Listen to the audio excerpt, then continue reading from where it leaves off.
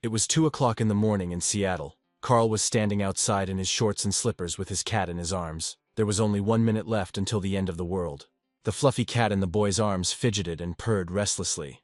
The intelligent animal sensed that something was about to happen. No matter how hard Carl tried to hold on to his furry pet, she bit his hand and broke free. And suddenly something incredible happened. Everything before the guy's eyes swam and became covered in a scarlet haze. The house in which he lived fell apart into pieces. When Carl could see clearly again, there was no trace of the city left. He stood among ruins, lost in the snowy desert. The cat was back in the boy's arms and clung to him in fear. Carl looked around in confusion and tried to understand what had happened. Suddenly, a voice came from nowhere. Someone was addressing the surviving people of planet Earth. The voice asked the surviving people to pay attention to the information.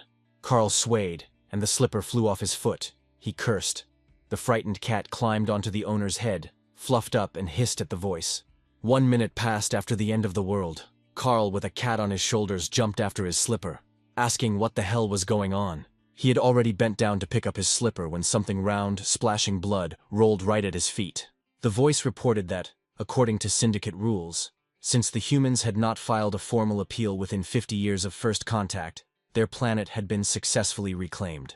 Carl looked at the round object under his feet and with horror he recognized it as Mrs. Parsons' bloody head. There were 6 minutes left until the end of the world. Carl, lounging in a chair, was playing a computer game. The cat was sitting on his lap. Something was bothering her, and she jumped off the chair. Moving her soft paws, she scurried around the guy's apartment. A happy couple was smiling at the apartment owner from the wall. Carl, his girlfriend Bee, and, of course, the ubiquitous cat. The fluffy sloth climbed into her cat town with numerous burrows and beds. Numerous photographs of Carl hung on the wall, including those from the army, and trophies reminded him of his sporting achievements. The cat rubbed itself against the boxes in which the guy had put Bee's things after his recent fight with his girlfriend. Pausing the game, Carl walked towards the open window where he usually smoked, a cigarette in his mouth. The cat rubbed itself affectionately against its owner and began to purr softly. The boy, blowing out a stream of smoke, looked at the unusually large snow. Having finished his cigarette, he was about to return to the game when the cat suddenly jumped from the windowsill onto a tree branch. Carl shouted to the cat to come home immediately, otherwise she would get lost. There were only 5 minutes left until the end of the world. The cat pretended not to hear her owner, and the guy got angry and called the wayward traveler a little brat. Trying to calm down, he told himself that in the end it wasn't his cat, but his ex-girlfriend's, so let her save it. Besides, the window was open, and the cat could easily return back to the apartment. But she didn't even think of returning, continuing to sit on the tree. Looking at the cat again, Carl said that it was not his problem. He was not obliged to go and get this little brat out of the tree. As if in response to the boy's words, the cat raised its head and screamed incredibly loudly. The whole house probably heard its screams. The guy was incredibly angry. Not only did he feed and clean up after his beloved Bee, but he also had to run after her down the street. He quickly pulled on his shirt and ran to the door, grumbling under his breath that he should have left that pest outside to freeze. The hallway was filled with boxes of Bee's things. Carl cursed. Where were the shoes? His gaze fell on the house slippers. There were 4 minutes left until the end of the world. The guy, cursing like crazy, ran out into the street after the fucking fluffy donut. The tree on which the cat was sitting grew behind the fence. Carl shouted menacingly at Donut to come down quickly and stop screaming. The window of the neighboring apartment opened, and sleepy neighbor Mrs. Parsons, looking out into the street, asked what all the noise was about in the middle of the night. 1 minute before the end of the world, the cat obediently jumped into the arms of its owner, and the neighbor asked Carl what he was making all this noise about. With half a minute left until the end of the world, the boy, petting the cat, apologized to Mrs. Parsons, explaining that it was Bee's cat that had run away. The neighbor nodded sympathetically, saying, "Thank God," that Carl had finally broken up with that slut Beatrice. But before she could finish speaking, everything around began to roar and rumble. It was as if the residential building had been wiped off the face of the earth along with its residents. Somewhere on the horizon an incredibly bright flash appeared. In the middle of the night it became as bright as day. But what was this strange light? The guy with Donut in his arms stood among the collapsing houses and couldn't move. He didn't understand that maybe a war had begun. No one bombed the city, but the earth rumbled and buildings collapsed one after another, raising clouds of dust and scattering stones around. Carl, spellbound, watched as his hometown, where he was born and raised, made friends, worked and loved, was destroyed. Bright light waves of unknown nature spread across the entire planet Earth, destroying everything in their path. The boy clenched his teeth and squinted, trying to protect himself from the bright light that appeared out of nowhere in the middle of his daughter. When the flash disappeared and the light became a little softer, the roar stopped. Carl looked around and was stunned. It was worse than in the war. There was not a single house left around. The densely populated city had disappeared, as if it had never been there, and all around was a continuous field. The guy looked around silently. Suddenly he thought that maybe this was a dream. He would wake up in his bed now and everything would be as always. But, bending down to pick up the slipper, he saw the bloody head of his neighbor, Mrs. Parsons, horror frozen in her dead eyes. He looked in confusion at the head of the woman he had been talking to just a few minutes ago, and now she was dead. Everyone who was in their house just disappeared. Nothing was left of the city. A whole million people who lived in Seattle disappeared. An electronic voice announced that all internal layers of your world have been destroyed. Resources are being extracted to obtain the requested elements. Carl winced. These crazy words gave him a headache. How could all this nonsense be reality? He heard that under the law on the reclamation of extracted materials, the surviving people have a chance to get back some of the resources. These words interested the guy. The appointed regent, the Borant Corporation, chose the option of an 18-level world dungeon. Hastily taking the slipper, Carl asked in surprise what kind of world dungeon this was, like in Dungeons and Dragons or something. It turned out that the Borant Corporation has all the rights to broadcast, use and manage the world dungeon. Upon successful completion of the 18th level, the regency over this planet will pass to the winner. Carl found himself at the entrance to the dungeon. Something was stopping him from taking the next step. No one knew what awaited them there. He looked down thoughtfully. Everyone he knew was dead. And did he really want to go down there? To oversee the creation of the dungeon, the Syndicate created and sent to Earth an AI, which was broadcasting at the moment. But if Carl doesn't go underground, he will freeze to death. He and Donut have already felt how cold it is outside. Besides, judging by the announcement, the entrance to the first level will only be open for an hour. The guy with a cat on his shoulder headed down the stairs. The AI strongly recommended that the World Dungeon Explorers find a beginner's guild and seek their help. Carl and Donut found themselves on the first floor, with only 5 days left before the destruction of this level. If anyone has a complaint, it must be sent in writing to the nearest syndicate office. Now they are all part of it. The guy found himself in front of a tall carved door, and an alien artificial intelligence greeted the first researcher. The AI recommended memorizing the image of the Quatin, the dominant species of the Borant system and the owners of the Borant Corporation. Then there will be a test. Carl winced as he looked at the images provided. The idea of a test must be a joke. They weren't at school. Just when the guy thought it was a joke, a red cross lit up in the upper right corner, as if Carl was mentally controlling the screen. Soon the screen disappeared. The guy was surprised. The message closed. As soon as he thought about it, it means those who destroyed his city are sitting in his head. Carl frowned. But there was nothing to do. He had to explore this damn world dungeon. The guy opened the heavy doors and went inside. They found themselves in a long, tiled corridor with a huge number of arches on both sides, and torches illuminating the way. Suddenly, Carl's furry companion bit him painfully on the arm, and the boy screamed in surprise and pain. The cat broke free from its owner's arms and ran down the corridor with a speed unexpected for its size, making strange zigzags. Carl, cursing, ran after the fucking nimble donut again. This incredibly harmful cat was running away from him again. And then he heard the doors slam behind him, which meant there was no turning back for him and Donut, only forward. Suddenly the cat stopped near one of the arches. Something unusual was glowing in the opening, which was not in the other arches. Donut clearly wanted to draw the owner's attention to this arch. The guy stopped and looked closely at the bluish glow. At the top of one of the arches, strange signs glowed with blue neon light. The cat looked at them expressively. Carl stood near the arch and tried to understand what Donut wanted to say. Why out of the many passages in the dungeon she chose this one? A screen appeared in front of the guy. The system greeted the researcher.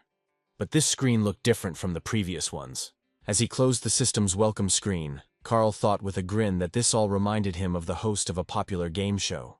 And then he looked at his furry companion. She was acting strangely. Carl cursed to himself. She also sees the text. Indeed, Princess Donut also became an explorer of the world's dungeon, receiving a number, level, and cat race. 2 Seattle explorers, a man and a cat, began their journey to conquer the world's underground.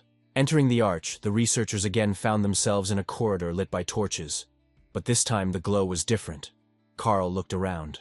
The system informed Carl of his number and level. He could always look at more detailed information about himself in the menu. Messages started pouring in that the guy got his first crazy Catman achievement for entering a dungeon with a cat. Carl was furious. He is not a cat person. But for his first achievement he received a bronze pet chest as a reward. Since Carl was the first explorer to enter the dungeon with a cat, he earned the Pioneer Cat Person achievement. As an experienced player, Carl knew very well how important it was to read all the messages at the beginning, so he tried not to miss anything.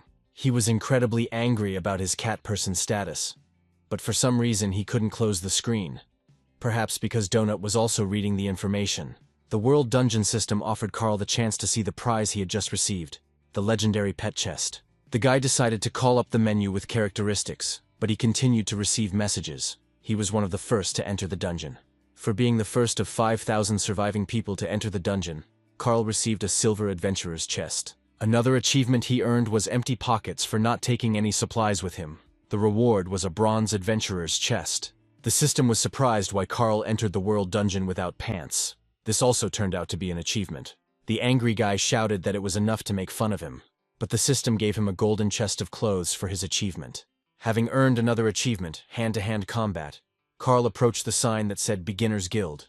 It looked like he belonged there. For hand-to-hand combat, Carl received a bronze chest of weapons and a silver adventurer's chest. The system was surprised why the guy entered the dungeon without a human companion, since it was safer together. There was no reward for achieving the loner achievement, but the system suddenly reported that Carl was dead.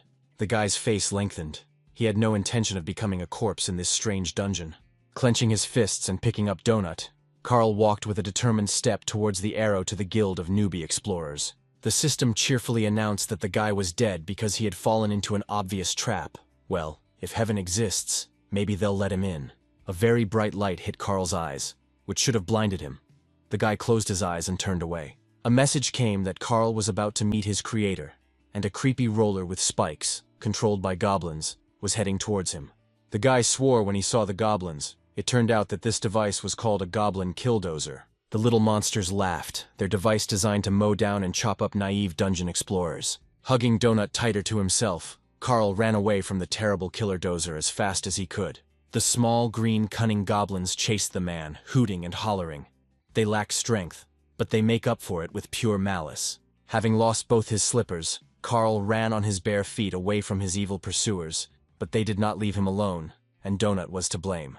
The goblin engineer, a particularly evil incel in the goblin world, having sensed the female, stubbornly sought to catch up with and kill her. Turning into one of the back streets, the guy asked in confusion if there really were damn goblins here and where they came from. What the hell do aliens look like goblins for? Is this some kind of joke on the inhabitants of planet Earth? The guy was weaving through the corridors, trying to escape the small, harmful monsters that were chasing him and Donut. In one of the corridors, Carl saw a modest door with a sign that the Beginner's Guild was located here, which seemed to be true. This door did not look flashy, but it looked massive and reliable, without any light indicators. Carl started pounding his fists on the door, shouting for someone to open it for them. Donut also scratched at the door and meowed loudly. At this time, a goblin killdozer with monsters on board drove into the corridor following Carl and Donut. The goblin engineer who controlled this hellish device snapped his teeth angrily. They had finally found the escaped researchers. Two goblins, armed with clubs, jumped off the apparatus and headed towards the nimble dungeon explorers. At this time, the guild door opened slightly, and a hoarse voice asked with displeasure what he needed. His head was splitting terribly. A large, fluffy ear, similar to Mickey Mouse, appeared in the doorway. It, like a huge locator, was spinning back and forth. Then the researchers saw a furry, whiskered face with a pink nose that was diligently inhaling air. Carl asked, "This is a beginner's guild. Why doesn't he let them in?" The mouse scratched behind his ear and asked in bewilderment, "Is he a researcher or something?" The mouse turned his head and cursed. He didn't even know that the dungeon had opened again, and the goblins were approaching. The little rascals bared their sharp teeth and chuckled, anticipating an easy victory over the novice researchers. Mouse said they used to have a newsletter where they would tell you about everything that was going on, but they shut it down due to lack of budget. After apologizing, the mouse said that Carl was too slow, and that the explorers couldn't be allowed inside while the enemies were too close. "These are the rules of the World Dungeon," Carl flared up. "He is the one who is slow." At this time, one of the goblins who had run up attacked the guy, and a stick with a pineapple on the end whistled right past his head. Having dodged the evil dwarf, the researcher asked the mouse to at least tell him how to open the loot boxes that had dropped on him. He replied that the guy had to undergo training, Carl barked. But how could he undergo it if the mouse wouldn't open the door for him? The mouse calmly replied from behind the door that everything that was happening to the guy and his cat was not his problem. Carl cursed. It seemed he had nowhere to turn for help and would have to get out of this mess on his own. The boy swung his fist and hit the puny goblin, causing the monster's blood to splatter. A health bar appeared above the wounded goblin's head.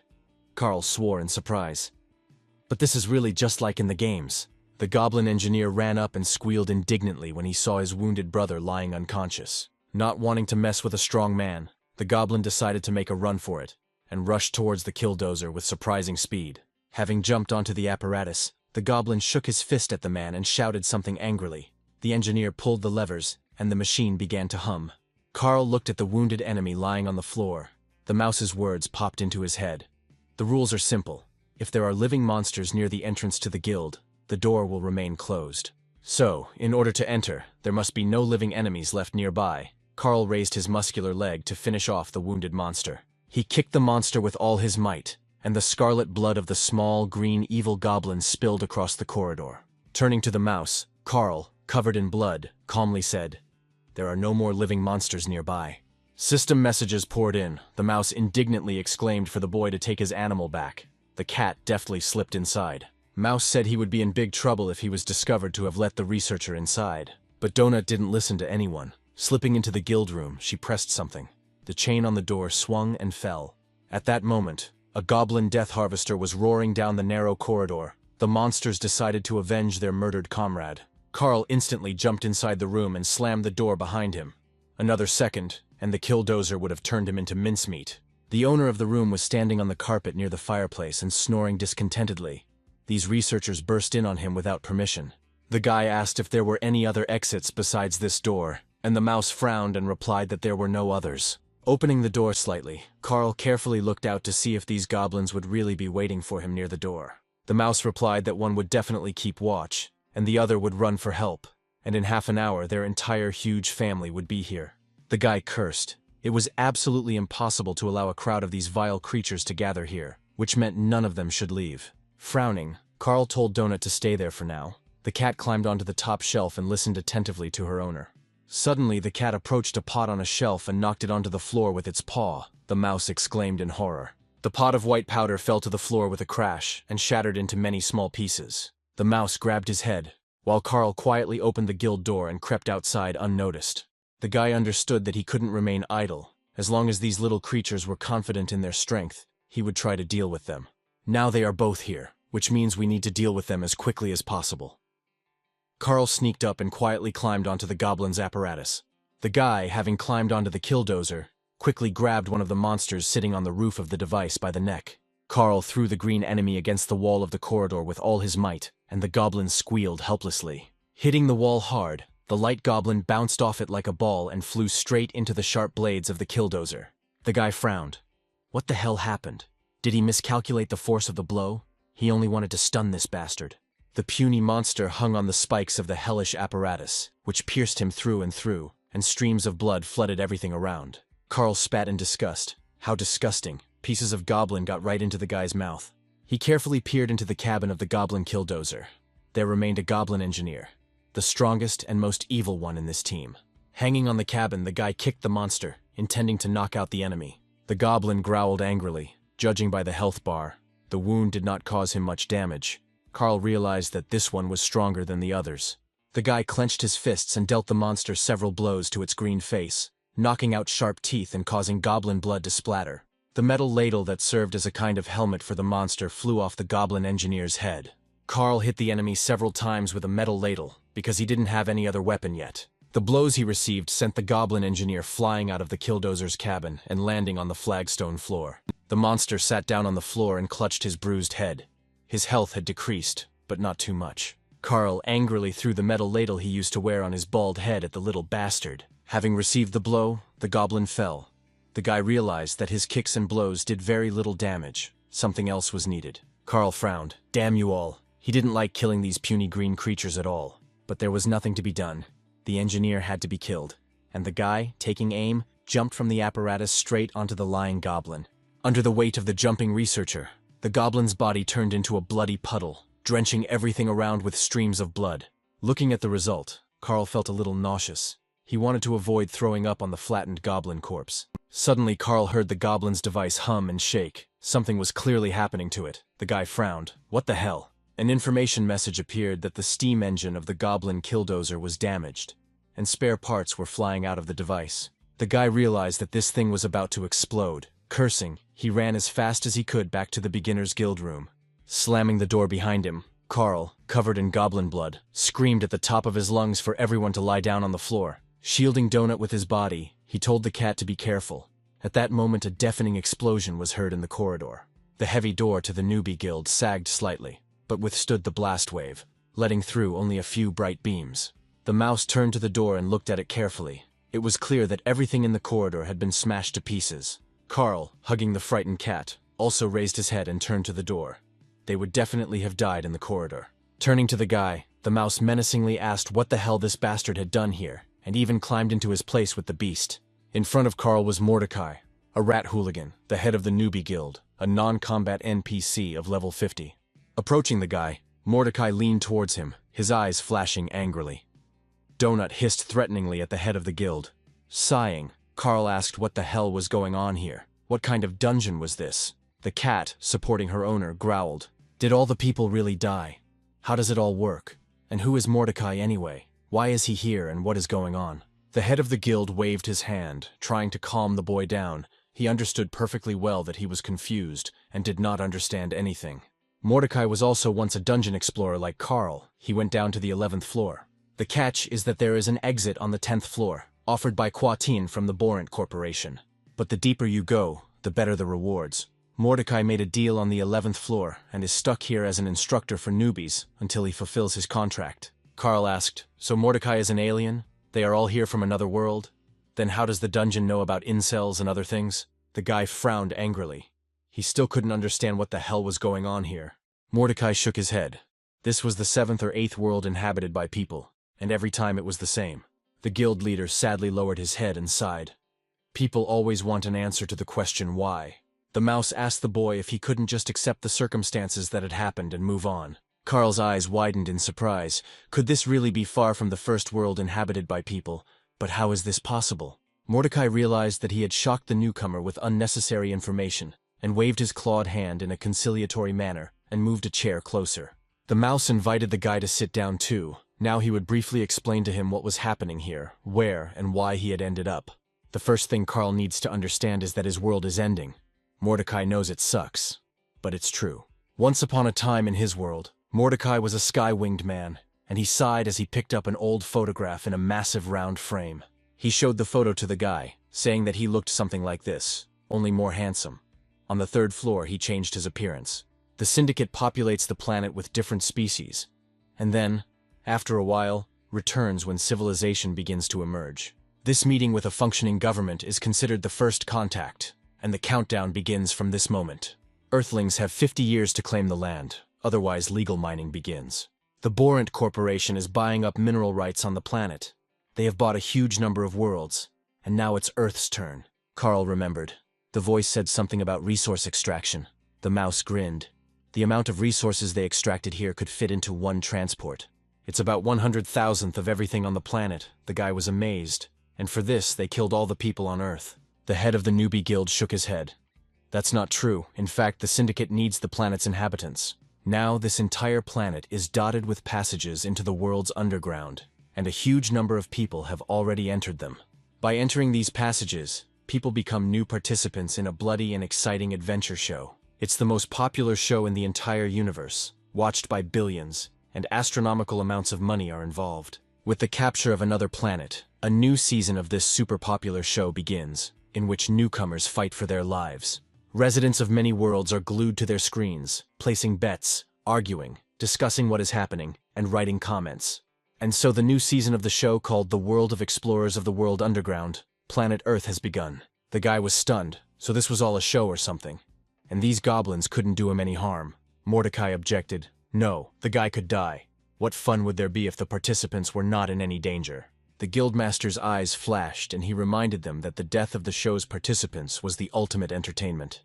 It has always been this way, and it always will be this way. Doesn't history confirm this? In all civilizations, living beings loved mortal combat. Okay, It wasn't Mordecai's job to explain everything. He suggested they start teaching him how to explore the dungeon. The mouse clicked with the boys, and a screen appeared in front of the guy, giving the participant access to the researcher's menu. Donut waved her paw. Apparently her personal explorer menu had opened in front of her too. Mordecai explained to Carl that this was his display where he could find all the information he needed. Now the instructor advised the newbie to enlarge his minimap, where he saw himself, Donut, and the guildmaster. You can also view your menu, where the researcher can see their characteristics and system notifications. Carl looked at his stats: Strength 6, Intelligence 3, Constitution 5, Dexterity 5, Charisma 4. The guy indignantly asked the guildmaster why his intelligence was so low, but Mordecai just waved his hand in response. Intelligence is responsible for the power of spells. For an ordinary person, all characteristics range from 3 to 5, and his strength is 6, which is very good. The next screen is the rating. This is the most important menu in the game. Carl's life will depend on these numbers. The guy opened the rating menu. Now all the values there were equal to 0. Mordecai, seeing Carl's sour face, calmed him down. Spectators cannot access the first floor, but after hunting season begins, the best loot can be obtained from sponsors. If a lot of people look at the guy, then many companies will want to become his sponsors. They will add their advertising to Carl's stream, so the more sponsors he has, the more loot he gets. Borant Corporation will be airing a short highlight reel in about 30 hours. Getting into this cut is tantamount to winning the lottery. In this case, you will literally drown in views. So Carl needs to stand out to be noticed among the many other participants. He can't just kill someone, turn around and leave. No. He has to kill stylishly, brightly, excitingly. During his research, Mordecai managed to accumulate almost 30 million subscribers and 4 sponsors, which is how he survived. Speaking of loot, the newbie guildmaster has activated Carl's inventory system, and he can see everything he's dropped. This season, Borant decided to change the system a little.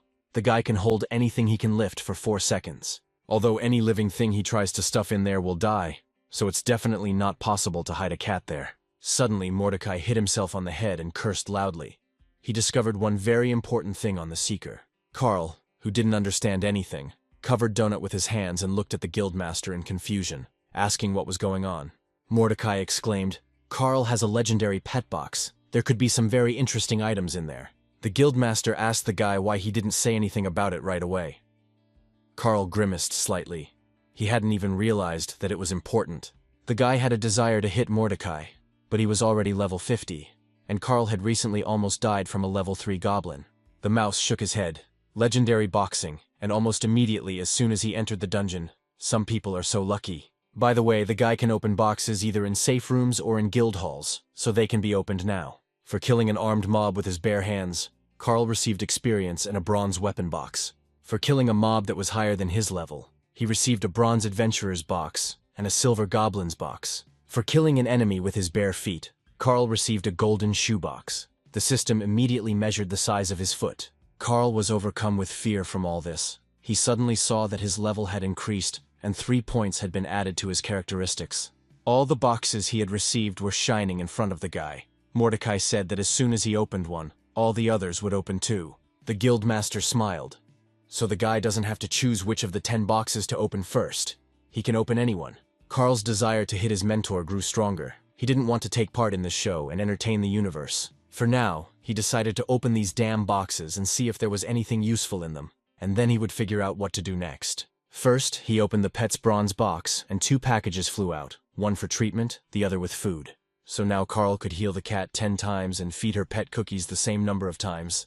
The next box contained 2 healing potions to improve health and heal wounds and regular fingerless gloves. There was also a heavy toad club lying there, suitable as a very primitive weapon, but it would do for a start. In addition, the chest contained a forged poker with a pointed end, which could be used as a short spear. The next chest contained a similar set, and the researcher methodically placed the items he had received into his inventory. The chests opened one after another, revealing the useful and not so useful things inside. Now Carl's inventory contains 2 poison antidotes, 100 explorer's cookies, 20 torches, and other small items. The guy sorted out all the necessary supplies and put them in storage. It was still unclear what awaited him ahead. At least the health potions will definitely come in handy. You never know who else they might meet, and they'll need cat food too. The next box contained a supply of arsonist explosive agent, consisting of 5 sticks of dynamite and a regular gas lighter. One of the items received turned out to be quite peculiar. It was a goblin pass. It was placed on the forearm in the form of a tattoo, which could only be hidden with a special concealing sleeve. This pass resets goblin hostility and allows passage through goblin-controlled territories. But the goblin's enemies will now also consider Carl their enemy. Of the 10 chests, only the 3 most valuable ones had not yet been opened. The boy looked at them doubtfully. Finally, he opened these boxes, and the system congratulated him on his successful purchases, which would definitely be useful. There was a cloak of fortitude of the night ghosts. It improved constitution, gave resistance to poison and ice attacks, and also improved armor. Carl also got an enchanted trollskin t-shirt that protects against blows, and an enchanted skunk ring for his leg. The guy immediately put the most valuable things on himself. It all looked pretty funny. All that was left was to open the legendary pet box, and both Carl and Donut looked with interest at the beautiful chest. And finally, a glow came from the box. Numerous locks clicked, and the chest began to open.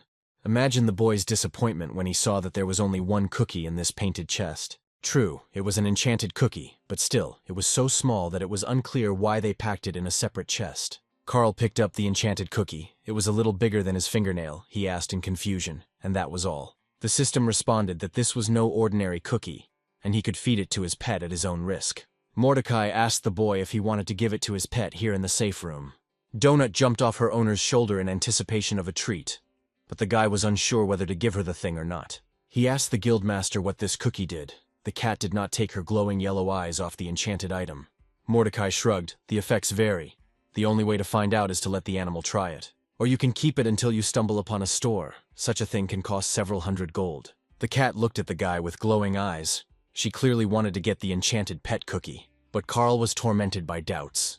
What if this thing would harm the cat? What if it would turn into something incomprehensible? He looked again at the naughty Donut, Bee's wayward pet, whom she had left with Carl along with his things. The guy sighed. He was the only one she had left, which meant Carl was responsible for this wayward ball of fur. But if Carl gives her this cookie, how useful will Donut be in the dungeon? She's just a cat. Carl can't even protect her properly, no matter how terrible it is. But the most adequate thing he can do is... And then the guy howled in pain. It seemed the cat had caught his thoughts and decided to do everything her way. Donut sank her sharp teeth into Carl's hand, in which he held the enchanted cookie, and ate the item. The angry boy shook the cat off his hand, cursing loudly. But there was nothing to be done. The cookie had already been eaten. Donut, somersaulting in the air, purred contentedly. How delicious this very pet cookie was. Having fallen to the floor, the fluffy cat stopped moving. Now she looked more like a rug in the hallway. Carl looked in surprise at what the cat had turned into after swallowing the magic item. Had she really died? He called out Donut's name loudly, but Mordecai took the boy's hand and told him that he needed to wait a little. But Carl, his eyes flashing, yelled what the hell had happened to his cat. What did it all mean? And could it all be fixed? Mordecai explained that the transformation was happening, but it was definitely not bad. Otherwise the guild would have teleported her out of here immediately. Nothing can harm an explorer or NPC in the newbie guild or safe room. These are the rules of the dungeon. Then Carl and Mordecai saw a hologram of the executive producer. He greeted the explorers and reported that the dungeon was sealed. Almost 13 million human explorers passed through the gate and entered the dungeon. Carl was surprised. So few. The producer added, however, that this number has already been reduced to 10 million people. Also, the entrance to the second floor won't open until the introductory episode of the Dungeon Explorers World program begins, which will happen in about 30 Earth hours. On behalf of Borant Cascadia Corporation, the showrunner thanked everyone for their participation and wished them good luck and happy exploration. The guy sadly lowered his head, which meant that out of all the humanity on the planet, only 10 million people survived. Suddenly, Carl heard someone behind him say that if he really wanted to show everyone his coat, then perhaps he should put on his pants first. Turning around, he saw in horror that Donut was telling him that he couldn't understand why Miss Beatrice had chosen him in the first place. Carl frowned. Such speech always irritated him, especially since the tone was too similar to his ex-girlfriend Beatrice. His cat was alive and well, sitting near the door, looking at Carl with slight disdain. The guy's face lengthened. He swore loudly and dirty and asked why Donut was now speaking like a human. The cat remembered her former life in the apartment with her beloved owner, the beautiful Beatrice, and her strongman boyfriend, Carl. She constantly listened to the senseless conversations of her people. Carl, passing by the sofa, constantly stroked her. Donut loved to sit on the soft sofa and watch movies on the big TV, while people chatted about all sorts of nonsense. And yet it was a calm and happy time, the cat sighed. Is it possible to return this golden time? Beatrice also constantly took her beloved Donut to cat shows, where she won, received titles and awards. A contented Miss Beatrice gently hugged her furry pet, saying that her girl was the most beautiful. Then Donut stayed with Carl, sitting in his arms. She carefully watched as he played computer games. True, he was not as gentle as Beatrice, and after finishing the match, he regularly tried to throw the cat off his lap. But Donut resisted, and the guy quickly gave in, allowing the furry brat to continue sitting on his lap. One day, Donut heard that Beatrice was leaving Carl, and he replied that he didn't care and that she could stay in the Bahamas. He promised to look after the apartment and Donut until her parents came and took the cat. And even though Carl said he didn't care, Donut saw that the guy was sad, and the cat felt very sorry for him. She climbed into his arms and purred loudly, rubbing herself against his strong chest. He stroked her, and tears rolled down his manly face. Donut indignantly told Carl that she was the grand champion of the breed, the national winner, Princess Donut Queen Anna Pushinovna. But she does allow us to call her simply Princess or Princess Donut. Mordecai and Carl looked at the cat in bewilderment. After thinking for a moment, the cat added that in front of members of high society, she must be called by her full name and with her titles. Donut looked closely at the guy, apparently trying to figure out whether he understood her statement or not. Since no one objected to her, but everyone was looking at her attentively, she added that they would agree on Princess Donut. Mordecai's mouth dropped open in surprise as he looked at this unusual dungeon explorer he hadn't taken into account. Unexpectedly, the guildmaster burst out laughing, suggesting that Carl look at the characteristics of his furry companion. The guy opened his menu and found the squad tab, where he and Donut were listed, and looked at her characteristics. The cat's strength and intelligence were each 11 points, physique 2, dexterity 8, and charisma 25. In addition, she had buffs for accelerated growth and charisma. Carl was shocked. What a stat. The guy was especially offended by the fact that the cat's intelligence was so much higher than his, more than 3 times, and he found this offensive. Mordecai considered. Other stats no longer gaining points meant she was stuck with a base constitution of 2 and agility of 8. With such charisma, she should take a closer look at the bard class. The constant +2 to charisma does the trick. The guildmaster explained that other explorers were immune to her charisma, and so were guides like Mordecai. But other creatures in the dungeon were still susceptible. Looking at the cat, Mordecai said thoughtfully, "For the first 2 floors, these are very high stats, downright sky high." The guildmaster, collapsing into a chair, noticed that since a second researcher had appeared, he would have to conduct the training again. But Donut generously answered the head of the newbie guild that there was no need for that. She heard everything he said to her servant. Carl's face twisted with anger. Since when had he become a servant to a cat? But Donut calmly said that it was time to begin. The cat, turning to Mordecai, said that her servant was stupid. His intelligence was only 3, so the guildmaster should not be angry with him. Carl was seething inside. He clenched his teeth in anger. How dare this impudent ball of fur talk about him like that? The cat remembered a scene from her favorite movie, which she was watching at home when her owners forgot to turn off the TV when they left. There they said about the main character that he had already become close to the family, that they wouldn't have the strength to let him go. That's what the cat thought about Carl. The head of the newbie guild told Donut that in that case he would activate her menu and inventory. It turned out that during the short journey from the entrance to the dungeon to the guild, Donut managed to obtain as many as 5 boxes of items. The cat immediately opened them and the items inside each chest flew out. The adventurer's silver box contained many restorative potions and torches. Princess Donut also received a magical tome called the Magic Shell and Animal Cookies. Only the legendary 4-legged box, the most valuable of the 5 received by the cat, remained closed. Inside the chest was a valuable magical item, the enchanted tiara of the 6 Slob. Carl was surprised at the stupid name, but Mordecai advised him to read the description of this thing first. To begin with, Donut decided to study the magic book of the magic skill Magic Projectile. Mordecai politely addressed Princess Donut, seeing that she had already learned Magic Missile. This was simply wonderful. And that other item, although very valuable and powerful, is also very dangerous. Before you put it on, it's worth remembering. But before the newcomer's guildmaster could finish his speech, an enchanted tiara began to shine on the cat's head. Mordecai sighed heavily and lowered his head. This tiara increased strength, but had a very serious side effect. The wearer of the tiara gains the permanent effect of the royal blood of the Sultan's heir, and even removing it will not remove the effect. This effect will force the seeker to kill all members of the Sultan's clan. Carl exclaimed that he shouldn't have worn this tiara. Donut purred. This magical tiara is purple, and purple is her favorite color.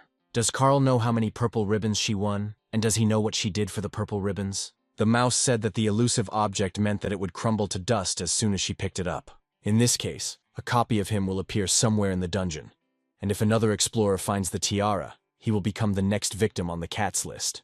At this time, Donut was putting away all the items she had received into her inventory like a boss. Carl glanced sideways at the cat. He didn't like the prospect of having a bloodthirsty psychopath next to him all the time. The guy cursed and asked what he should do now. Donut calmly answered instead of the guildmaster. Everything couldn't be clearer. Stretching, she told Carl to help her reach level 18 so she could leave this godforsaken place. The system reported that Donut had named the squad Princess Donut's Royal Retinue and changed Carl's title to Royal Guard. The guy shuddered. Was this serious? Mordecai explained that she had the best stats in the squad, so she was appointed leader. The cat congratulated Carl. He was promoted from servant to guard.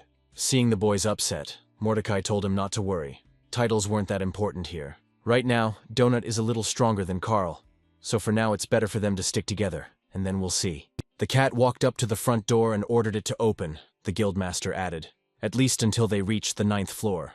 As he walked Carl to the door, Mordecai advised the boy not to forget the main thing. The crown was on her head, not his. By the way, since Mordecai prepared them, when they enter the beginner's guild, they will be instantly transported to this room. So if they have any questions, he will always help them. Carl nodded his head in agreement and wished Mordecai luck with his damn contract or whatever he had with that corporation. The guildmaster lowered his large round ears and frowned. He muttered good luck to the explorers as well. Suddenly Mordecai jumped up to Carl and quickly grabbed him by the cloak, pulling him towards himself so that he could hear the whisper. The guildmaster whispered to the surprised boy that they shouldn't tell him, that no matter what they promised, it wasn't worth it. Mordecai now knows this for sure, but Carl, tired of fighting and bloodshed, may agree to a calm and safe contract. The former dungeon explorer's eyes were shining, filled with fatigue, despair, and a desire to help the newcomer. He added that negotiations should not begin until you reach at least the 12th floor of the dungeon. But even then, Mordecai advised to negotiate until the last minute. Carl looked at the guildmaster in surprise, wondering what was wrong with him. Mouse let go of Carl's cloak and, slightly pushing the researcher away from the guild door, told him once again to remember this. The puzzled boy took a couple of steps away from the heavy door behind which he and Donut had taken refuge at the dangerous moment. Mordecai slammed the door, and now he and the cat had to continue their journey on their own. Carl remembered what the guildmaster had just whispered to him, but the guy didn't immediately understand what he was talking about. It seemed that Mordecai wanted to say that death was better than agreeing to the proposals on the 10th and 11th floors. The guy lowered his head. Did the guildmaster really think that Carl would get there? 3 million people died in just 1 hour. He grabbed his head and cursed. Just think, 3 million people. And then Carl heard Donut's words that it was time for them to go. Carl turned around in surprise. His cat seemed to have actually decided to command him. Such a commander was amazing. But Donut continued calmly. They needed to go that way. If they were attacked, she told Carl to protect her. The guy asked if the cat just wanted to hang around. She replied that they had about 29 hours before the aliens started the show. This means they have 29 hours to do something great. But first they need to find Carl some pants. Donut declared that she would not allow herself to be shown to the entire universe in such an unsightly and ridiculous form. Now she can read comments on the Martian social network. One wrote that the cat is very cute, but why is her guardian without pants? Carl noticed that Donut wasn't wearing pants either, and she countered that cats didn't need pants, and that there was no point in trying to be witty. The guy was tormented by questions about how he would survive on the next floor, and whether he would really have to fight with people and kill them. Donut haughtily declared that she understood that his brain, with an IQ of 3, was now speaking. But Carl cut her off. He said that he had had enough of Ponchik's caustic remarks, and that he would now go in that direction. The cat looked at her angry owner in confusion and silently blinked her huge yellow eyes. And Carl, pointing her in the opposite direction, explained that she would go a completely different way. Donut was taken aback that Carl really wanted to split up. But this was extremely unreasonable. She did not understand such a decision. The guy explained that Mordecai said that Donut was stronger than him, super, which meant that everything would probably be fine with her in the dungeon. The talking cat will be able to survive, unlike him, because since they entered the dungeon, 3 million people have already died. But still, Carl is not going to waste what might be the last hours of his life on the quirks of some cat. He understands that cats are all arrogant. But does Donut understand why people still like them the way they are? Yes, this is all because no matter how arrogant cats are, they do not speak. Do not voice their stupid thoughts. Waving his hand, the guy sighed and told Donut to forget all of this, and go her own way from now on, and he would go his own. Suddenly, Donut called out to Carl and asked him to forgive her. She didn't want to offend him like that. Carl stopped and looked in surprise at the cat in a purple tiara sitting in the middle of the corridor. Lowering her ears, Donut asked him once again to forgive her. Of course, he was right. She shouldn't have acted so arrogantly. It's just that when she woke up after the transformation, she was overcome with memories of how they lived before. How she sat by the window, about all those terrible but at the same time wonderful cat shows. She was constantly winning at exhibitions. She was praised, given gifts, and told that she was a beautiful princess. Raising her face to the guy, Donut said that she was a champion, she had an image, and she had to stick to it. She also remembers well how she once sat on Carl's lap and watched as he was bent over in his favorite game. And, oddly enough, she enjoyed watching how strong and mischievous Carl got into trouble during the computer game. Donut saw how the guy was overcome with emotions. He was angry, swearing, clenching his teeth, but still did not give up the game. Carl's face became sad.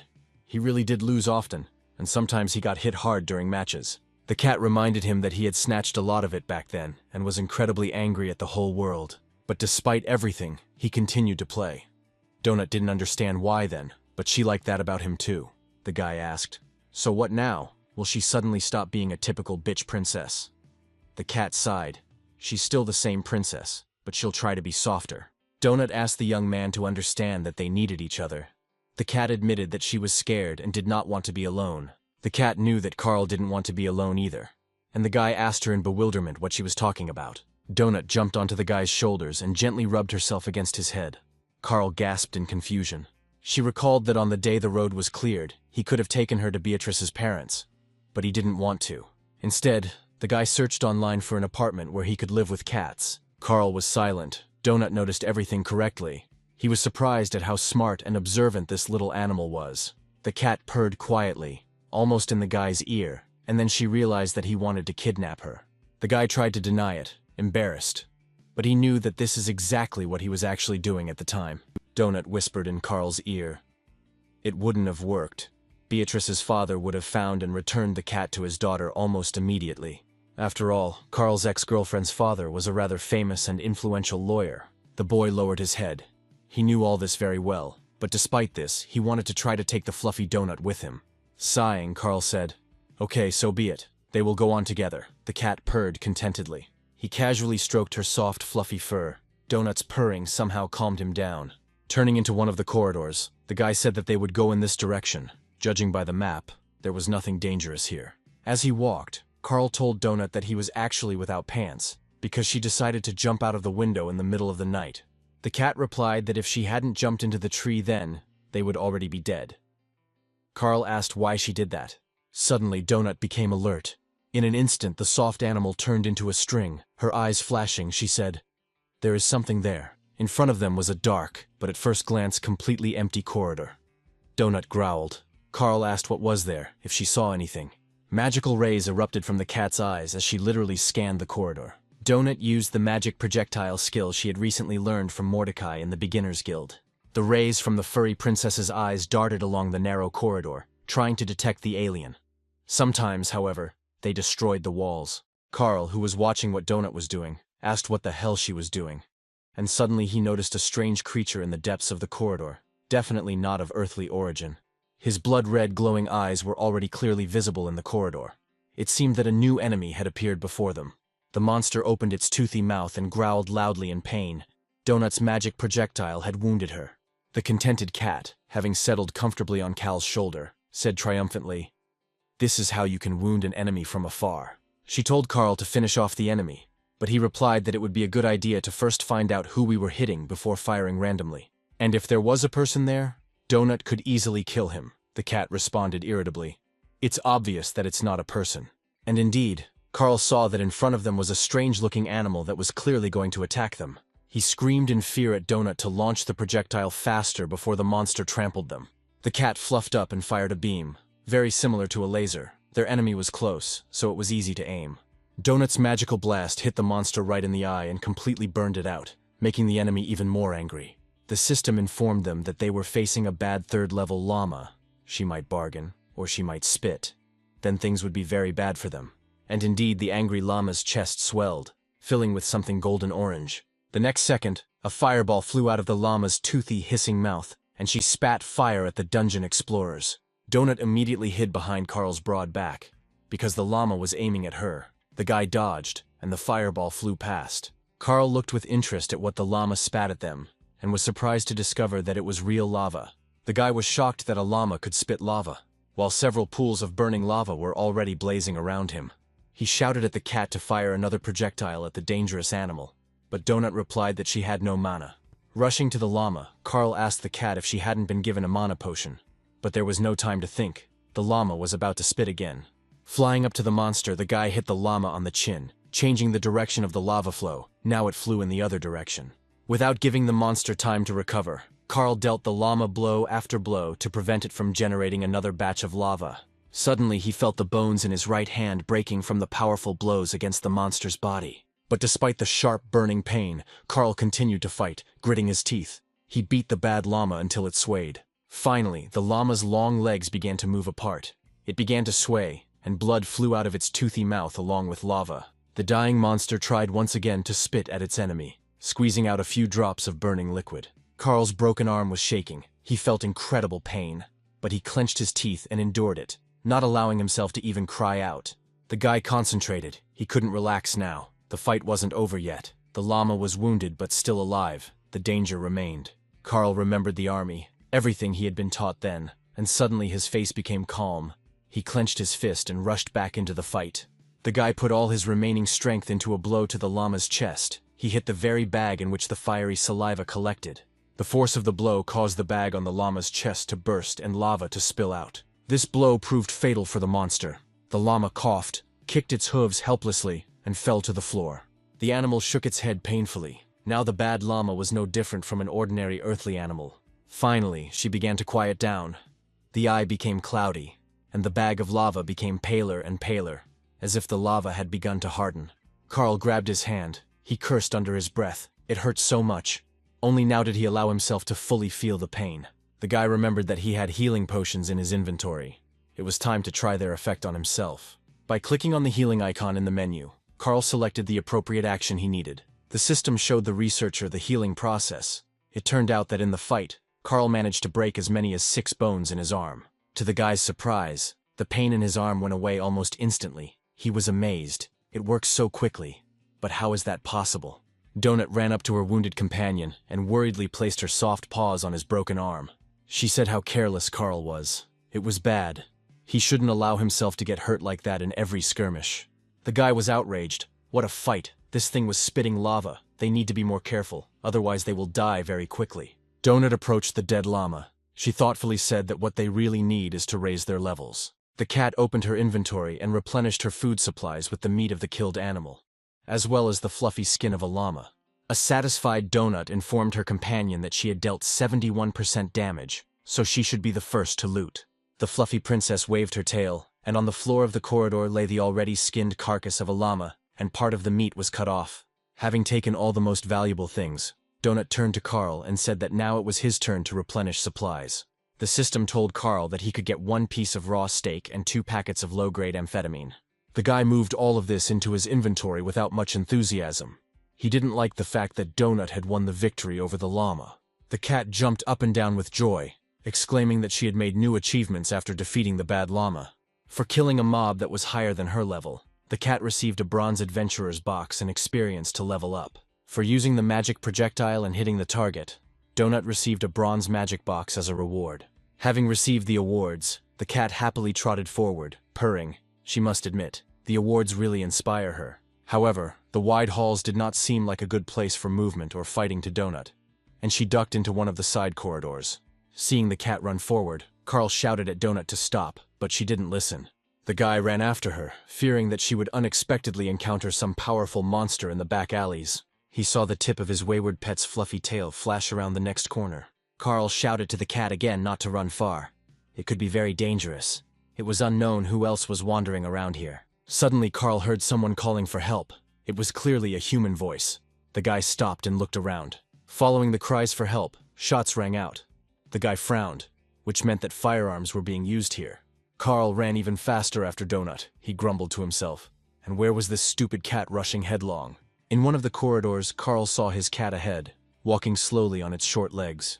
In a few jumps, the boy found himself next to the cat and quickly grabbed her small, furry body. Lifting her from the floor, he grumbled. Why did she run away if she herself wanted them to go together? What kind of willfulness?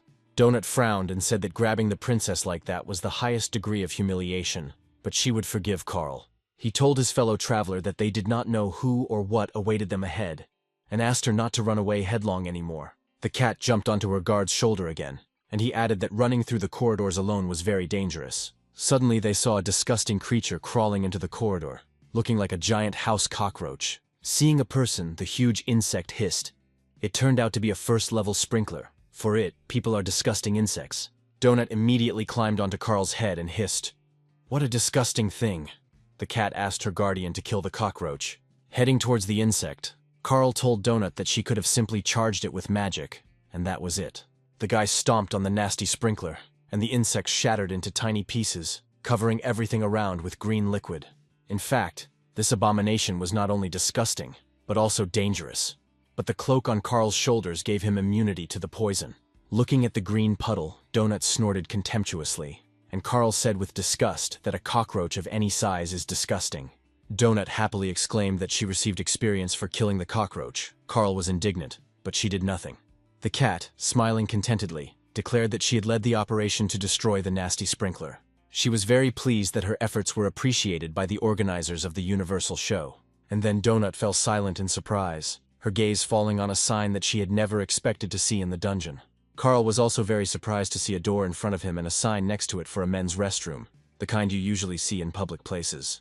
The guy asked, dumbfounded, why the hell there were toilets in the dungeon, or was this another trap for researchers? They stopped near a door with a sign indicating a toilet. Carl scratched the back of his head in confusion. Donut, jumping off her guard's head, exclaimed, "Oh great, I need to pee." The guy tried to stop the cat. The fluffy princess ordered the door to open. In the toilet room there was a large cat litter tray filled with filler. The contented cat jumped into the litter box. Carl didn't understand what the hell was going on here. The guy didn't want to watch the princess do her natural cat thing. He slammed the door and decided to wait for his companion outside, hoping that nothing terrible would happen to her in the toilet. Soon, a characteristic scratching sound was heard behind the door, which Carl had heard more than once at home, after which the door opened. Donut jumped out of the restroom, smiling blissfully and shaking the stuck litter off her paws. She told Carl that it was his turn now, and the boy imagined himself with horror sitting in the cat litter box. He shook his head. No, this definitely doesn't suit him. He hasn't used a litter box yet. And anyway, why is there a toilet room with a cat lock in the dungeon? Are there crowds of cats walking around here? But as soon as Carl opened the same door, instead of a tray he saw an ordinary toilet and paper. He asked where the sink and soap were, how they should wash their hands. The guy shook his head, wondering why the room had changed so much, if it was because he was the one who opened the door. Coming out of the toilet, Carl thoughtfully repeated that he didn't understand anything. But then Donut exclaimed that they were being attacked by monsters. Indeed, a large guardian of a 4th-level sprinkler brewed with smaller cockroaches was approaching them. The cat noticed that this cockroach was healthy. She was perplexed. And why make these disgusting bugs even bigger? Like its smaller brethren, the guardian is a giant cockroach that wants only one thing: to kill a person. Unlike the smaller specimens, it is dangerous. Carl pushed off the floor and rushed towards the monsters, hoping to catch them off guard and prevent them from attacking the researchers themselves. Donut, realizing that this opponent was stronger, fired her magic charge at him. This time, Donut and Carl attacked the monsters together, the cat shooting magical bolts at them, and the guy kicking them mercilessly. The cockroaches didn't seem to expect that the dungeon explorers would attack them first, and even kick them. However, the enemies remained unharmed. The cat asked if Carl wanted her to pop a mana potion and hit the cockroach again. But the guy replied, no need. He quickly opened his inventory and pulled out a toad club. Armed, he told Donut that he would deal with the guardian of the sprinkler brood himself. It was a cockroach, just a big one. Carl hit the nasty monster on the small head with his club as hard as he could. There was a ringing sound, but the cockroach was safe and sound. Judging by the health bar that appeared above the monster's head, the guy did practically no damage to the guard. This result puzzled Carl. He never expected that this nasty insect would have such thick and durable skin. The donut on the guy's shoulder frowned, because her magical blows also did not cause any damage to this abomination. But the cockroach, having received a blow to the head with a club, became seriously angry and hissed threateningly at the person. Carl was at a loss as to how to deal with this armored cockroach, so he quickly took a metal poker out of his inventory. The guy poked the sharp end of the weapon into the cockroach's head, but it responded by hitting Carl's weapon with its small head. The insect's blow caused the poker to bend, jingle, and springing back, fly off in an unknown direction. Carl got angry, and running up to the huge cockroach, hit it on the head with all his might with his bare foot with the ring on his finger. To his surprise, the blow blew off the sprinkler guard's head, green liquid flowed out of him, and the giant cockroach was dead.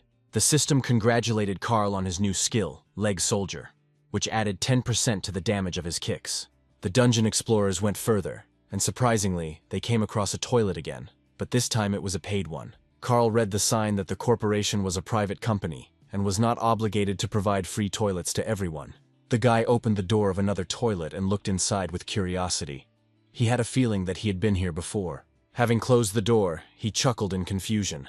In fact, everything here seemed rather strange to him. But what did the toilet have to do with it? As soon as they emerged from another toilet, they were again attacked by giant cockroaches, and the researchers fought back together. It seemed that all the doors in this corridor led to toilets, and the signs on the toilets were written in a variety of languages. They even found a toilet door with hieroglyphs. Carl was amazed at how thoughtful the organizers of this show were. Above one of the doors there was a sign that this was the Hall of the Beginners Guild. Carl knew that if he opened it, he would end up with Mordecai. Another door stood out in a bright scarlet color. It turned out to be a special toilet for shepherdesses. The guy opened one of the next toilet doors again, and it turned out to be the same thing as in the very first toilet. He opened another one, this time with hieroglyphs, and again it was exactly the same as what was in the first toilet they visited. Opening the door to the newbie guild, Carl saw a familiar room with a large fireplace and the guildmaster Mordecai standing there. The dungeon explorer looked into another toilet and saw the same thing again, and then he realized that his guess was probably correct. Donut asked Carl if he really didn't want to go to the toilet, and he responded by asking why there were so many toilets here. The guy activated his minimap and looked at the corridor they were in. There were toilets everywhere. Carl said that every door to the newbie guild leads him to Mordecai's room, and it's probably the same story with the toilets. He tore off a piece of toilet paper and hung it on the toilet to check whether all the toilets led to the same toilet. Having closed the door of the toilet he had marked, Carl walked on, eager to check if he had understood correctly. He was curious how the aliens were able to program all of this like that. Perhaps their physical laws worked differently. Opening the door of the next toilet, Carl saw a piece of toilet paper, so it was the same toilet, although he still didn't understand what it gave him. The guy closed the door and thought. Donut, looking worriedly at her guard, told Carl that she was worried about him. The cat narrowed his big yellow eyes. His obsession with toilets was clearly unhealthy. It would be better if he squashed cockroaches again. It doesn't upset the cat as much, even though it looks disgusting. The guy didn't answer, and they silently continued their way down the corridor with various toilets. Soon the travelers were attacked by giant cockroaches again, and this time Carl crushed them with his feet without thinking, for which he received an achievement. The system was delighted. Carl kills with his feet, with his bare, beautiful human feet. He places his bare foot on a living creature, and presses with all his passion until it dies. The guy read these comments and was shaking with anger and disgust. His legs were already covered in green slime from the cockroaches, and the cockroaches kept growing in number. And since there was no other way to kill them, Carl had to crush the vile creatures with his feet. The amount of pressure Carl can apply to enemies with his bare foot increases by 10% with each skill level. Donut said thoughtfully that they probably wouldn't buy Carl shoes. His bare feet worked much more efficiently. But the guy didn't agree with the cat. They would buy him shoes, and as soon as possible, he was already fed up with these comments about bare feet. The cat pointed out to her companion that the show's organizers seemed to like him just the way he was. Well, or at least they like Carl's legs, which he uses so skillfully to kill his opponents. Ponchik was sure that this sympathy should be taken advantage of. If the organizers liked them, perhaps it would be easier for them. Carl understood that there was some truth in Donut's words, and perhaps that was what he should do. But it was very unpleasant for him. The cat objected. He was wrong. Being eaten by a bad llama, that was really unpleasant, and the rest was bullshit. Jumping into the guy's arms, Donut purred that Carl was probably just very tired, which is why he thought so. Once he gets some sleep, all these jokes about bare legs and the like will seem like nonsense to him, because they didn't sleep all night. Carl thought, God, it's not even morning yet, but it feels like several days have already passed in this damn dungeon. He told Donut that they needed to find one of those safe rooms Mordecai had told him about, and get some rest. Perhaps in this room they will also get more answers about where they ended up. what awaits them, and how best to behave. Soon the guy found what they were looking for. Donut was delighted. She asked her companion what this magical place was. The cat's eyes sparkled. She exclaimed happily and squirmed in Carl's arms, clearly eager to explore the room. The boy let go of Donut, and she rushed towards her intended target, her fluffy tail flashing among the tables and chairs. Leaning against the glass wall, she exclaimed, "This is the biggest cat tree house she has ever seen." Having opened the door, the cat jumped around the structure with joyful squeals, rolled around and hit the toys with her paws. Carl looked around. It looked like he could eat here in peace. Besides, there were several screens hanging on the wall that looked like televisions. The guy walked up to the bar counter. There was someone there, but only the owner's hat was visible from behind the counter. Carl leaned over and looked behind the counter. A stocky gnome stood there, looking intently at the guest with large, sad eyes. The guy greeted Tally, the keeper of this safe room, a non-combat NPC of level 63. Tally looked sullenly first at the guy, then at the frolicking cat, then asked Carl if they wanted to eat. Carl smiled. What? Tally is inviting them? Maybe there is some kind of menu here. He is new here and doesn't know anything yet. Tully knows the guy is new because the dungeon just opened. But it opened without warning, so Tully didn't have time to prepare. But he can cook food for a human explorer, but not for a cat. But he has milk. It is better than pet cookies. Donut was absolutely delighted. She shouted to Carl, "This place is simply amazing. He can see for himself how much fun she is having." Carl smiled. Actually, the cat loves yogurt, but you can't give her too much. Carl stopped short. For some reason, he suddenly remembered his ex-girlfriend Beatrice. Whether she was alive, whether she had also gone into the dungeon. Coming to his senses, Carl said that cats need meat to survive. Tally promised to bring meat. He again asked if the man wanted to eat. Tally would cook. Watching Donut play, the boy asked what Tally would advise him to eat, since he didn't know the menu. Carl watched with a sad smile as the cat frolicked among the toys. It reminded him of his former carefree life. Turning to the safe room keeper, the boy said that he didn't know what would be best to prepare for him. Gnome Bobka asked Carl if he wanted Tally to choose what to cook for him to eat. The guy confirmed that it would probably be better that way, since Tally knows everything here better. The only request is that it not be a fish. Tully asked what level of spiciness he wanted between 1 and 5. Carl said he liked it hotter, so 4. But only if that was on the human scale. The keeper asked the guy if he would rent a room. The preview announcement would only be in 10 hours. Carl didn't understand what the announcement was, Tully explained. An announcement of the show World of Earth Dungeon Explorers. They'll explain everything there. After thinking for a bit, the guy decided that they would take the room. By that time, Donut had played enough and returned to Carl. Tully said that everything was fine. The human researcher could go take a shower and get some rest. Just when the guy wakes up, Tully will prepare food for him, and he will be able to eat before the show announcement starts. Carl thanked Tally and headed to the room indicated by the keeper. Donut jumped into the guy's arms as he walked. As he left the common room, the boy wished the sullen Tully good night. Perhaps this would be their last good night. Tully looked after his guests and also wished the dungeon explorers good night. The lights went out in the common room, the researchers went to their rooms, and Tally headed to the kitchen to prepare a treat for his guests.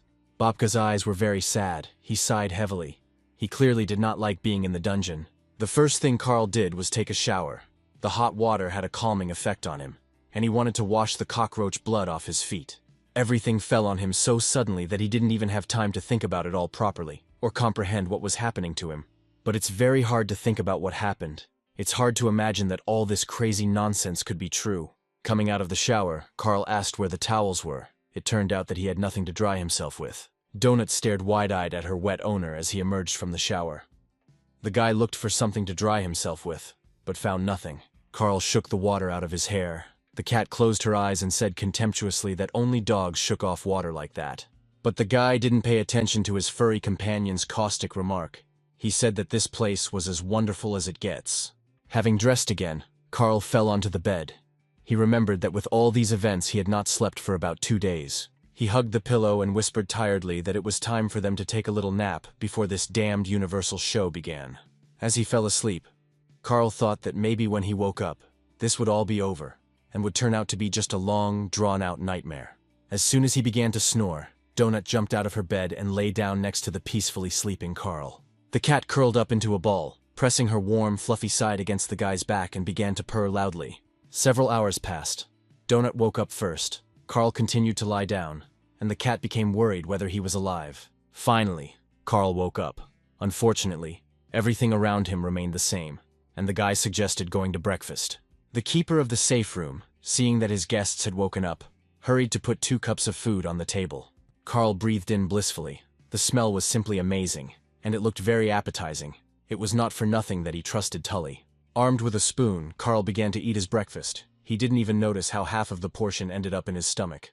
Licking the spoon, the guy exclaimed how delicious it was. He hadn't eaten anything like it for a long time, even in a restaurant. Jumping towards Tally, Donut told her dear keeper that it was simply divine. She wanted more. Tally looked sullenly at the furry, mischievous glutton. Donut tried hard to smile at the keeper and made eyes. 25 points of Donut's charisma did the trick, and Tully, his eyes flashing, said, "Yes, your majesty." At that very moment, Princess Donut received another portion of a very tasty breakfast from the usually gloomy Tally. Having emptied their plates, the dungeon explorers sighed contentedly. Delicious food can improve anyone's mood. Carl looked at the information screens. It said that the leaderboard would appear after the 3rd level crash. There were 3 days and 17 hours left before the level collapsed, and there were just over 4 million dungeon explorers left. The guy almost jumped. Why are there only 4 million people left, when just recently there were 10? Carl was in shock. 2/3 of those who entered the dungeon died before even reaching the start of this damn show. Finally, the screens came to life, and the announcement of the new season of the most popular reality show in the universe began to air. Donut settled down on the table and watched attentively. Maybe now they would be able to find answers to all their questions. The host welcomed everyone to the official preview, warning everyone to watch until the end to see the teaser. The dungeon has a colorful history, and the syndicate's most trusted companies will tell it to viewers. Tully grumbled from behind the counter. It's not interesting to watch. There's no deep immersion into the atmosphere. The show's host was confident that many viewers still remember the stunning finale of the show's last season. The keeper of the room didn't like the competition last season. The Squim conglomerate presented the battle for the planet Errol. Tully said the planet's inhabitants were divided into groups and told that their loved ones would survive if they killed each other. And naturally, the Aurelians began to do this. Blood flowed like a river, mountains of mutilated corpses, incredible cruelty. As a result, the strongest and most bloodthirsty became the winner of the show's season, killing all the other inhabitants of the planet. Carl asked if it was true that their relatives survived, and that the syndicate had not deceived the winner of the show on that planet. Tully sighed. Yes, that's true, but Squim completely sucked the atmosphere out of the planet. Everything there died anyway. The safe room keeper said that a quick death was better. Borant at least gave people a chance to survive. The show's host smiled widely before they began the preview, giving the floor to their sponsor. A serious voice began to praise the Borant Corporation in every possible way, as the most reliable partner in the entire universe. This is not the first season of the show World of Dungeon Explorers, which is presented by the Borant Corporation. All seasons have been a great success. The corporation's administration hopes that this season will bring all viewers a lot of emotions and exciting adventures. Carl winced. He hated commercials, and tried not to watch or listen to them, but there was no way around it. The commercial ended, and the show's host said he had been convinced, and was ready to trust Borant Corporation in any matter. And now, a short educational program about planet Earth awaits the esteemed viewers of this fascinating show. The Syndicate once selected humans to populate this planet, but this particular batch has some interesting characteristics. However, the results of the research are still ambiguous. The structure of Earthlings differs from that of other people. Carl was stunned by what the presenter was saying, and the alien on the screen excitedly told us that Earthlings are known throughout the universe for their fighting spirit. They constantly conflict with each other even over the most trivial matters, causing bloody fights. People on this planet are very primitive in their technological and cultural development, but they are very creative. The creativity of Earthlings is expressed in their horrific cruelty. They even surpass the well-known Empire of Skulls in this regard. Carl watched in horror as the little girl stepped on an anti-personnel mine and died instantly. The presenter continued. Fortunately, Borant made sure that the children were placed in a safe place on the surface of the planet, Carl exclaimed. But they are showing a frame from a film. The showman also said that Borant also took care of preserving the Earth's important cultural heritage. The rules are similar to those of Borant's last season, with ladders located throughout the floor, but some have bosses assigned to them. Suddenly the broadcast was interrupted, and only color setting tables flashed on the screens. Carl asked what the hell was going on. The broadcast was restored. The presenter announced that this was the entire teaser. I wonder if any of the researchers will be brave enough to challenge the boss. The alien was sure they would find out everything at the premiere of the new season of the show World of Underground Explorers, Earth. Donut was surprised. She didn't think that Earth was so terrible, Carl objected. Half of all this was from the movies. They try to make it look like they are saving Earthlings from themselves. The cat sighed. It wasn't that important anymore. They needed to find the boss and kill him. That way they would definitely get into the show. Jumping down from the counter, Donut said that while they were in a safe place, they should open the chests they had received. The cat smiled affably at her companion and said that if Carl wanted, he could open his boxes first. The guy received a few more torches, healing potions, bandages, and a ring that added points to his constitution. Carl didn't want to take any of these items right now, so he carefully moved everything into his inventory. Donut exclaimed that for being among the first 100 who raised the level of her magic projectile, she was given mana restoration potions. And in another of the cat's chests, there was a slate decoration in the shape of a small butterfly. It gives +4 points to lightness of legs, and +1 point to intelligence. Donut was delighted.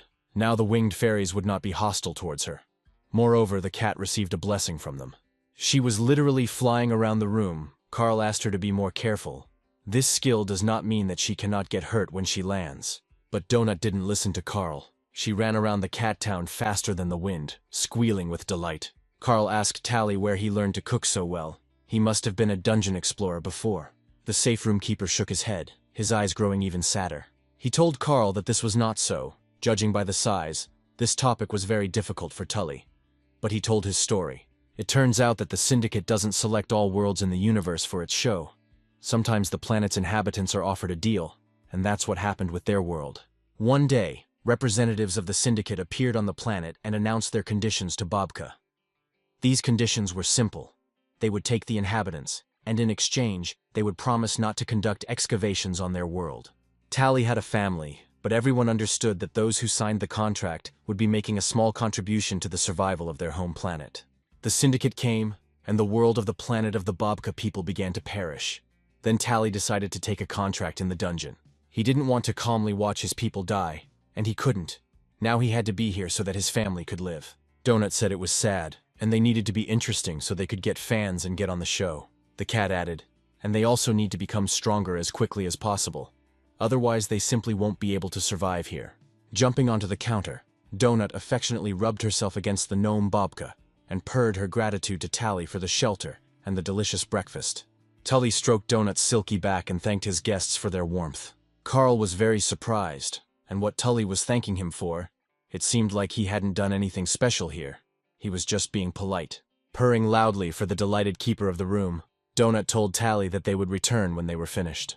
The cat jumped to the floor and resolutely headed towards the front door. She called Carl. It was time for them to find the boss and kill him. The guy's face lengthened, judging by what they had already seen here. This would not be easy at all. Donut smiled and her eyes sparkled.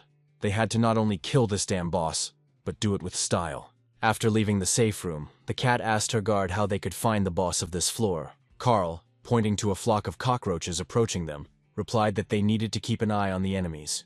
A large group of very large sprinklers hissed as they crawled towards the dungeon explorers. The largest and most vicious specimen crawled ahead, its small eyes flashing, its whiskers twitching, and its hissing menacingly. The guy boldly rushed towards the crawling enemies. They had already met many times, and Carl knew what to do with them. He ran up and kicked the leader of the cockroach pack. The others lifted their butts, preparing to douse the man with their poison. At that moment, Donut entered the battle, firing several magic projectiles at the cockroach swarm. The sprinkler leader, having received a magical blow, helplessly twitched his paws and rolled over onto his back. The cat continued to hit the cockroaches with charges, not allowing them to get up and spray their poison around. Paralyzed by magic, the sprinklers fell to the floor and were unable to move for some time. Donut continued shooting at the swarm of giant cockroaches. She had already learned to aim and almost never missed.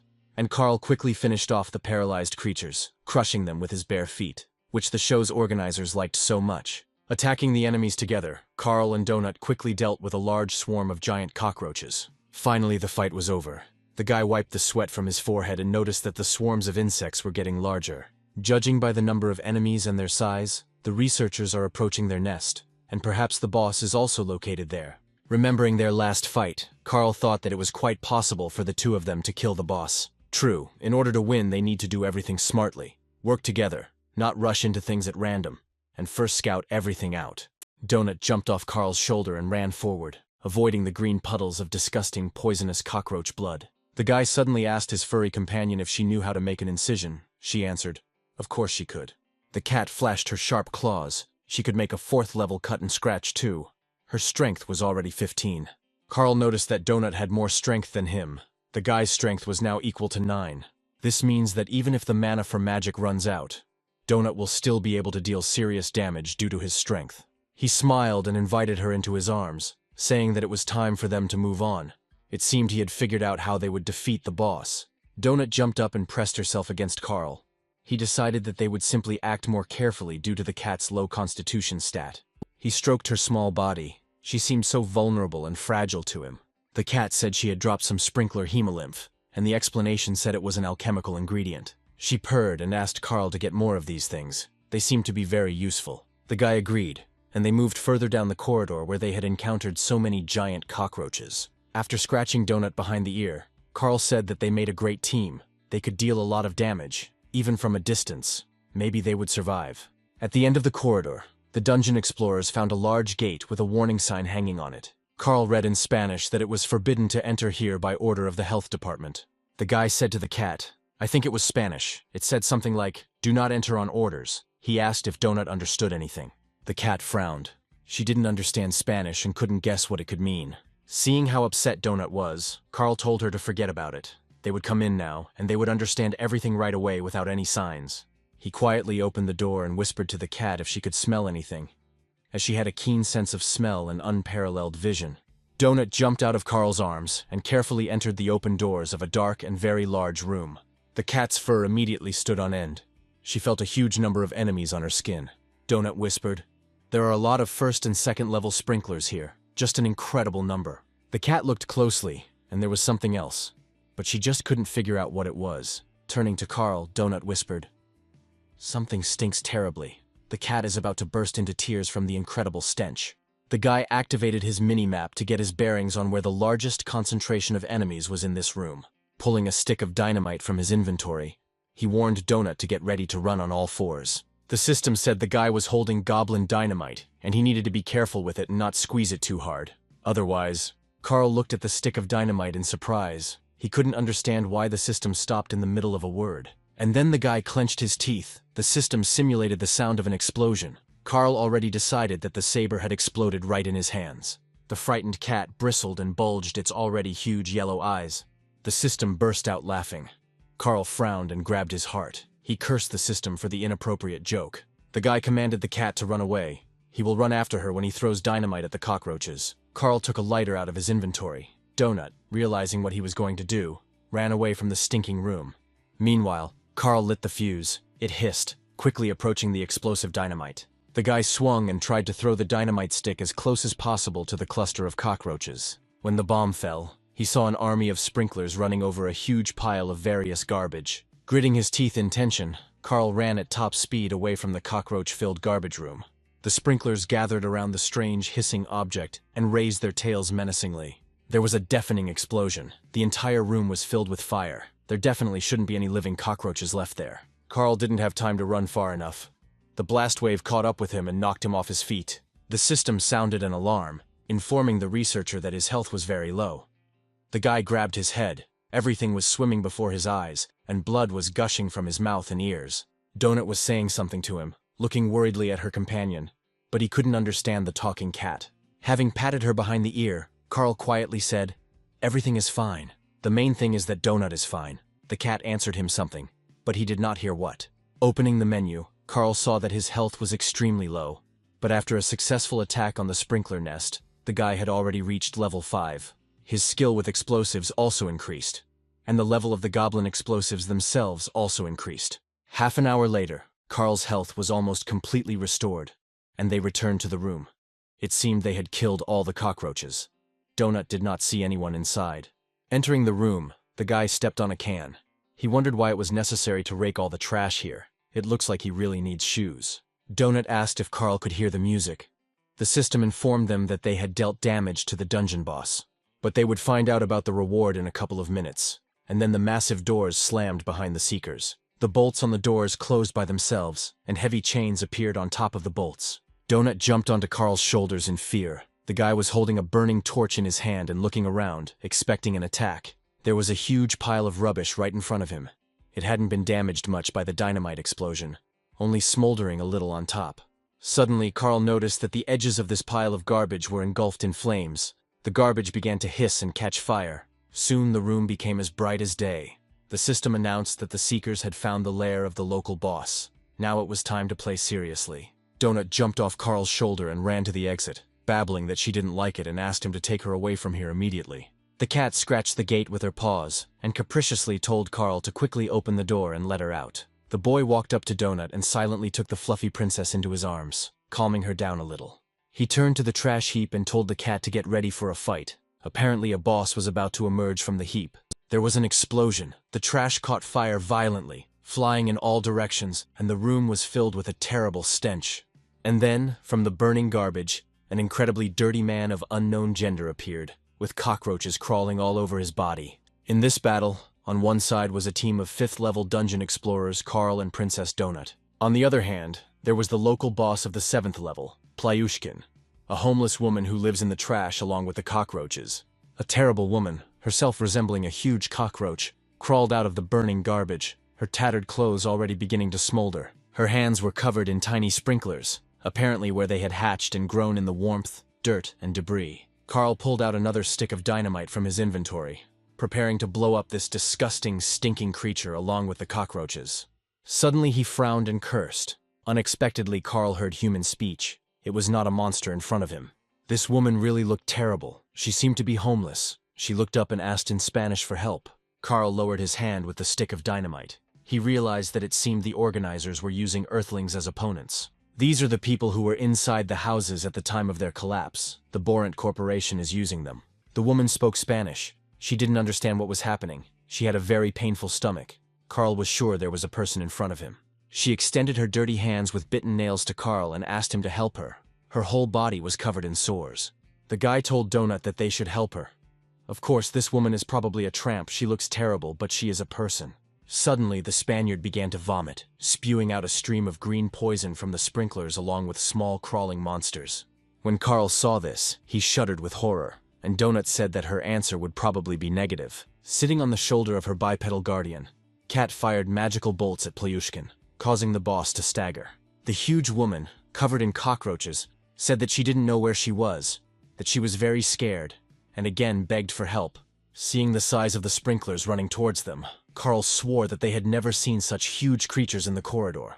Donut said, "This is just disgusting," and fired magic projectiles at them. There was no time to waste. The cockroaches kept increasing in number, and they also grew significantly in size and became very aggressive. Carl told the cat to drink another mana potion.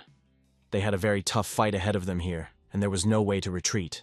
Donut jumped off her companion's shoulder and was about to deal with the mustachioed army of giant cockroaches. The cat struck the poisonous insects with magic, stunning and killing the crawling creatures, of which there were countless numbers here. And Carl, with a torch in his hand, ran to the boss. He still hoped to find a way to get her back, although he did not know if it was possible. Running through the trash scattered around the room, the boy stepped on a piece of glass, and blood gushed from his bare foot. He screamed and lifted his wounded leg, spraying blood. The smell of fresh human blood immediately attracted cockroaches. Carl ran up to the Spaniard and asked if she understood him, but she responded by raising her huge fist and shouting that she had a stomach ache. She hit the place where Carl had just been standing, and he managed to jump to the side, trying to reach the dugout. The Spaniard again spewed out a stream of green poison and incredibly large sprinklers. Carl asked the lady to stop. Hiding behind bags of garbage, the boy watched in horror as his former human, Borant, did this to her. But no matter how sad it was to admit it, Carl understood perfectly well that the woman had now become a monster, and she was dangerous. He found a long, strong chain among the garbage bags, wrapped it around his hand, and decided that they had to stop the boss. Carl knew how to handle chains very well. Having untwisted the ring, he wrapped the chain around the poisonous Spanish woman like metal fetters. Having wrapped the chain around the boss, the guy pulled it by both ends, shouting to Donut to distract the enemies for now. The cat replied that Carl should act as quickly as possible, as there were more and more of these giant cockroaches. Donut clicked on her inventory to replenish her mana reserves with a special potion, but she was unable to do so. The cat said in surprise that she couldn't drink another potion to restore mana. The system wouldn't allow it. She won't be able to shoot for another whole minute, which means Carl will be left without magical fire support for that time. At this time, the guy was circling around the Spanish woman, wrapping her in several rings of a metal chain. Having jumped onto the boss's shoulder, he deftly wielded the chain. Now all he had to do was somehow throw the chain around the giantess's throat. Taking aim, Carl began to spin the chain, trying not to let it get tangled in the woman's long hair. And now a huge metal lasso was wrapped around Plyushkin's neck, and now Carl had to tighten the noose. The Spaniard felt something pressing on her neck with concern. She sighed and fidgeted. Carl, firmly grasping both ends of the chain in his hands, jumped off the giantess's shoulder, pulling her huge, ugly body along with him. She grabbed her neck, trying to throw off the chain that had dug into her skin. Blood spurted out, and the woman begged him to let her go in Spanish. The guy pulled the chain with all his might. The giantess wheezed and began to fall. Carl said that he could use some support now. The cat, jumping high above the pile of garbage, purred. Carl is doing a great job. He came up with a great idea with the chain. Carl chuckled. He didn't mean that kind of support, but something more effective. He was already surrounded by cockroaches. Straining with all his strength, the guy continued to pull the chain. He really didn't like it, but there was no other way out, so he cursed. At this time, one of the giant cockroaches quietly crept up to Carl because the cat had stopped shooting. The huge sprinkler sank its teeth into Carl's already wounded leg. Blood spurted out, and the boy cried out in pain. He loudly cursed Donut to help him. Otherwise, the cockroaches would bite him while he was strangling the boss with a chain. Carl shouted that if the cat couldn't shoot, she could certainly use her damn sharp claws. Donut replied, "The boss is almost dead. Carl will succeed. We can't stop. There's very little left." The giantess begged in Spanish to save her. She was already wheezing, helplessly opening her mouth, and a stream of cockroaches was flying out of her mouth. Suddenly, the chain on the boss's neck snapped, leaving a bloody furrow on his throat, and the woman began to breathe again. The guy cursed like crazy. It almost worked. But what to do now? There is no other chain here. He fell into a pile of stinking garbage, and both halves of the broken chain flew at him. Carl literally growled with anger. Lying among the bags of waste, he feverishly thought about what to do. His thoughts were interrupted by an attack by a giant cockroach. The insect was slightly smaller in size than Carl himself. And then Donut's powerful magic projectile flew into the huge sprinkler. The monster twitched its paws and died. The cat happily informed Carl that she could shoot again, and without wasting any time, Donut shot the boss. The guy looked at the dying woman with regret. Not long ago, she was a human being, and he didn't want it to end like this. The cat continued to shoot, piercing the Spanish woman's body through and through. Scarlet blood gushed out, and the woman staggered. The health bar showed that the boss was about to die. Carl hurried to run out so that the owner of the trash wouldn't crush him when she fell. There was a terrible noise. Bags of garbage and cockroaches flew in all directions. A huge woman fell to the floor. She was dying. Carl jumped on her giant body. She whispered in Spanish to be forgiven if she was a bad person. The Spanish woman said that she did not want her daughter to get sick, and she was also very afraid of going to hell. The guy clenched his fist, weighted with a chain. He knew he had to finish her off before the cockroach boss's health was restored. The Spanish woman's eyes filled with tears, and she begged the boy to allow Jesus to accept her and end her torment. Carl frowned and quietly asked the woman for forgiveness, but unfortunately, it was no longer possible to bring her back. He dealt her the final blow. Blood spurted. After all, it was better to die than to be what the aliens had turned her into. As soon as the boss breathed his last, all the cockroaches in the room instantly fell dead. Carl jumped off the body of the Spanish woman, who had grown several times larger. He was in a foul mood. This victory did not make him happy. The system announced the winners of the battle with the floor boss. Victory went to the Donut Princess's retinue team, which includes Carl. The team is led by Explorer Princess Donut, a member of the Earth Cat class. Carl couldn't forget what Borant had done to the Spanish woman. Perhaps the same fate befell everyone who was inside at the time of the collapse. He frowned, his eyes flashing with anger. The aliens want people to suffer and kill each other like other races. They want to break the inhabitants of the Earth, turn them into clowns to entertain the universe, or into obedient slaves like Tully. But Earthlings are accustomed to freedom. The aliens were right to point out that people are creative and will definitely figure out how to free themselves. Suddenly, Carl saw a piece of paper flying straight towards him. It was strange. The system suggested that it was a map of the area. He reached out and caught the piece of paper. They had already defeated the floor boss, so it seemed like there shouldn't be any more trials here. The guy squeezed the caught leaf in his hand, and his minimap opened in front of him. But now it was a little bigger. Carl realized that after defeating the boss, his minimap had expanded, and he could now see what was happening around him. Taking a closer look, he asked in confusion, "What's this?" It seemed like someone was approaching them. He called Donut to also look at the expanded map of the dungeon area. it seemed there was a person there. But upon closer inspection, the boy realized that in front of him was the corpse of level 3 researcher Rebecca. Carl's face fell. He sighed heavily. They were too late. The girl was already dead. There were no living people nearby. A message came from the system that for advancing up the career ladder and killing the first boss, they receive a bronze boss chest. Donut snorted in displeasure. Why only bronze? It was not an easy fight at all. She was even scared. An expanded map of the first floor of the dungeon also fell on the disgruntled cat's nose. Throwing the card off her face, Donut grumbled. She thinks that she deserves at least the legendary boss chest. Carl, without looking away, looked at the red cross that marked the dead girl. What a pity. She was already dead. Apparently she went to rest or open chests and died right next to the safe room. What a shame. She didn't quite make it. Donut suggested searching the dead girl's body. Maybe she had something valuable, but Carl replied that it was too early. Her killer could be nearby. Looking at the map, he said that they were not far from the guild. It was better to go take a rest and open their chests. Carl also really wanted to chat with Guildmaster Mordecai about everything he had seen here. Soon, Carl and Donut found themselves near a door marked Beginner's Guild, which would take them to Mordecai. Entering the familiar room, the researchers saw that the Guildmaster was sleeping, and next to him stood a whole battery of empty bottles. Mordecai clutched to his chest a portrait of the same Skywing that he had shown Carl at their first meeting. The guy cursed. It seemed the Guildmaster was tormented by his inner demons and was trying to drown his sorrows in alcohol. Carl started shaking the leader of the newbie guild until he woke him up. Mordecai was embarrassed to be caught like that. Waking up from his sleep, Mordecai fell into his chair and began to tell the story of how there were 6 main types of bosses in the dungeon. They vary in strength and size. There are local bosses, district bosses, city bosses, regional bosses, country bosses, and floor bosses. There are also elite, super strong ones, but it's too early for them to worry about them. They won't meet them very soon. Carl asked.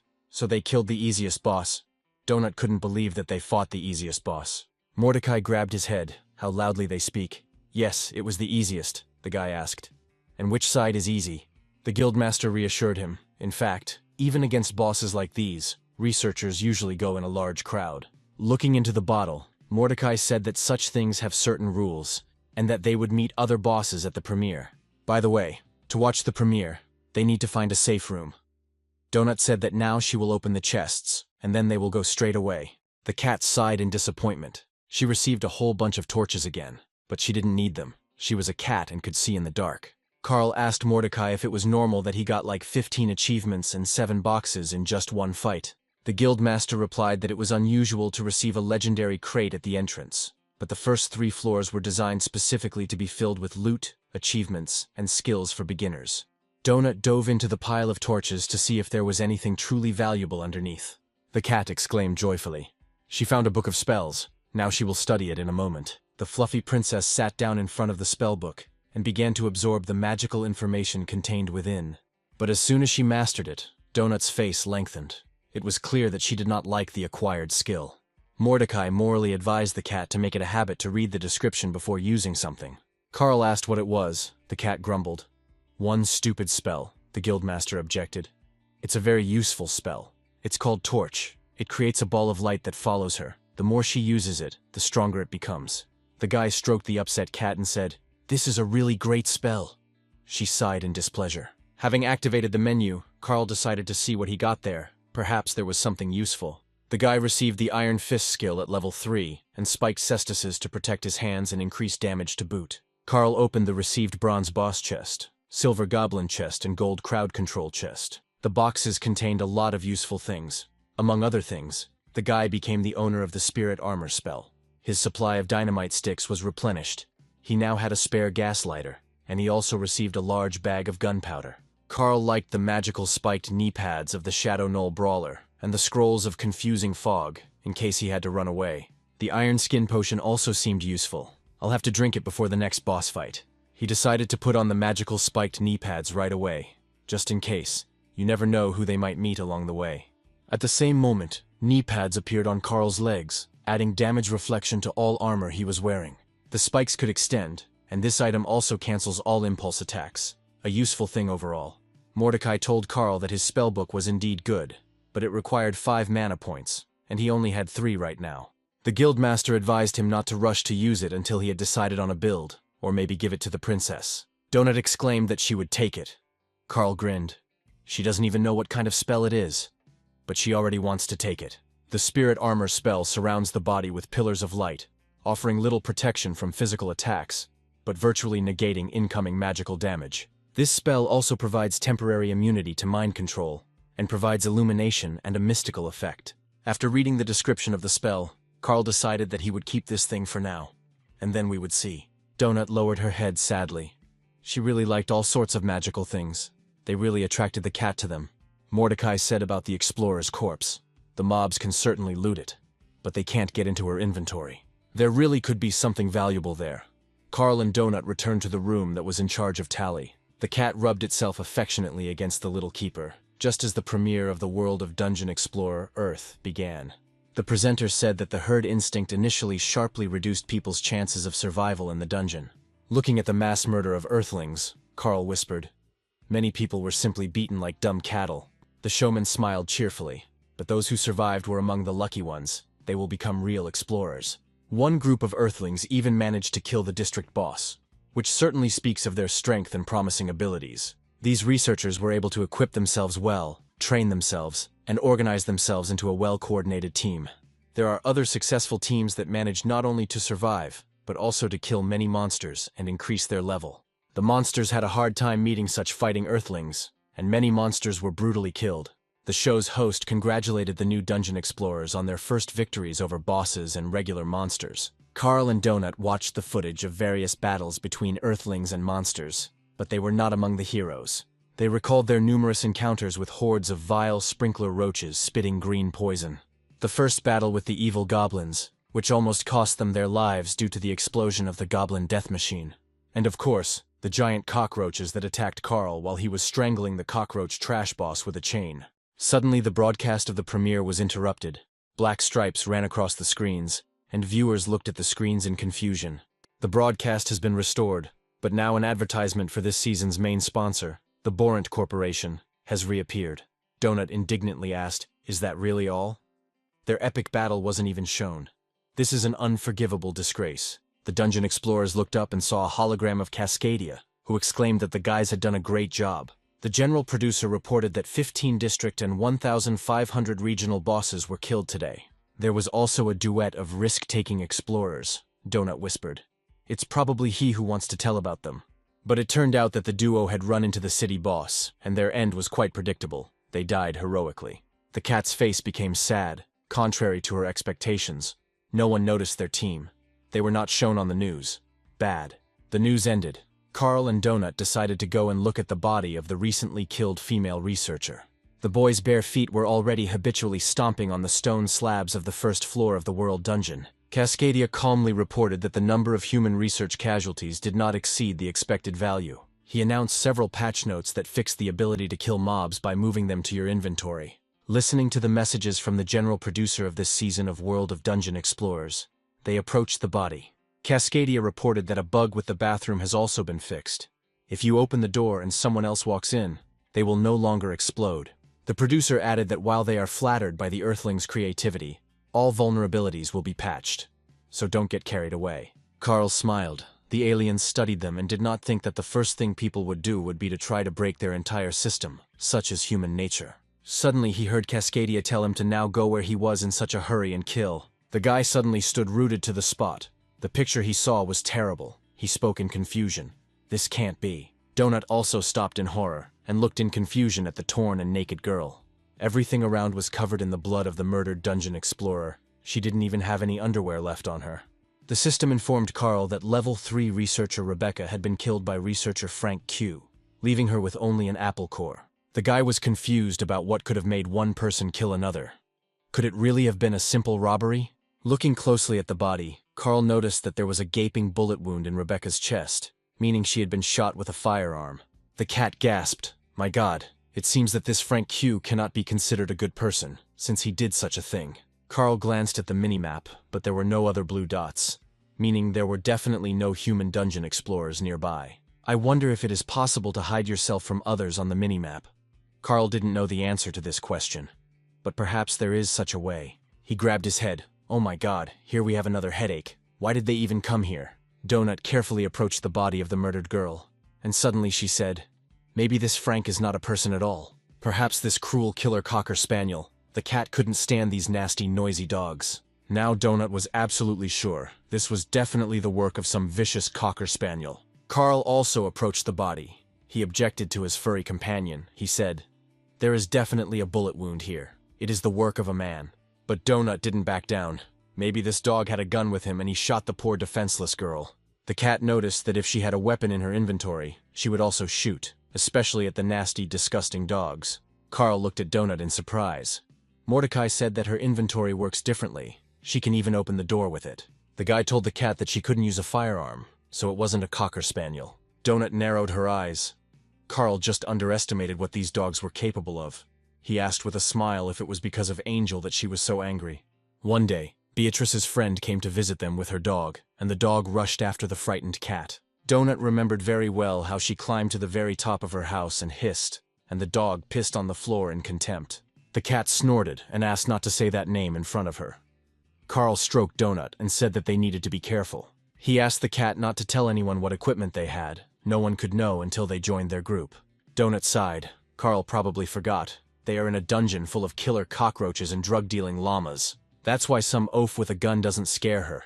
And he shouldn't scare Carl either. He's probably a coward since he attacked a girl.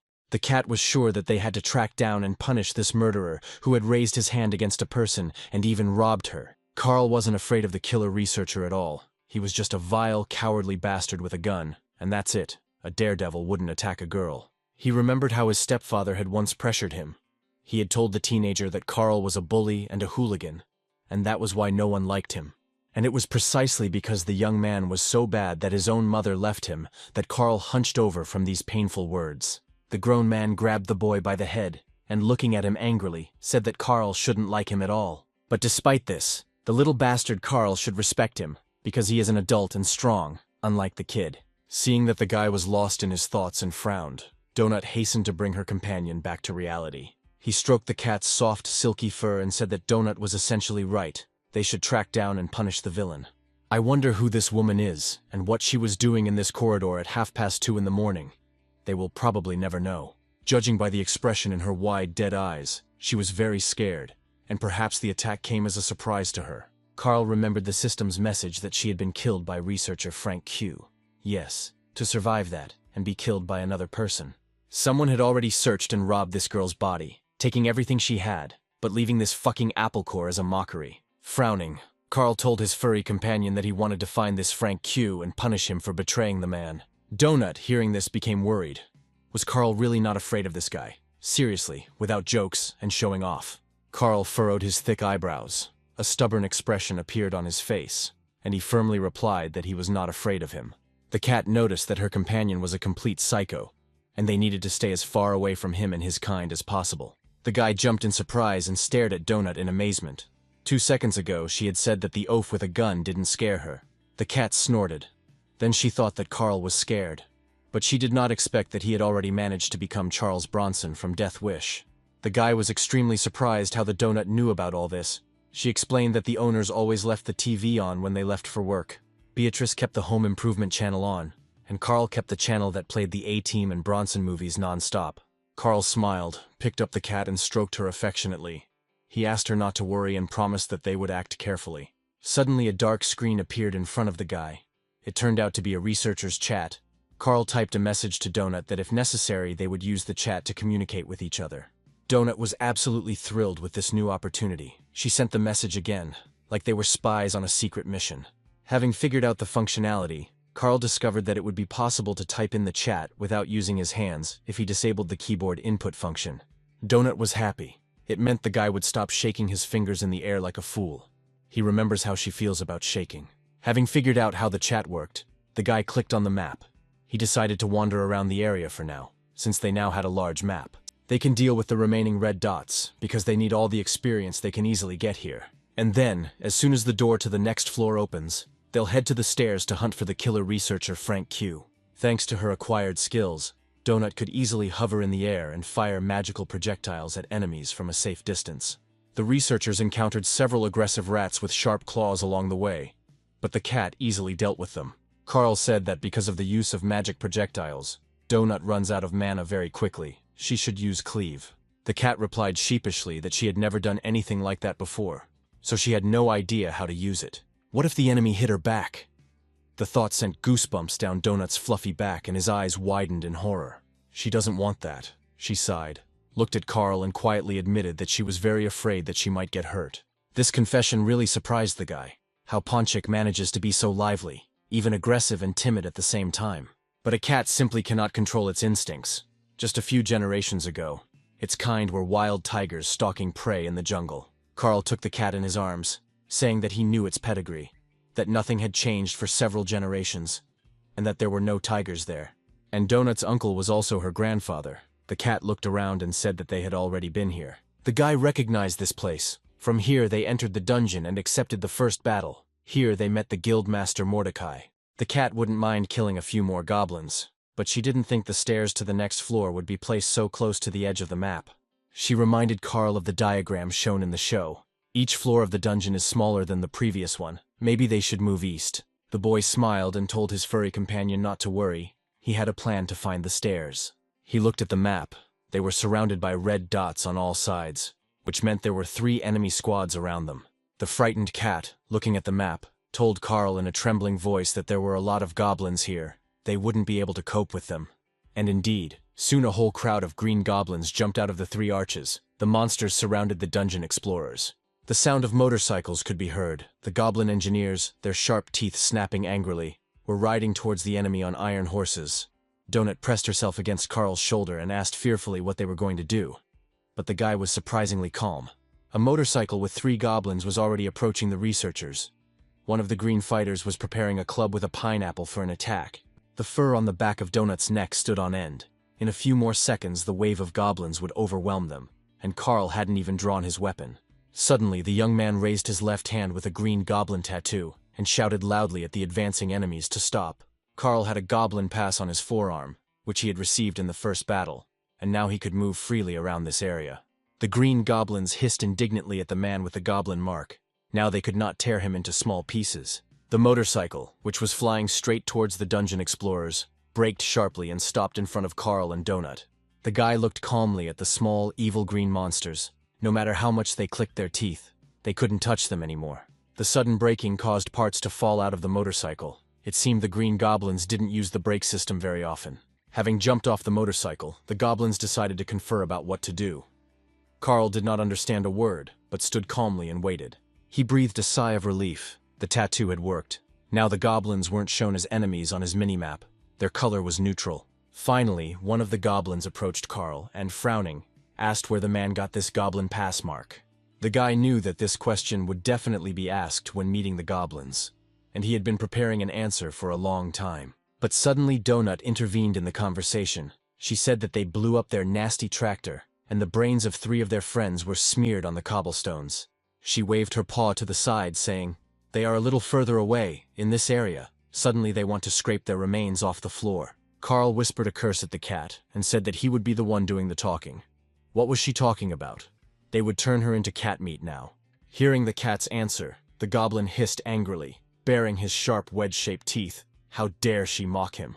But literally the next second, the green monster's eyes lit up, his muzzle turned pink, and he looked at Donut with admiration. Carl reminded the cat that he actually had the tattoo with protection, and she good-naturedly patted him on the head with her tail. Winking, Donut replied, "But she has 37 charisma points, and now let Carl watch carefully." Jumping off the guy's shoulder, the cat approached the goblin and, calling him Sunshine, asked him to answer a few of her questions. The goblin, enchanted, looked at the strange furry creature with a shining tiara on his head. She asked what his name was. The green monster was confused. It turns out he didn't have a name. These goblins were considered lower creatures, and they only had roles. Donut purred. What a pity. But this is so inconvenient. She will have to fix the situation and come up with names for these creatures. Standing on her hind legs, she told her first interlocutor that from now on she would call him Bachelor. The cat, purring loudly, named the second goblin, who was sitting behind the wheel of the crumbling motorcycle, Morda. The third green goblin enchanted by Donut also received a name. From now on, everyone will have to call him Murdoch. The 3 young goblin fighters looked at each other in confusion. They felt very strange and did not understand anything. Donut whispered to her companion why they had come here at all. Carl whispered that he needed the goblins to do something for him. The cat tenderly asked the bachelor's darling to take her and Carl to their goblin engineers and inventors of various gadgets. Most likely, these are the gentlemen who wear kitchen utensils on their heads. Donut remembered the evil creature that was chasing her. The goblin bachelor stuttered as he told the cat that he would do whatever the ma'am wished, and turned to show the explorers the way. But Donut stopped him. She didn't like the way her new admirer was addressing her at all. These goblins were completely ill-mannered. She fluffed up her fur, raised her tail like a pipe, trying with her whole appearance to show importance and charm at the same time. Turning to the goblins, the cat, frowning, declared that she was not ma'am, she was Princess Donut, and demanded that they call her that. Turning to the bachelor, she asked if he understood. The goblin stuttered and mumbled that he understood everything. Not hearing her title, the cat bristled and hissed menacingly. The frightened goblin hastened to answer, "Okay, Princess Donut." The squad of goblins obediently moved towards their lair. Carl asked the cat what the hell that was.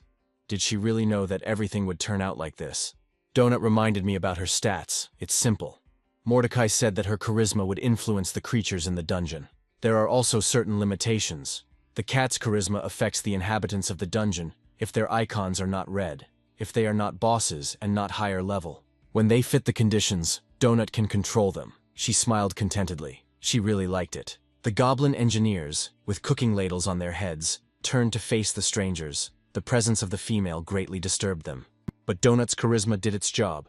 The green monsters looked at her with oily eyes, ready to do anything. Mordecai had once told her that on the first 4 or 5 floors, she would be able to convince every creature to obey her. Before the Seekers stood a level 5 goblin bombard, an expert in explosives that could strike with destructive force even at long range. Even his fellow goblins looked at the bombard with apprehension, because he always had bombs in his hands that he could throw. The explosives expert looked at Carl suspiciously, like everyone else. He was puzzled why the man had a goblin pass. Having learned that strangers had appeared in the lair, a 7th-level goblin shaman headed towards the researchers of the world dungeon.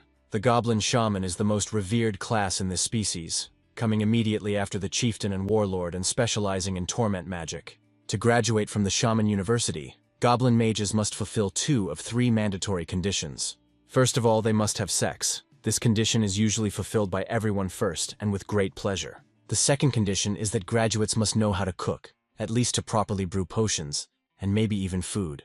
The third condition is that they must eat their own parents, in which way the shamans are free to choose for themselves. After completing all the training requirements, young female students receive shaman diplomas and are sent to serve in their clans. Most female students and future shamans do not choose to learn to cook, preferring to eat their parents.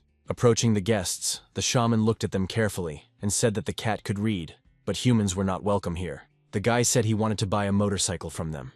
They would have to travel a lot, and he hoped the goblins would help with this. The shaman growled, "Man is a stupid, dirty semblance of a monkey. Does he really think that the truth can just appear here?" Here Donut intervened in the conversation, calling the shamanka darling, and everything began to swim and sparkle before her eyes.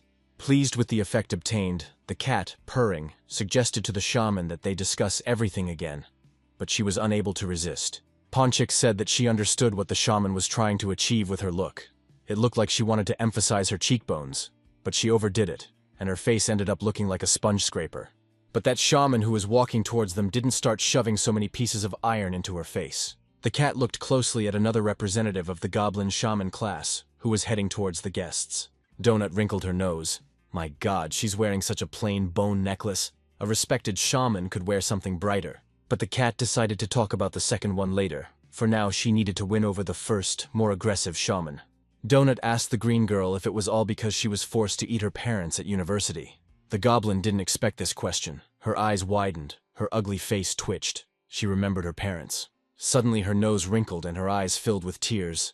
Carl was stunned. Could goblins really cry? The shamanka fell to her knees next to Donut and burst into tears. Yes, that's why there was so much metal in her face. The second shaman heard the cat's remark about her necklace and was about to hit her with a staff with a pineapple. But it was enough for Donut to look into the goblin's eyes and her expression changed dramatically. The cat named the shamans Rory and Lorelei, and now they both cried, remembering their parents eaten alive. Donut asked Rory if she could help them buy the big thing her friend was talking about. The shamanka replied that they couldn't just give away the killdozers. They were very valuable. The leader would kill them for such arbitrariness. But she can make them a human-sized bike with a stroller, which is better than walking through the dungeon on foot. Rory pointed to the motorcycle in the corner that the goblins were racing around the floor on as an example of a means of transportation. Stroking the purring cat, the shaman said that this would not be for free.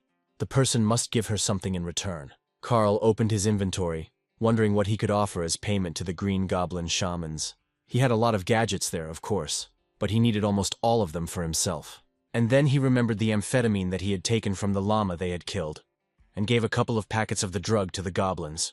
Having taken the drugs, the shamans asked if this was really all he had. A couple of packets of this stuff would clearly not be enough. That's all the llama they were supposed to trade with had, Carl cursed.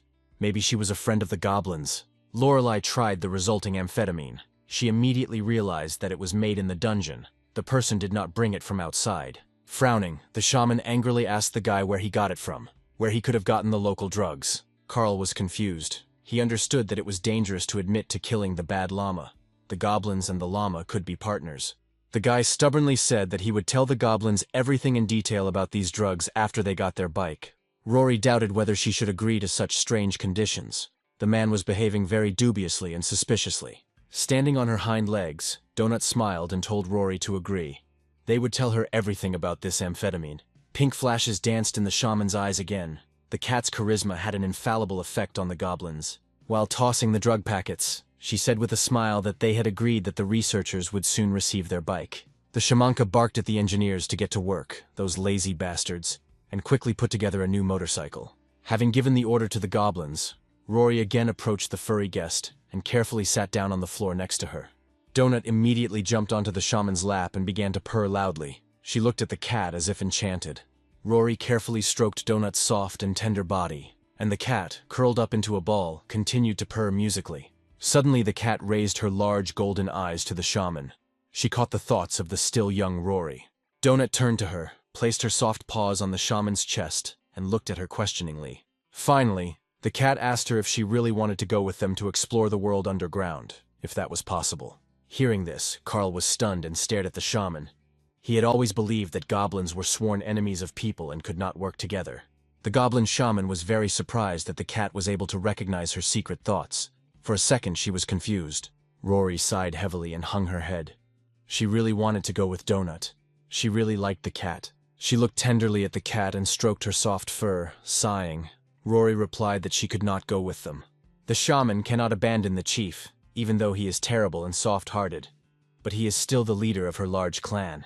The Goblin clan is a large, noisy, multivocal family of Rory, and the chief is the head of this huge family. But even if Shaman Rory could go with Donut and Carl, she wouldn't be able to leave this floor. As soon as the green goblins on the first floor start to descend the stairs, they will immediately die, killed by the dungeon. Carl leaned forward, which meant Rory knew how everything worked here. The shamanka sighed. She knew enough, and knew that they were on the first floor. The guy asked Rory if she knew what would happen in a couple of days, and the shaman replied that this floor would collapse. Rory added that she knew everything perfectly well. She also knew that if the floor collapsed, only the researchers would die here, and the goblins, as well as the other inhabitants of the world dungeon on this floor, will simply fall asleep during the destruction. The shamanka obediently lowered her eyes. Carl realized that she and her people had experienced something similar many times, and had come to terms with it. She said that when the next dungeon opens in the new world conquered by the Syndicate, they will wake up again, and there will be another day here, and life in the Green Goblin clan will continue for another week until the next destruction of the dungeon. But Rory also knew that if they did a good job of killing new dungeon explorers, they would be promoted. The shaman thoughtfully stroked the purring cat and continued her story about the order in the world underground. All goblins know that one day they will wake up on the floor below, which will mean that they are one step closer to freedom. The organizers of the bloody show will order them to kill researchers on the second floor and become better and stronger at it. Only by killing the explorers of the world's dungeon can the members of the shaman Rory's family earn their own freedom. They must be ruthless, bloodthirsty, and sophisticated. Only then will they and their children survive in this world. According to the concept of the world dungeon, green goblins are nimble, resourceful, and strong villains, enemies of explorers. Rory dreamed that one day they would be so deep that explorers would never reach it, and that's when they would find peace. She stroked Ponchik and dreamed that they would have peace, and a place where they could live and reproduce without worries, and give their babies a childhood.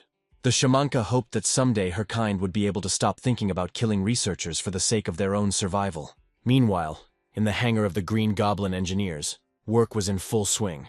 The craftsmen were assembling a bike for Carl and Donut. The mechanics, on Rory's orders, quickly assembled the body, screwed on parts, tightened, adjusted, and tinkered. The welder walked along the hull with his machine, welding joints where necessary and checking for leaks. Soon the three-wheeled contraption was ready. A third wheel for a cat stroller was added to the regular motorcycle. The bike was the favorite combat vehicle of the Goblin bombards. Although it was not the most reliable or safe method of transportation, one of the Goblin engineers approached the finished motorcycle and decided to test its functionality by pressing one of the levers. At that very moment, the steering wheel and control system fell to the floor with a crash. The mechanics' faces stretched out. What a disaster. Carl looked at the assembled contraption with displeasure. It wouldn't take long to kill yourself on a bike like that, even on the narrow roads of the dungeon. Gathering the Goblin engineers who were busy making the bike, Donut ordered them to make it bigger and paint it purple. The work began to boil with renewed vigor, inspired by the cat's charisma.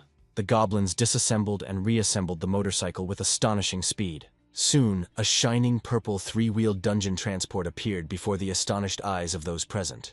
The bike was ready, and Rory demanded that Carl, as agreed, tell her where he got the amphetamine. Ponchik, jumping into a fluffy cat cradle in a bike, asked the shamanka if she was interested in those same drugs. They got them here, in the dungeon, in the neighboring district, across the road. The drugs were from a bad llama. The researchers shuddered as they recalled their encounter with a llama that spat molten lava at all its opponents. Rory growled. She knew that these cunning llama traders were hiding something from them. The shaman shouted for the fighters to gather. There was an incredible bustle in the lair.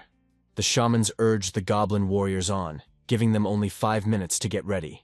The gates swung open, and a goblin killdozer with fighters on board rolled out into the wide corridor. The rest mounted their bikes.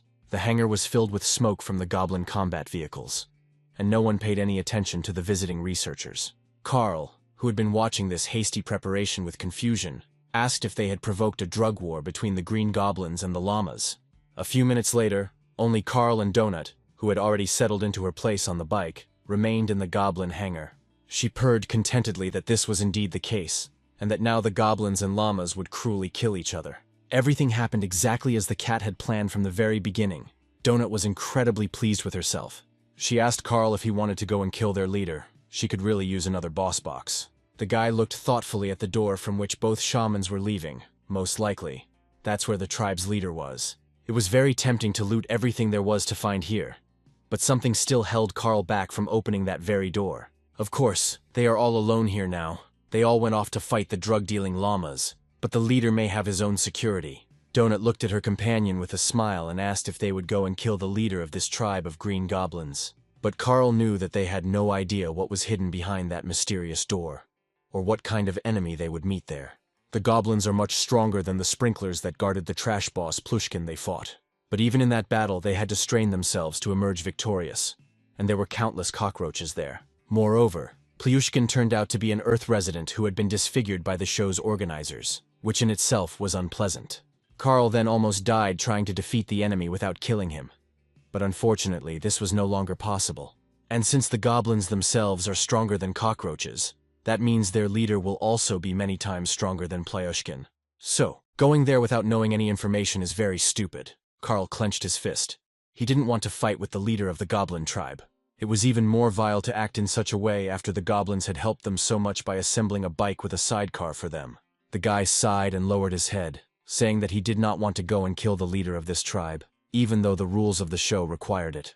The cat's eyes sparkled with excitement. She smiled and said that everything was working out just fine for them.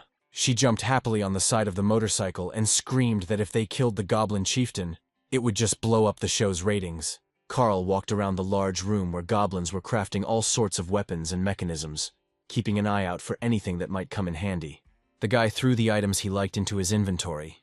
The goblins had a lot of useful explosive gadgets here. The cat left her cozy cradle on the motorcycle and joined her companion. We need to prepare for an attack on the leader. Carl's attention was drawn to an explosive cart with 4 barrels filled with metal elements. This cart was equipped with a remote detonator that set this hellish mechanism of death into action. Carl and Donut peered cautiously out into the hallway to make sure the goblin clan hadn't returned home yet. The guy decided to first move the bike he got from the goblins into his inventory so he could quietly leave this place. Donut asked Carl if he thought Rory and Lorelei would be upset with her if they killed their clan leader. Lifting the heavy goblin thing, The guy replied that the shamans would probably be offended by it, since they trusted the cat so much. Finally, the bike was moved into inventory. Carl wiped the sweat from his forehead and added, "Rory seemed to dislike the chief." The guy hoped that they would never know whether they were offended or not. A bike sign lit up in a special inventory compartment, and now Carl could get it from there at any moment. Looking at the cart, Donut asked if this was enough.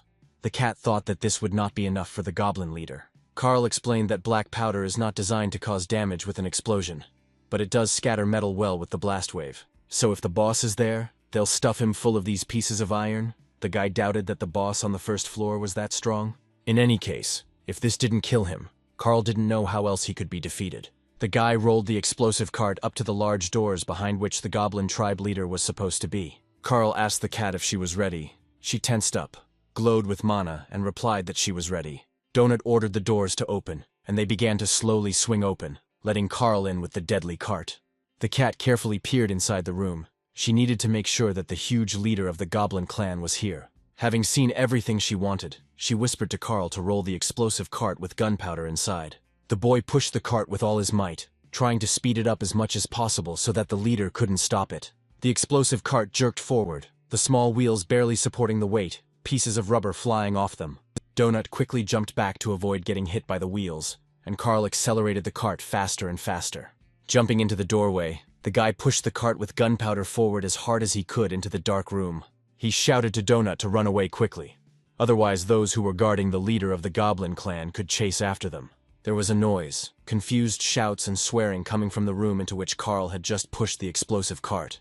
Turning the corner, the boy asked the cat if she had seen the goblin clan leader in that room. Maybe they had pushed the cart there in vain.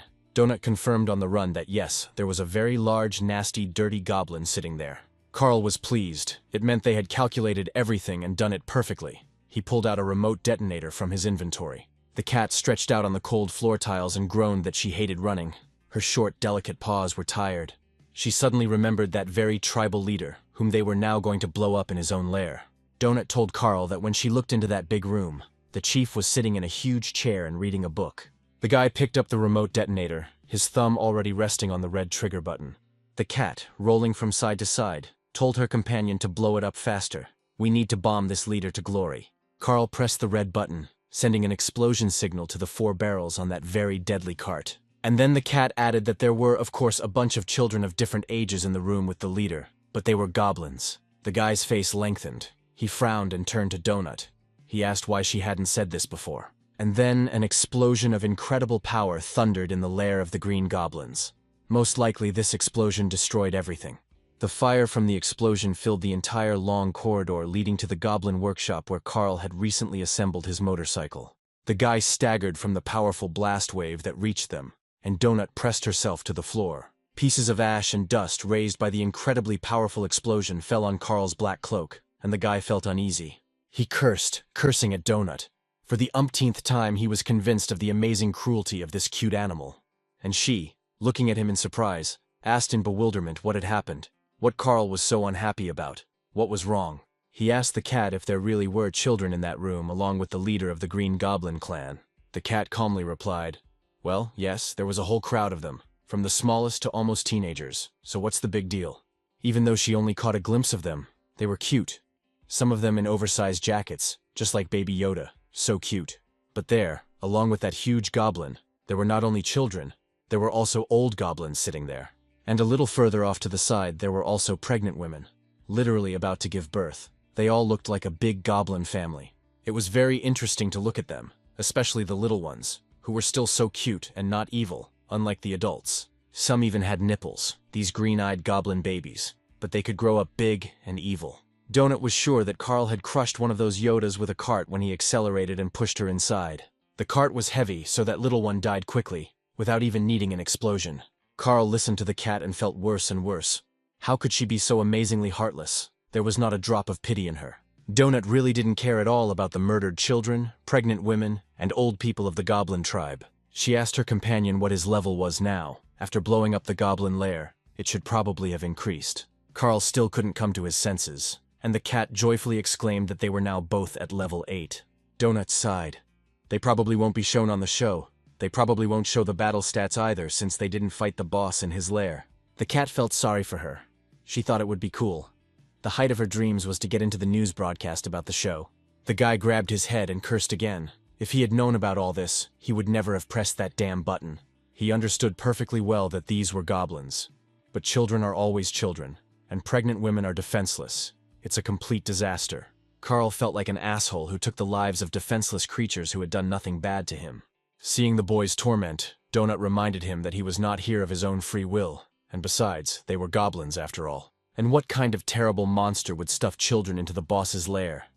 Are they security? That's why they died along with the leader. She jumped onto Carl's shoulders and began to purr soothingly, trying to calm her overly conscientious companion. The researchers approached the entrance, which was littered with rubble, and the cat noted that they would definitely not be able to loot this lair. The guy said that they needed to get out of here quickly before the others returned. Otherwise, even the goblin's pass might not save them. Without waiting for trouble, Carl ran down the corridor to the nearest safe room, using the minimap as a guide. Donut, who was sitting on his shoulder, admitted that she really likes it when Carl blows up different things. The cat's eyes shone strangely, even bloodthirstily. After a short silence, she added that she really liked it. The guy silently glanced sideways at Donut, and once again thought that it would have been better if she hadn't eaten that enchanted cookie and had kept quiet. Finally, they found themselves on the threshold of a safe room, where there was no need to fear the revenge of enraged goblins. They entered an empty hall. For some reason the room's keeper was not visible. The guy cautiously entered the room. There was a plate of cookies on the counter. Donut, her eyes sparkling, asked if this was probably a treat for them. They should try it. A little further on in the display case, a large arrow indicated where the men's and women's restrooms were located. One of the stalls in the women's restroom was strangely lit. There was someone there, but he was trying to make sure no one noticed him. There was a man sleeping in the cabin. This was clear from his even, deep breathing. It was strange that he chose such an unusual place. It was definitely a dungeon explorer, but there were 3 skulls burning above his head, meaning he had killed 3 people. Carl and Donut walked over to the plate of cookies. They really could use some refreshment. The cat took the cookie and began to gnaw on it with gusto. The cookie turned out to taste quite acceptable. As soon as the cookie was eaten, Donut saw that she had gained experience points, and the cat jumped with delight. Carl also ate the cookie, and a notification about receiving additional experience appeared in front of him. The cat's muzzle lengthened. She snorted with displeasure that the guy stole her experience. It was so unfair. After all, she was the main one in their squad. Carl chuckled and reminded Donut that they were in the same group, so their experience was split equally. But the cat was unhappy. Jumping off her companion's shoulder, the cat ran to the plate of cookies, wanting to eat them all to gain more experience. She lowered her muzzle into the plate and began greedily gnawing on the magic cookies that give researchers experience. The boy calmly gnawed on a cookie, watching with a grin the greed of the ambitious and insatiable cat. Having eaten her fill, she opened her menu again and looked. Carl had swallowed the last piece and said that now they had an equal share. Jumping off the counter, Donut headed to the toilet, since they were in a safe room and there was no need to be afraid of anyone. Carl decided to look around here for now. He turned his head, hoping to see the keeper of the safe room. He also looked at the screens. There were 2 days and 12 hours left before the first floor collapsed, and the news show was supposed to air in 15 minutes. The screens also showed that there were just over 3.5 researchers left alive, and that someone was dying every second. Each explorer was also offered an experience cookie to eat, as they deserved it for being there. The guy was curious how many people had managed to find a safe place where they could hide until the stairs opened. How many will be able to sit quietly like this for the remaining 2 days without being torn apart by the monsters of this floor? Suddenly, Carl heard Donut's desperate cry.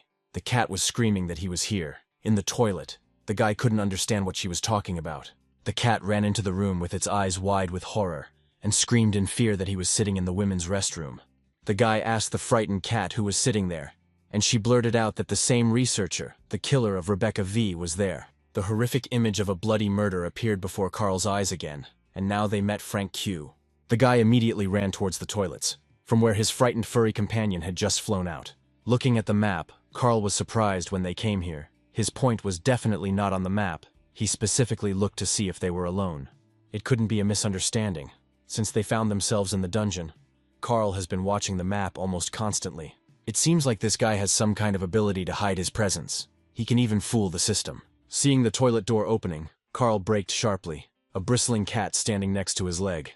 An elderly man with tired but hard eyes, covered in stubble, came out into the corridor and waved his hand, apologizing. The system showed that the person in front of them was level 8 researcher Frank Q. He was covered in weapons and wearing a bulletproof vest. Q had a large battle axe on his shoulder and said he hadn't meant to scare the boy's little cat. 3 skulls were burning above Q's head. The system reported that 3 researchers had been killed by him. He asked with a smile, "Is it a cat?" Donut puffed up her face and growled menacingly at this man. He frightened her terribly with his calmness and armament. He explained to Carl that he thought that if he slept in the toilet, no one would be able to get to him, neither monsters nor people. The closer Frank Q got, the louder Donut hissed and growled, showing her small but very sharp teeth. Q said he didn't know the toilets in the safe areas were different from the ones in the dungeon passages. Looking at the guy standing in front of him, Frank asked Carl in surprise, "Where are his pants? Why is he looking like that? And where are his shoes?" he asked Carl in bewilderment. Had he really been walking around the dungeon barefoot all this time? And the researcher's name is strange. The system called him the Royal Protector Carl from Princess Donut's retinue. And the cat's name was the greatest dungeon champion, Princess Donut, the commander of Princess Donut's royal retinue. Carl noticed that this Frank Q spoke like a cop, or someone who was used to everyone obeying him unconditionally. The guy asked Q if he was currently sleeping in the women's restroom of this safe room, trying to hide from everyone. The man didn't answer right away. It all looked, to put it mildly, not very nice and somehow not quite manly. He replied, "Well, yes, that's true. He needs to rest somehow. No one had ever found him in such a shelter before." Carl said he didn't see Frank Q's dot on the minimap when they entered that safe room. "That's weird," he answered. "Probably because he slept in a safe zone, probably done to protect the researchers." Frank Q took another step towards Carl, and Donut turned into a hissing, growling ball with teeth and a tiara. Q asked if they were from Seattle too. He almost returned to the place where he went down into the dungeon, but he still couldn't find the descent to the second floor. Suddenly Donut hissed and growled and shouted at Frank Q that he was a damned murderer. He had killed the girl Rebecca V. Q's face fell as he stared at the hissing ball of fur, unable to believe that she could speak. Finally he cursed. He thought that it seemed so to him in his sleep, but it's actually true. Who would have thought? The man looked at the raging Donut and was surprised. "Wow, a talking cat. What else can you see here?" He closed his eyes and muttered, "I could go nuts in this godforsaken place. Not only are there monsters all around, but also this." Q asked Carl if he had known the murdered Rebecca Wong before everything happened, or if he had met her here. Donut screamed that Frank Q confessed to the murder. The criminal confessed. He is not hiding what he did. The cat said that she was going to fire a magic projectile at him, but Carl warned her that this could not be done in the safe room. Realizing what the cat was about to do, Frank Q raised his hand and asked Donut to stop. Perhaps she had misunderstood. He said everything is not as it seems. He had no other choice. If they knew Rebecca, then he apologizes. Carl said that they didn't know her before the tragedy or in the dungeon. They just found her body in the corridor. Q looked at them strangely, just in case he took the axe off his shoulder and could strike at any moment. He said that there were 5 attackers. His partner killed 1, Frank killed 3, and some unknown thing killed the 5th. This was the first living person Carl had come across. Even if he was lying, the guy wanted to hear what he had to say. Carl asked if Q's partner was also hiding in the toilet, but the man replied that he was alone now. The guy suggested continuing the conversation in front of the TV. He didn't want to miss the news from this damn show. Their lives depended on it. Moving to the common room, Carl asked Frank Q what had happened to his partner and where he was now. Taking a cookie from the plate to increase his experience, the man replied that his partner was dead. She had been shot. He crunched on a cookie, involuntarily interrupting his story. An oppressive silence hung in the room. Everyone felt the tension. Finally, Frank Q added that his partner had been shot by Rebecca Wong, and now it was just him and his trusty axe. After listening to the man's story, Carl said meaningfully that everything was clear. The guy did not take his eyes off the researcher. Everyone in the safe zone was staring at each other, and the guy was watching Q's expression very carefully, and he was trying to understand what impression his chatter had made on the boy. A predatory expression flashed in Frank Q's gaze. Donut sat on Carl's shoulder, looking with her big yellow eyes at Frank Q, who was hung with weapons. The show's host announced that they would next show a wonderful bloody battle with the local boss. A whole horde of brave explorers of the world's underground from planet Earth came to fight him. The cat finally managed to go to the toilet and flew into the common room, hearing the voice of the host of the show World of Dungeon Explorers. Jumping up on the counter, she exclaimed in disappointment that they had missed the start of the show's news broadcast. The cat turned to Frank Q and snorted at him. It was all his fault because he was such a jerk he was sleeping in the toilet. Carl sensed that Q was preparing to attack them.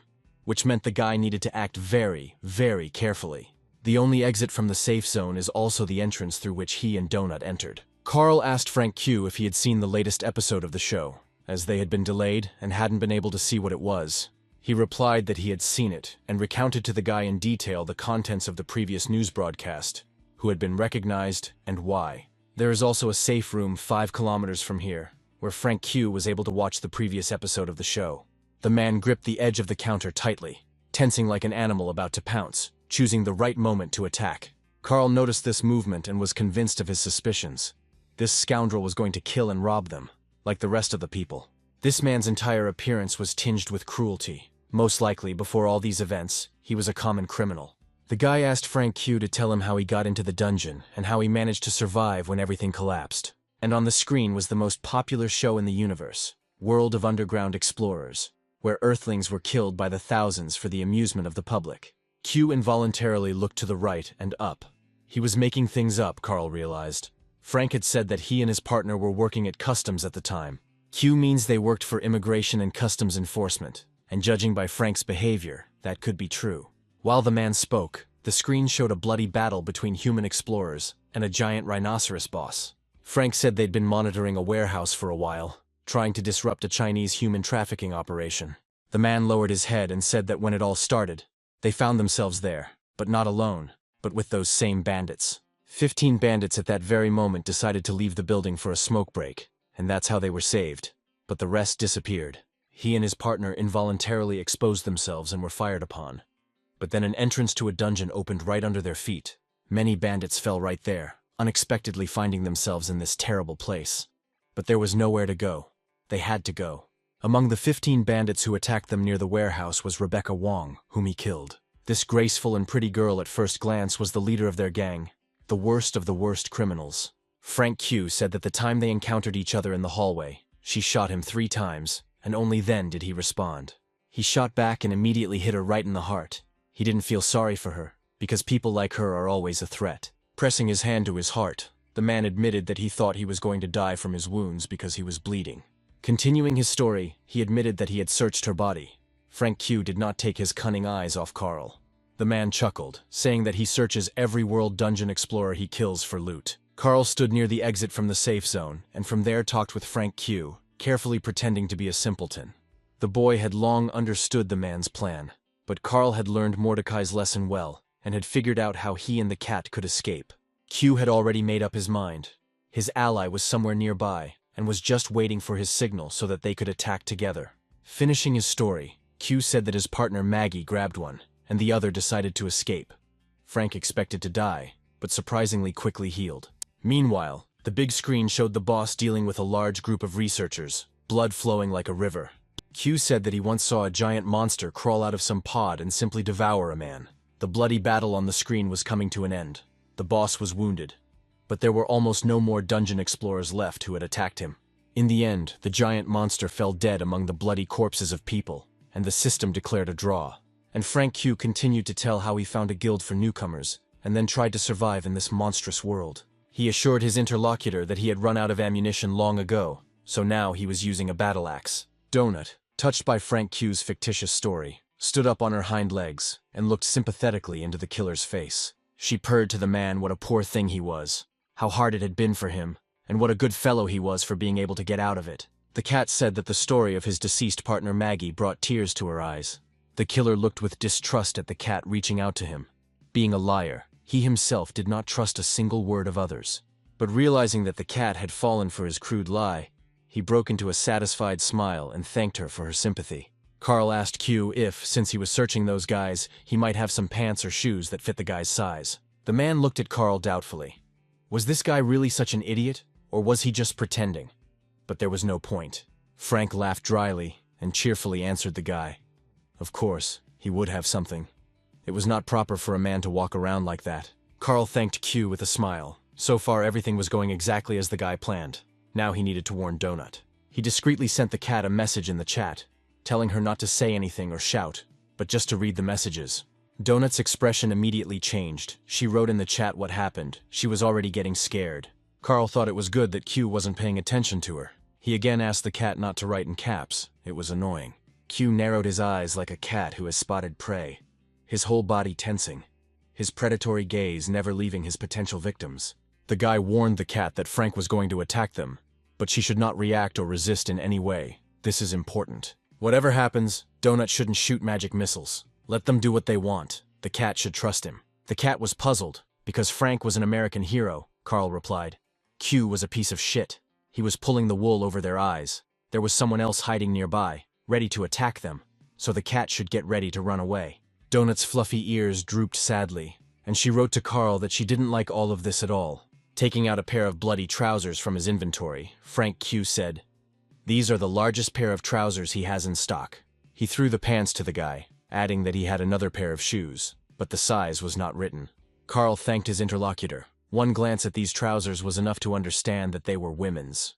The guy texted Donut that he would set himself up so that Frank would attack first. Turning away, he pretended to put on his pants. Seeing that Carl had turned away, the man pulled out a gun, and without a second's hesitation, he shot the cat sitting next to him. Everything happened so quickly that Donut didn't even have time to scream. At that very moment, Frank Q's murdered partner, Maggie, appeared out of nowhere in the safe zone. There were 5 skulls burning above her head, meaning she had already killed 5 researchers. Maggie shot Carl in the back. The guy saw a bright flash and realized that exactly what he expected had happened. He and Donut were attacked by a gang of killers. Turning around, Carl smiled. They fell for his provocation and rushed to attack them right here. He beat them.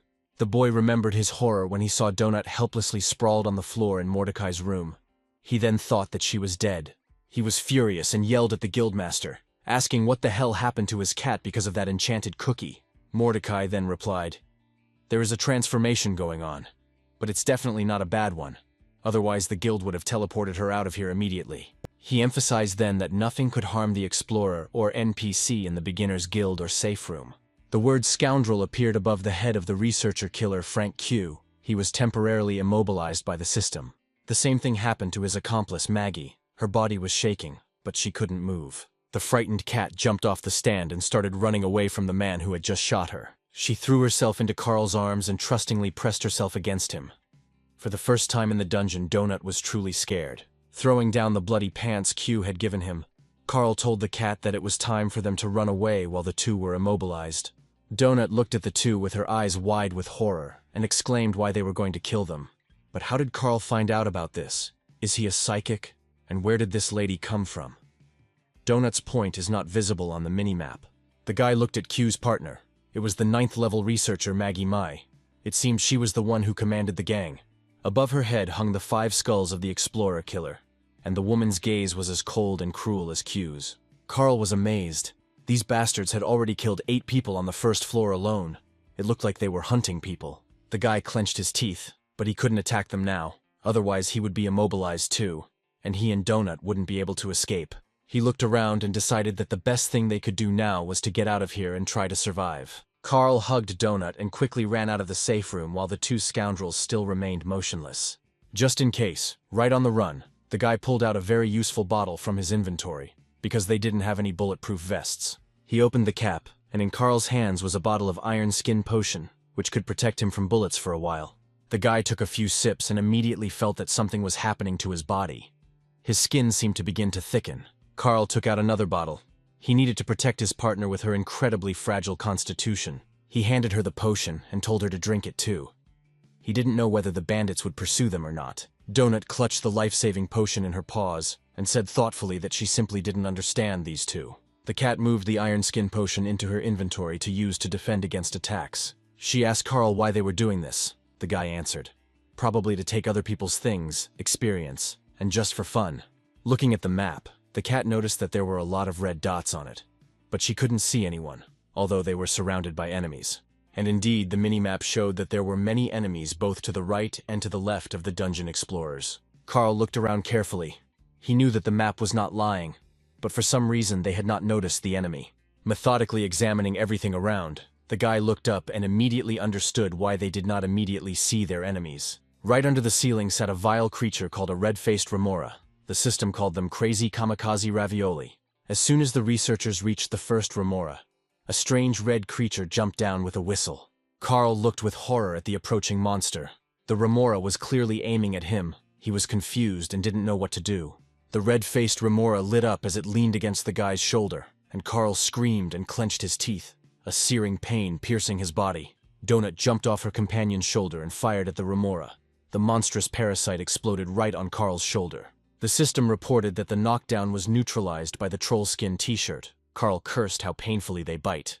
The cat looked up and saw a couple more biting red parasite suckers. They needed to be killed before they had time to attack. Upon seeing the researchers, the remoras rushed to attack the small, fluffy cat, considering it easy prey. One of the red-faced clingers pushed off the wall and, spreading its three-fingered paws, flew straight at Donut. But the cat was ready for the monster's attack. She simultaneously fired magical charges at both clingers. The dead enemies lay sprawled on the floor, and Carl and Donut once again ran away from the gang of Dungeon Explorer killers. Suddenly the cat stopped and asked Carl why they were running away from Frank Q and Maggie May, instead of fighting them. Pointing to the recently killed remoras, Ponchik said that they were strong and could easily handle this gang. But Carl wasn't so sure about this. He also wanted to punish these cold-blooded criminals. But he didn't know if it would work. He remembered Maggie, who had appeared quietly out of nowhere, and without blinking an eye, had shot a stranger. And Frank Q shot at the defenseless cat, which he had just thanked for its sympathy. They have guns. Frank is level 8 just like them, and Maggie is level 9. It's hard to get to 9, so she probably has a lot of skills up her sleeve. Besides, Carl didn't want to have a skull-shaped mark above his head. Even if this couple deserved to die, the rest of the people Carl met would not know about it. Donut sighed. But if they don't stop these bloodthirsty killers, they might hurt someone else. The guy understood that Donut was right, but how could he do that? They survived this time only because the system detained the killers. Carl cursed. He himself did not like retreating, but fighting two experienced cold-blooded criminals is not easy. But if they can't confront them head-on, then they need to come up with another way to defeat them. The guy took a goblin smoke bomb out of his inventory. It emits a foul-smelling cloud of multicolored smoke for 3 minutes. We need to set a clever trap for these hunters of human heads and objects. It seems they are not particularly bright. Carl can't see the bomb status directly from his inventory, so it shouldn't be displayed in the general information. He placed the smoke bomb in the inventory of the dead remora cat. He looked at the status. Nothing was visible. That's good. The guy decided to check if the fuse was burning, and in just a couple of seconds the stink bomb's durability status dropped 3-fold. Carl remembered Frank Q. He searched Rebecca completely, even took her clothes, leaving only a fucking apple core. He took out the goblin dynamite from the storage, which he and Donut had used to blow up the army of sprinklers in the boss's lair. The fuses needed to be lit so that as soon as Q took it out of the repellent storage, the dynamite would explode instantly. People like Frank Q and Maggie May always pocket everything, even the blood-stained belongings of the people they killed. Carl doubted that the mobs would drop dynamite as loot, but if he was lucky, Frank wouldn't even think about it. As soon as he got the dynamite, it would explode, and now it was time for them to go. The cat doubted that Q worked at customs. Carl replied that maybe that was the only thing he didn't lie about. His behavior was like a cop, but everything else he said was bullshit. Frank Q said that he and Rebecca shot each other almost simultaneously, but that can't be true. This girl, Rebecca Vaughn, was level 3. Her inventory system was activated, meaning she had been in the guild. All that was left in her inventory was an apple core. But there had definitely been something there before, since she had completed training in the Beginner's Guild. Carl also noticed how many experience points Frank got when he ate the cookie. If he had been alone, he would have gotten 10 points, but he got less, which means he was in a group with someone. The guy also noticed that his finger was twitching, as if he was trying to type something on the keyboard to his partner in the chat. Donut was surprised when it came to some strange things. Carl behaved like James Bond, and when Beatrice dated 3 different guys, he didn't even suspect. Carl jumped in surprise at how many guys his girlfriend had dated. Was it really true that she had dated 3 at once? He only found out about one thing, and after that he and B broke up. Carl said that he didn't care. She could stay in the Bahamas. And then all the explorers of the world's underground saw a hologram of the producer of this season of Cascadia. He greeted the researchers, and, according to Cascadia, it had been another amazing and wonderful day. The show's organizers are very happy that people are with them, and really hope that everyone has a great time. Cascadia assured that all the problems with the toilets, explosions, and suctions have been resolved, so there is no need to worry about it. He also asked those who use the dungeons to relieve themselves to stop doing so immediately. A cross-translation function has been introduced into the native language. Now people from different countries can easily understand each other when meeting in the dungeon. Carl pulled out a goblin-made bike from his inventory to quickly get away from the potential explosion. Cascadia exclaimed. That was all the news. He wished the researchers to continue in the same spirit of killing, killing, and killing. Jumping into the cradle, Donut said that they were never able to watch the show to the end, and wondered if they got there. The guy doubted that he and Ponchik were shown. He got on the bike. They needed to hurry to leave the dangerous place. The motorcycle roared. The engine worked properly. The goblin engineers knew their business and made the bike conscientiously. The explorers rolled along the corridors towards the room controlled by Tally. They needed to eat and rest. The two rule-breaking scoundrels, Frank Q and Maggie May, were still standing motionless in the safe room. A girl approached this very room with two killers. She put her hand on the front door and looked into the opening. Seeing bodies shaking with tension with pistols in their hands, the girl called out to her mom and dad in surprise. Carl and Donut were flying through the dungeon at full speed. The motorcycle was working properly. The contented cat was sitting in a fluffy stroller. The guy activated the map to navigate the numerous corridors. There were 2 days left before the level's destruction. He saw that their target was very close and stepped on the gas. Carl was eager to take refuge in Tally's shelter and taste his cooking. The system increased Donut's bike driver skill level, and the cat was delighted, even though she had never driven a thing before. Finally, they arrived at the required premises. Carl stopped. It was necessary to put the vehicle into inventory. They greeted the silent little keeper with pleasure, Donut jumping up onto the counter and rubbing herself against Tally. Carl sank tiredly into a chair. They hadn't had a chance to rest since they had been here. The guy lost count of how many days had passed since they last slept. Time flows differently here, but at least a day passed, and maybe 2, while they were here. Carl decided to open the chests to see what he got. The system gave the boy a new achievement, calling him a monster for killing the goblin babies in their own house. Then she calmed the guy down, saying that the mob's children don't die, but are transported to a safe zone, where they wait for their parents. After the end of the next season of the show, the mob families meet again and continue their long, happy life. Laughing, the system mockingly told Carl that it was a lie. Those children were dead, and dead because of him, so he would definitely burn in hell. Carl clenched his teeth, sick of the constant bullying of this stupid show program system. It was clearly trying to get to him. And for this ugly and bloody deed, the guy receives a bronze chest of the Ass Smasher as a reward. For killing over 20 civilians in one attack, Carl received the achievement called War Criminal. It was he who prevented innocent children from growing up and enjoying a happy and fulfilling life with their parents. For being so cruel and unforgiving, the dungeon explorer was rewarded with the golden chest of the Ass Smasher. The guy keeps a ton of stuff in his inventory, and for this he gets a golden loot chest, so there will be even more of it. Carl's explosives handling skill has also been increased to level 5, and he now has the skill to make IEDs. He was surprised to see a new tab appear in his menu, called Destruction Workshop. Carl clicked on it, but it turned out that he could only access this menu when he was standing in front of the sapper's table. It was interesting, the guy thought. A sapper's table can be bought in a safe room store. Donut also began opening chests and examining their contents. As always, she had plenty of potions and torches. The cat, like a child, was delighted with all the items she received, her eyes shining when another thing jumped out of the chest. Among the numerous other boxes, the cat also received a bronze boss chest, which always contains interesting items. Here was an enchanted scaly fairy steel tail cap for the swift four-legged explorer. The charmer's silver chest contained a very useful spell book that could turn enemies into allies. She received this spell, Minion Army, for charming all the goblins, which allowed her to make enemies fight for her for 1 minute. The contented cat opened the next chest. There would probably be some beautiful bottles of potions there. But in the chest, there was a special weapon oil called Weeping Wounds. It is applied to weapons to make wounds bleed longer. Like Carl, she received the Ass Killer's chest for the mass murder of peaceful and defenseless goblin children. The chest contained a Thug's Pass, which allows you to get a pass to the Thugs Club, but prevents you from getting a winner's pass. Donut was horrified that a tattoo would really appear on her well-groomed body. But it was simply unimaginable. She was not a criminal. She felt a burning pain. The brand dug into her neck to leave a mark in the shape of a dagger. The cat growled indignantly. Donut ran around the room, jumping from table to table, and was indignant at who gave them the right to defile her in such a way. Her eyes were burning with anger. The place where the tattoo was applied was bleeding, and in anger the cat tore the banners on the walls of the room with her claws. Tired of running, she stopped near Carl and moaned that now there was a disqualification mark on her beautiful body. Donut, her ears drooping sadly, lamented that this tattoo, this terrible mark, had caused her serious harm. The guy tried to calm Donut down, saying that everything was fine. All these marks would come in handy one day, just like his goblin pass had come in handy.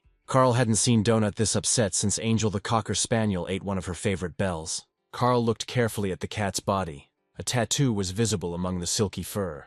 Now Donut had become a thug. To distract her from unpleasant thoughts, he asked if she would like to try on her new enchanted thing. The cat still replied sadly that it would be great. But the thought of a new thing soon took hold of her.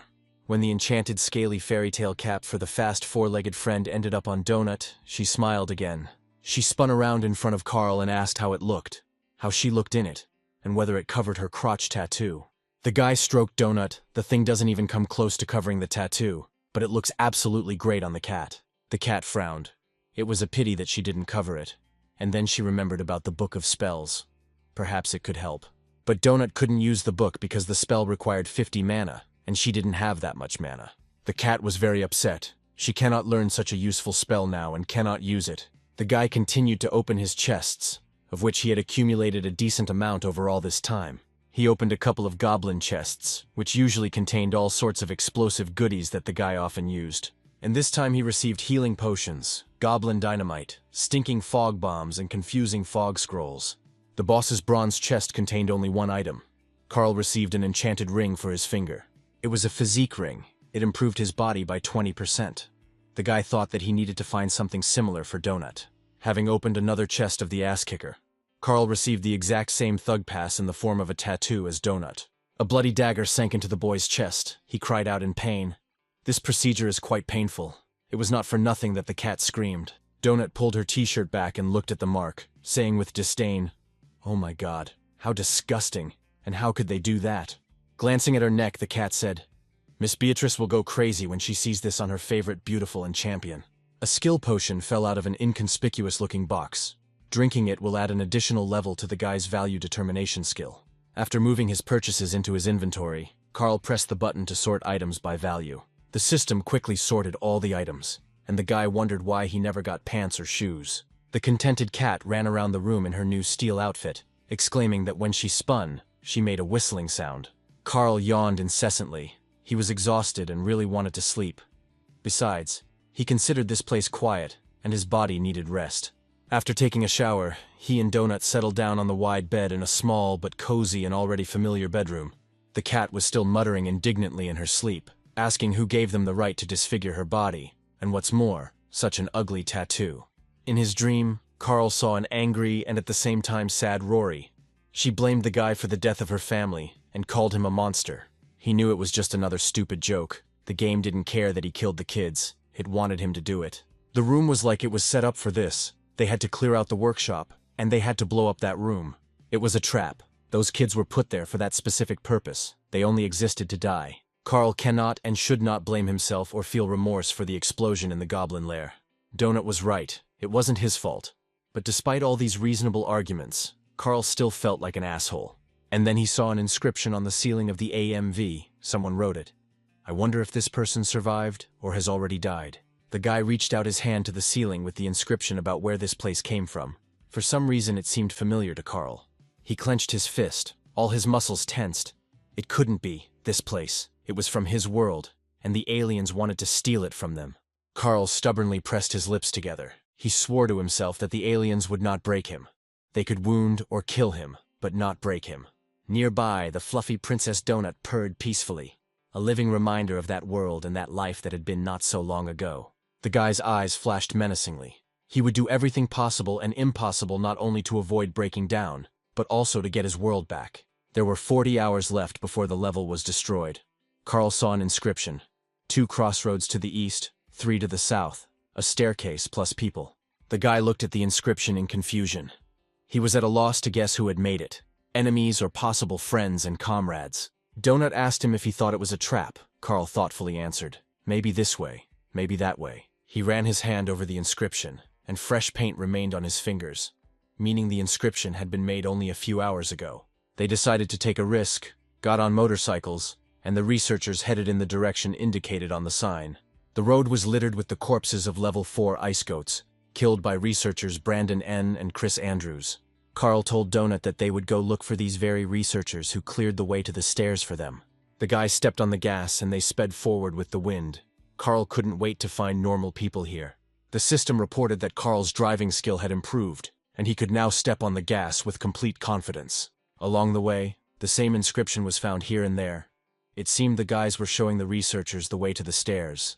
The messages were on the walls and on the floor slabs in the corridors. Suddenly, Donut yelled at Carl to stop. As they drove, the cat watched the minimap very carefully. She showed Carl a staircase that had appeared on the map.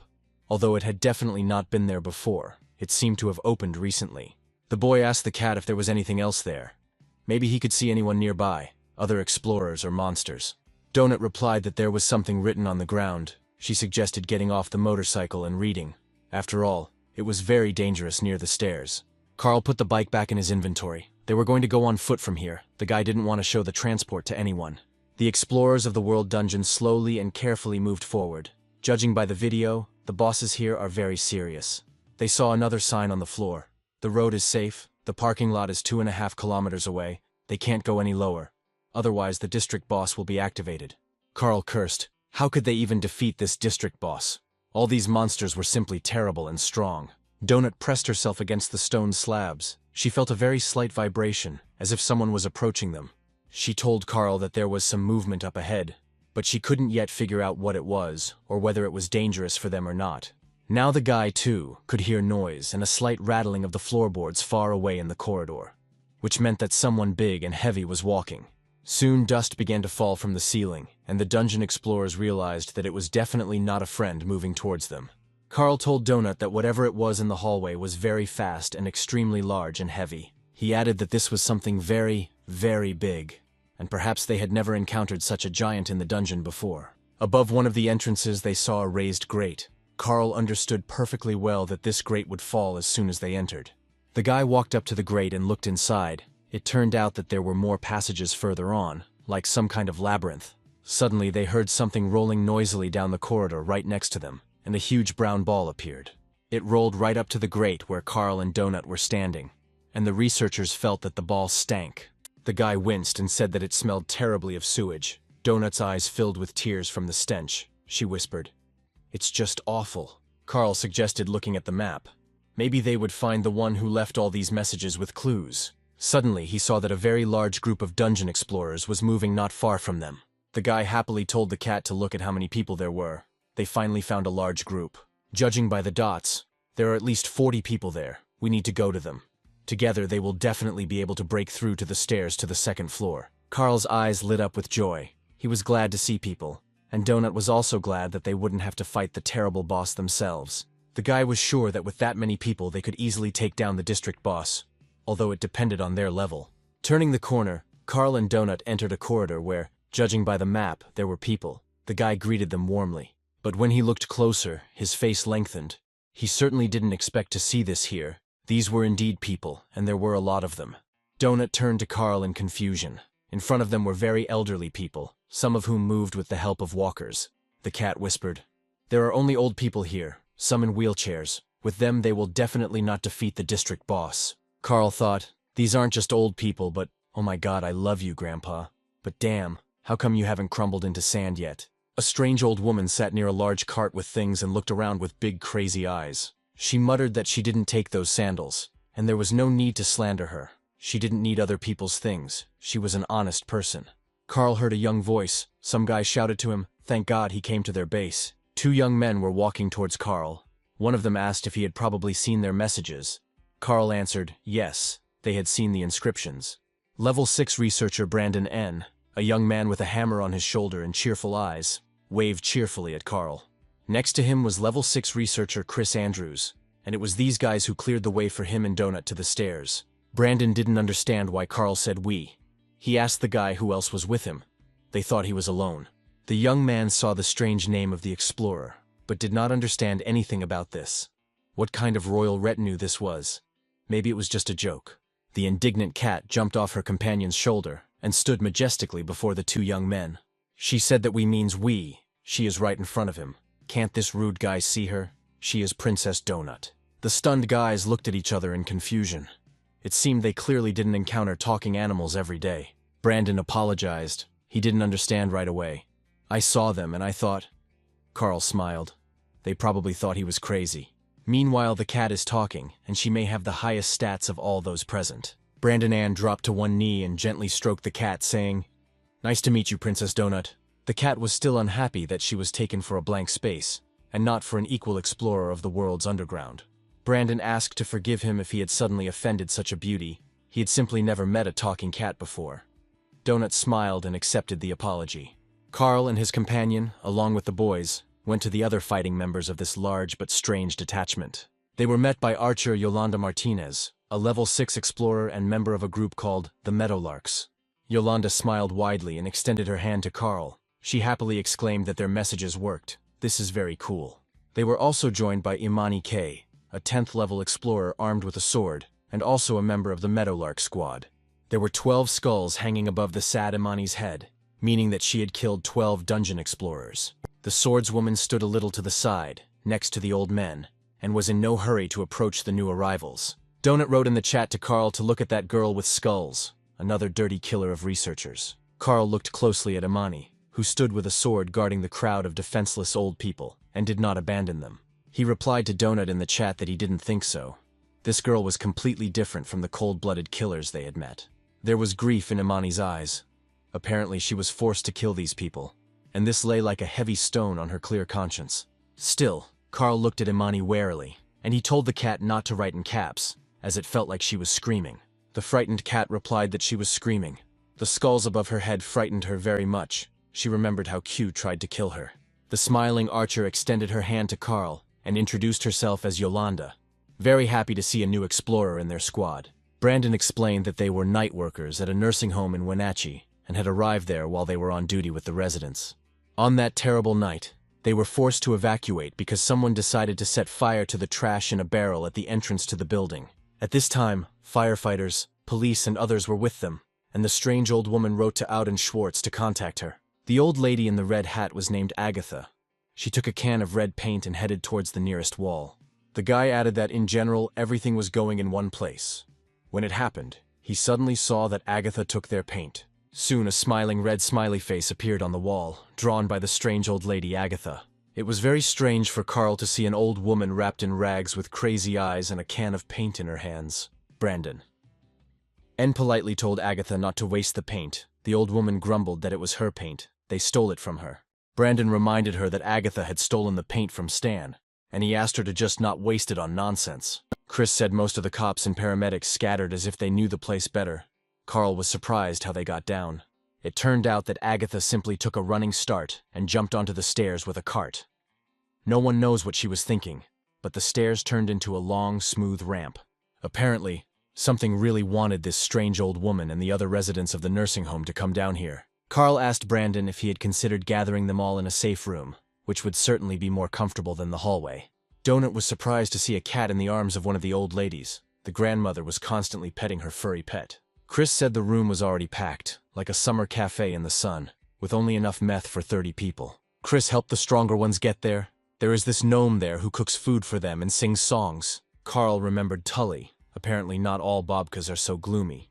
There are more cheerful and younger ones, but it seems they are all very kind. The old people really like that room. There is nothing to be afraid of there. They remember their previous life, their youth. And among themselves they decided that they would never leave there again, that they would all die together in this place to the cheerful songs of the keeper of the room. Now they sit there like they're at a big party, well-fed, happy and calm. It gives you goosebumps.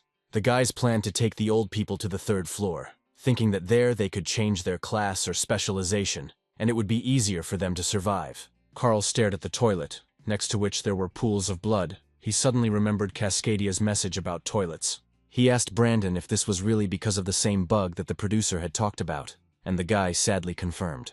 Carl remembered the message that if you open the door and something or someone comes in instead of you, they won't explode now.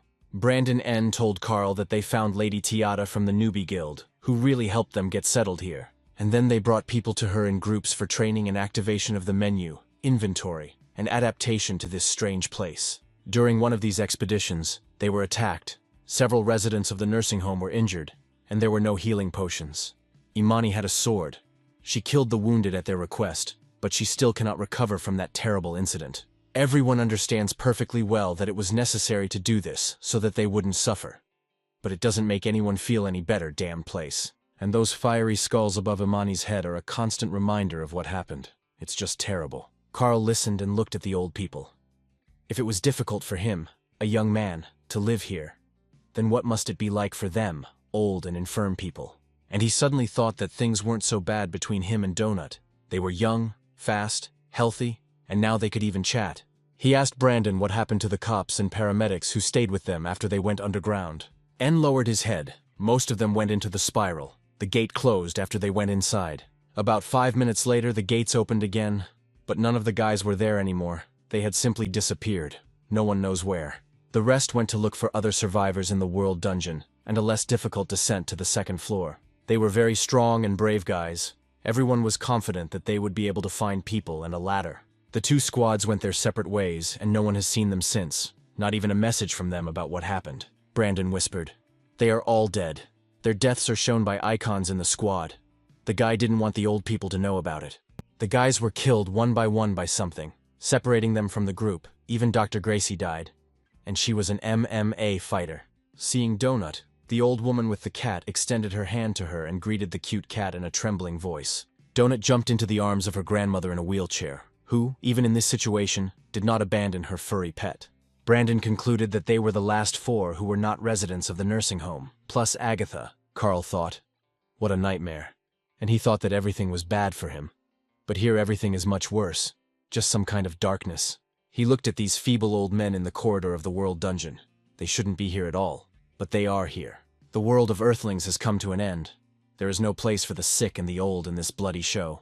But what to do with them if they still end up here? Of course, it would be wiser for those guys to give up and abandon those old people, but they don't do that. They take care of them.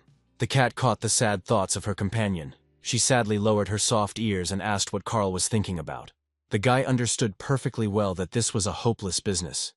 But how could he abandon them? Would his conscience be at peace if he did so? He closed his eyes, frowned, and firmly decided to stay with the guys and help them save these frail people. It would be the humane thing to do. Carl looked again at the old people. Many of them were moving with difficulty, but still tried to encourage each other. The guy thought that if he died saving them, at least he would do it for a good cause, and not for the entertainment of the show's viewers. Carl asked the boys what they had learned about the area, and whether there were any safe rooms that weren't packed to capacity. He suggested doing this. He and Donut would go level up by killing various local monsters on the floor. If there was a chance to borrow a couple of cans of spray paint from Agatha, Carl would take them with him just in case. Hearing this, Agatha anxiously pressed her supply of spray paint cans to her skinny old chest. Carl said that he would try to improve his skills as much as possible in the remaining time, and it would be good for the guys to do the same.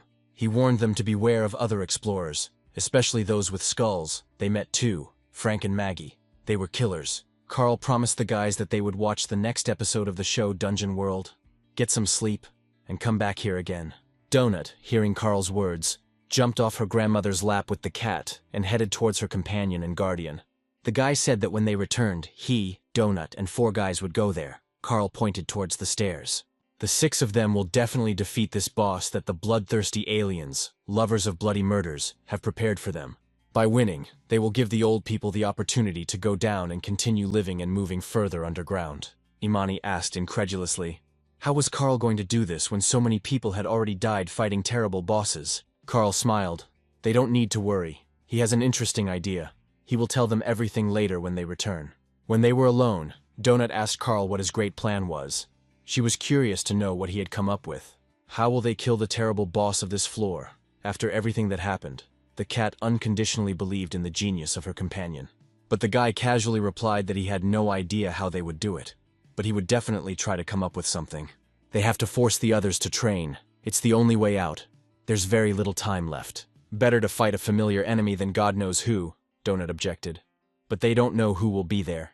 Carl, taking paint from his inventory, began to paint over the sign indicating the way to the nursing home base.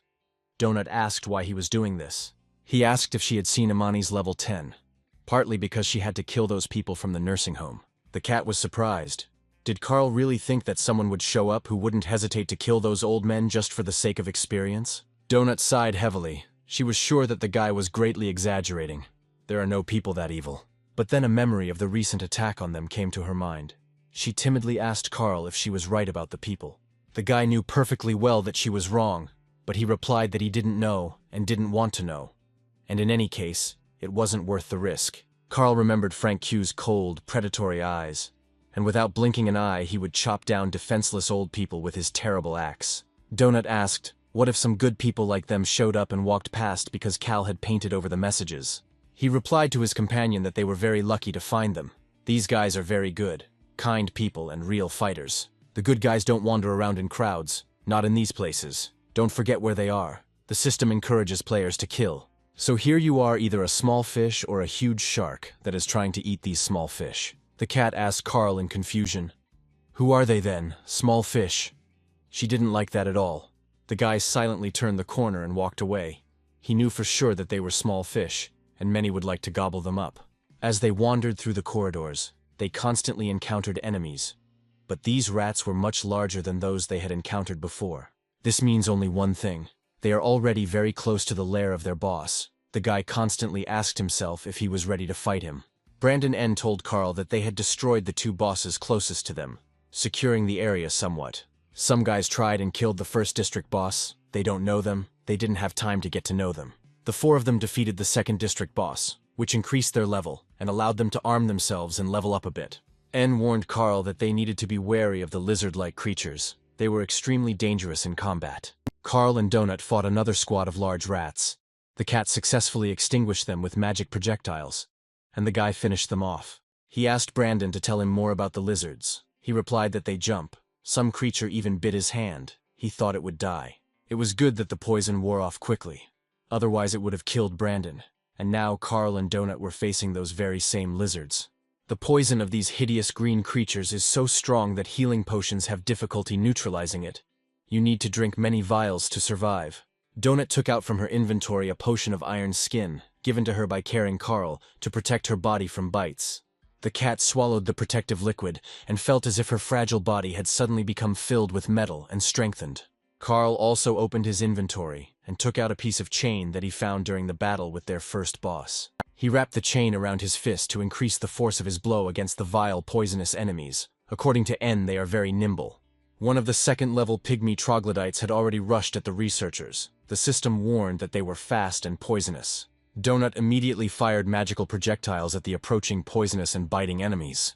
The cat's spell level increased, and now she could not stun, but immediately kill enemies with her shots. The green lizard, having received the magic projectile, bulged its yellow eyes in surprise and helplessly opened its toothy mouth. Carl tested his iron fist by hitting the jaw of one of the green lizards that jumped up to him.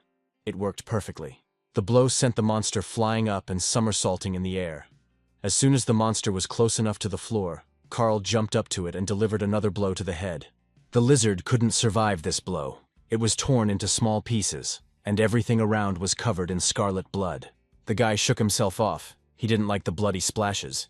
He wondered why there was so much blood on all the creatures here. Carl approached one of the green lizards killed by Donut with a magic projectile, and it literally fried. The guy was very surprised. This didn't look at all like the 3-mana projectile the cat had previously fired at enemies. The system informed Donut that her magic projectile had reached level 5, allowing her to spend between 3 and 6 points per projectile. Looking at the stats, Carl saw that Donut's intelligence was now 24, and she could fire as many as 8 projectiles if she reduced the spell's cost to 3 mana. Approaching the roasted pygmy lizard, the cat said that she had spent 6 mana on this green, toothy freak. Carl noted that Donut would probably be able to kill second-level monsters with 1 projectile for 3 mana. The cat objected that if some monster was going to bite off her face, she would fire 1 projectile every 6, so as not to take any risks. The guy noticed that only a few days had passed, and he could already barely feel the pinch under his feet when he walked. They were getting stronger. Now they faced a fight with stronger lizards. They were larger and more muscular, but just as fast and no less poisonous. The guy had long ago noticed that the strongest mobs in this area were at most level 4. Carl really hoped that the boss would be only slightly stronger than them. 7th, maybe 8th level. Then they would be able to deal with him easily. The guy noticed a tongue appearing from the lizard's mouth. He remembered Brandon's warning. The monster jumped up and threw out its poisonous tongue. Carl turned around, covering Donut with his body. He smiled. The troglodyte trickster cast poison on him, but the poison was neutralized by the protective magical cloak of the night ghosts. Peeking over Carl's shoulder, Donut responded to the lizard's attack by firing a powerful magical projectile at him. This fight was harder than the previous one. but it also ended in victory. Carl sighed with relief, beads of sweat streaming down his face. They only have a little bit left to level up to the 9th level, then all their stats and skills will also increase. But with each level, more and more experience is required to move on to the next one. So for now, they are marking time in one place. Although Carl can't distribute stats, his combat skills are steadily increasing, meaning his attacks are becoming stronger. He understood perfectly well that the real difficulties would begin when they went down to the floor below, where everything would start all over again. Donut approached the recently killed troglodyte lizard. She usually tried to stay away from even dead monsters. Carl mentally corrected himself. All these problems would occur if they could go lower, which was not at all certain to happen. Suddenly, the cat hit the dead enemy in the face with its paws several times. It seemed that it decided to test its strength on the corpse. She struck the lizard with her claws, and streams of blood immediately gushed from its body. Donut watched the result with interest. Suddenly, from the blow of the paw, the body of the large lizard spun in the air, and the head burst, flooding everything around with pools of blood. Carl told her again to practice hitting with her claws. His strength is 9, and Donut's is 18. She is twice as strong as him, and Carl hits pretty hard. With that kind of strength, Donut could probably easily pierce a steel sheet, even some low-level monsters. The cat winced and said capriciously that fighting with claws was inelegant, an activity not for a true lady. The guy grinned, and shooting lasers from the eyes is graceful. Is that an activity for a lady? Donut replied, well, of course, yes. Using magic projectiles, she doesn't get covered in blood like a ragged alley cat. God, she can't even imagine that. Otherwise, he will look like Ferdinand. Carl asked who this Ferdinand was. It seemed like he had never heard such a name before. The cat was a little embarrassed. Carl doesn't know him. The guy even thought that Donut blushed. Who would have thought? She has secrets. Carl knew that it was useless to put pressure on the capricious cat, so he asked her to just think about it, because this was her strength. Donut frowned. She understood that the guy was right, but she really wanted to remain a princess and not stoop to fighting with her claws. A new group of enemies appeared ahead, even larger and stronger than the previous ones, meaning the researchers were close to the boss. Grabbing a club, the green troglodyte lizard rushed at Carl and Donut, moving surprisingly quickly. Another bluish-colored lizard opened its toothy mouth and thrust forward an incredibly long, poisonous tongue. Donut, as always, fired magical charges at the enemies, staying at a fairly safe distance from them. Carl used his feet and fists, smashing the monsters' heads, especially since he was immune to the creature's poison because of his cloak. Soon this battle was also over. The researchers won, leaving huge red pools of lizard blood in the corridor. They approached the room where the lizard boss was located. Carl opened the minimap and looked carefully. This room layout will not allow the guy to use the bomb makes a boom method on the boss, as he did last time. They stood in front of the doors of the gym, and Carl could feel in his bones how dangerous this undertaking was, but they still had to do it. But if they couldn't deal with the first floor boss now, then they wouldn't have a chance to deal with the guard guarding the stairs to the next floor. They simply have to cope, and they will. He asked Donut if she was ready for battle. The cat answered that she was ready. Carl knew that in games there is always a chance to win any battle, even the most difficult one, and this show is no different from the game in terms of mechanics. He opened the doors to the fitness center and told Donut to go ahead, and they boldly entered the boss's territory with the clear intention of winning. At first glance, everything here looked like a regular fitness center: soft paths, posters, turnstiles, and an administrator on duty. Upon seeing the researchers, the green administrator lizard hissed threateningly, warning the others of the approaching enemies. Donut silently fired a magic projectile at the fitness center administrator, and he fell silent, instantly changing color. Carl said that after the shot the lizard did not explode. The cat replied that it was a projectile for only 3 mana. She was saving her strength. Entering the hall, the guy noticed the double doors bound with chains on the side wall of the gym. He wondered what was there. Donut jumped off the turnstile and ran easily along the carpeted paths of the well-equipped gym. A huge troglodyte lizard was hauling iron, surrounded by smaller but also weighty green musclemen. The boss threw the huge dumbbells on the floor. His muscular tail twirled nervously. He felt that enemies had arrived. The green boss turned halfway and glared angrily at the dungeon explorers who had disturbed him. The muscle man stood up to his full height in front of the uninvited guests and looked down at them, flexing his steel muscles. The system announced the sides of this battle. On one side are the 8th level researchers Carl and Princess Donut. They are confronted by the district boss, the lizard-like troglodyte muscle man, a level 9 warrior who is ready to deal pain to everyone. Donut sighed.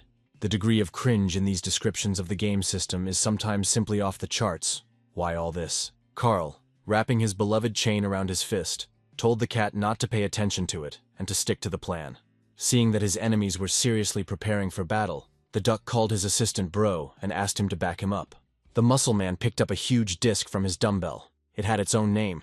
It was the Skinny Destroyer. The lizard boss threw a massive disc at his smaller opponents, capable of taking off both of their heads if it hit. As the disc gained speed, it became engulfed in flames, and soon the object flying toward the researchers burst into flames. Carl and Donut jumped in different directions. The guy cursed. What a strength. He definitely doesn't have that kind of strength. You have to take that into account. The guy quickly opened his inventory. If this muscle man continued throwing everything in sight, they would have a hard time. He took out a scroll of confusing fog from his supplies. This was exactly what they would need right now. As soon as the scroll was activated, the entire gym was covered in a thick fog, and none of the enemies could see anything clearly. The scroll didn't say how long the fog would last, but the fog's confusion effect was negated for their party members. Just in case, we need to act quickly. Duck called Bro in confusion, exclaiming that for some reason he couldn't see anything. In the confusing fog, the green lizard fighters desperately beat each other, mistaking their comrades for explorers. Carl's plan was very simple. He would attack the boss's assistants while Donut would shoot his head with maximum power charges. Now Kochka's henchmen were busy fighting each other, so the path for the boss's attack was clear. Carl rushed at the green muscular lizard, who was standing very close to his boss, trying to protect him. The guy dealt the lizard a crushing blow to the chin with his chain-weighted fist, and the lizard gasped and flew off to the side. Without giving the enemy a chance to rise, Carl jumped on him and dealt him a decisive blow, crushing the troglodyte's small head. The guy mercilessly beat the toothy lizard. Blood flowed from the monster like a river, but he was still breathing. The monsters were stronger here. Donut, sitting on the exercise machine, constantly fired at the muscular boss's head, not allowing him to move. Suddenly, she noticed that one of the troglodyte lizards was attacking her with a long, poisonous tongue. She jumped up easily, dodging the poisonous attack. She needed to find another comfortable position and attack the boss again.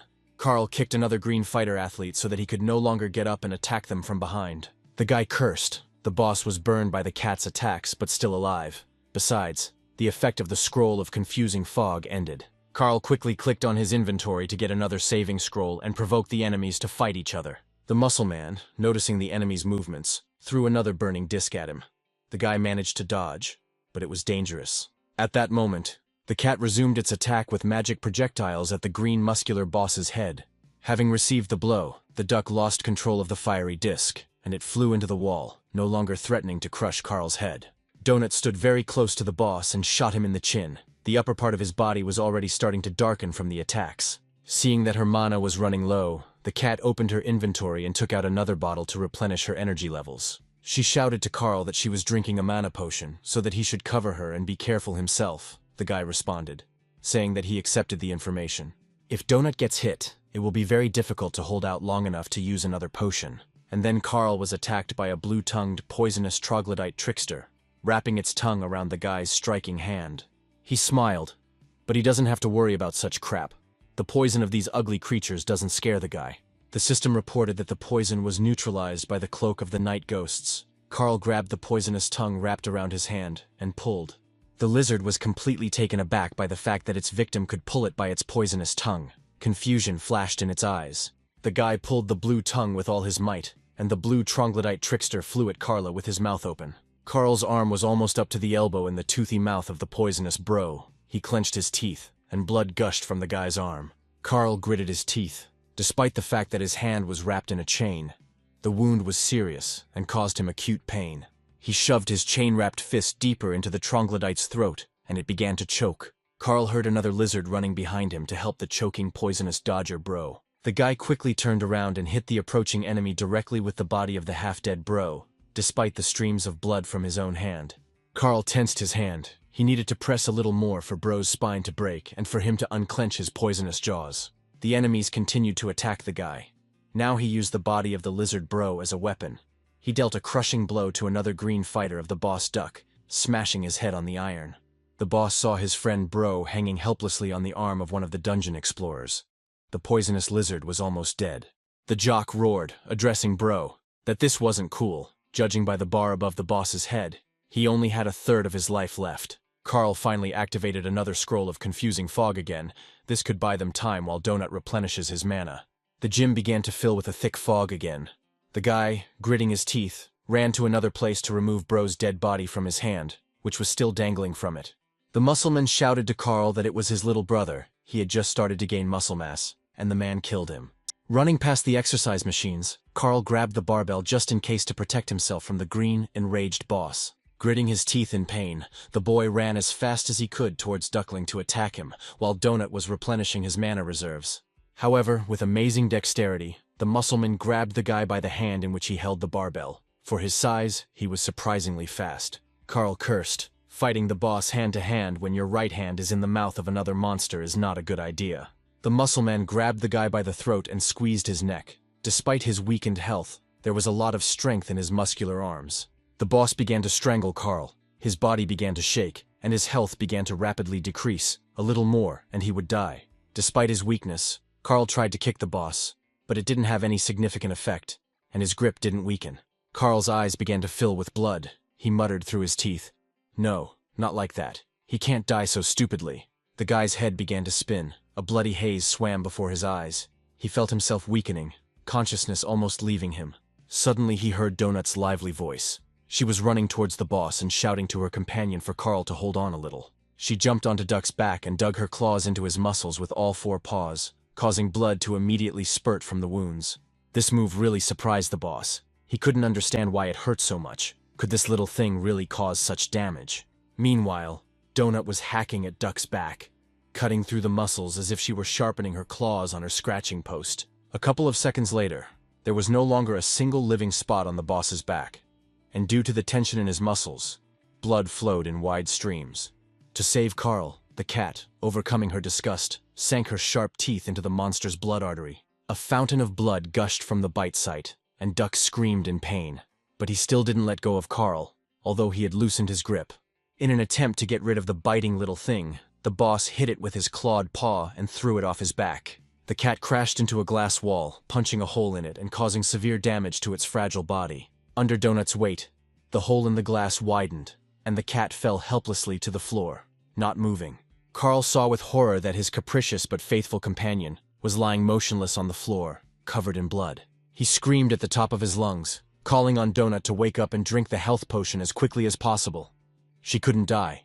Not her. A wounded cat lay among the shards of glass, a red pool of blood slowly spreading around it. The jock let go of Carl's hands, trying to stop the blood that was pouring out of the wound on his back. Donut bit into an artery. The weakened guy fell to the floor not far from the boss, the poisonous lizard bro he had killed still hanging from his arm.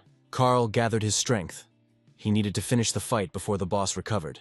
There was very little left to finish him off. He pulled his bloody hand, wrapped in chain, from the dead bro's poisonous, toothy mouth. The boss was losing strength due to the large number of wounds on his back. Blood was pouring out of him in a huge stream, forming terrible puddles. The guy got to his feet. He was still holding his throat, but his breathing had already been restored. He needed to kill the boss and save the cat. He looked at the bleeding jock, his head already blackened by Donut's attacks, his muscular body covered in blood. The jock, looking at his dead friend, sadly said that he was proud of Bro. He continued to fight despite the pain, and even after death. He tried to stop the bleeding, but the wounds were deep and there were a lot of them, and all of Duck's assistants were already dead. Carl gritted his teeth. He couldn't feel sorry for this monster. He needed to survive and be sure to save his brave Princess Donut. Gathering his strength, he jumped up and struck Duck on the chin with his chained fist. He swung his paws, and the blood gushed out even more. The boss fell helplessly on his back. He didn't move, but the guy knew that his enemy was still alive. Taking a running start, Carl jumped onto the huge muscular body of the jock and dealt him a final decisive kick. Having dealt with the boss, the guy ran to the cat lying on the floor in a pool of blood. He called loudly to her, begging her not to die. Falling to his knees in front of the small body, he again called to Donut, asking what to do and why she wasn't recovering. The life bar above the cat showed that she had only 1 bar of health left. She was almost dead. He extended a trembling hand to her, cursing. He told the princess that she wanted to get into the show. It was time to come to life. After stroking her silky fur, all smeared with blood, Carl asked Donut not to do this to him. The system revealed the winners of this battle, researchers Carl and Princess Donut. But no matter what Carl said, Donut didn't respond. She still lay motionless, and her health bar showed 1 bar. The boy's lips trembled and his eyes filled with tears. He asked the cat in confusion why she wasn't healing. He frantically opened his inventory. He had a pet healing scroll. The guy clicked on it. It should help. The healing scroll was moved from the storage, but the system reported that there was no suitable target. The game mocked the idiot for wasting a valuable scroll. Carl cursed like crazy, but she was still alive, so there had to be a way to bring her back to life. But what was it? He took out a green healing potion and had already opened the cap to give it to Donut, because it always helped him. He was about to pour the healing potion from the bottle into his companion, but something stopped his hand, trembling with excitement. Her condition does not change for no reason. There must be a reason. You need to think and take your time. The main thing is not to harm. He remembered that before all this, she shouted to him that she had started taking the mana potion, but the recharge had to finish first. Carl understood that Donut was in a hurry, which meant she probably took the potion before starting her attack on the boss. He didn't know how long ago she took the mana potion. At that time, he was busy fighting the poisonous bro and the rest of Duck's assistants. This means that Donut is still in a mana recharge state, but this is just an assumption. Carl didn't know if she would take damage if he gave her a healing potion while another potion was active. He clenched his teeth. He didn't know the answer to this question, because he still hadn't learned all the intricacies of this game system. The guy frowned, but what could he do? He couldn't just sit and watch her die after saving him. He looked at the only remaining health bar. Any damage, even the slightest, would kill her. That was for sure. But what should he do? Carl's strong, courageous face was distorted by a grimace of grief. He almost cried looking at Donut. So he needs to try it out for himself first. But he's not allowed to take another potion from the hot bar. But he could probably drink it right away. He summoned a health potion from his blue panel where he kept everything he needed. The system showed that the healing process would take 15 seconds, and a green light immediately began to flow around Carl. I wonder why his reload is faster than Donut's. Probably because he has a better constitution. He immediately drank another potion. The system reported that he was poisoned, but the poison was neutralized by the cloak of night ghosts. That's the answer. You can't take 2 potions. Carl swore. It turns out he almost killed Donut with his own hands. Now she can't be given anything. He can't do anything until the cooldown is over. But how do you know when it's over and you can heal? The guy sat next to Donut and quietly stroked her soft, motionless body. He was ready to do anything to make her wake up. He whispered to her not to leave him. How would he be here without her? Who would purr in his ear at night? Carl asked his furry companion with all his heart to stay with him, begged as much as he could, said that he really needed her.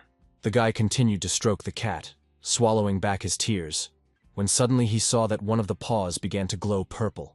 He was overcome with joy. He realized that her paw had just recovered, which meant Donut was coming back. The health bar started to turn green. It was healing. Carl was ready to jump for joy. Like a child, the cat would stay with him. Great. Donut's eyelids fluttered. She opened her eyes slightly and quietly called out to Carl. She still felt unwell due to her weak health. Everything was swimming before her eyes. She could only make out a smiling silhouette leaning over her.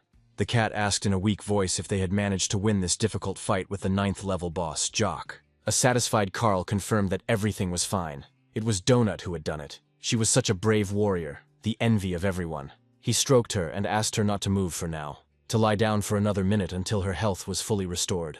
Looking over his shoulder at his dead boss, Carl told the cat that she had saved his life, and that it was only thanks to her that he was alive.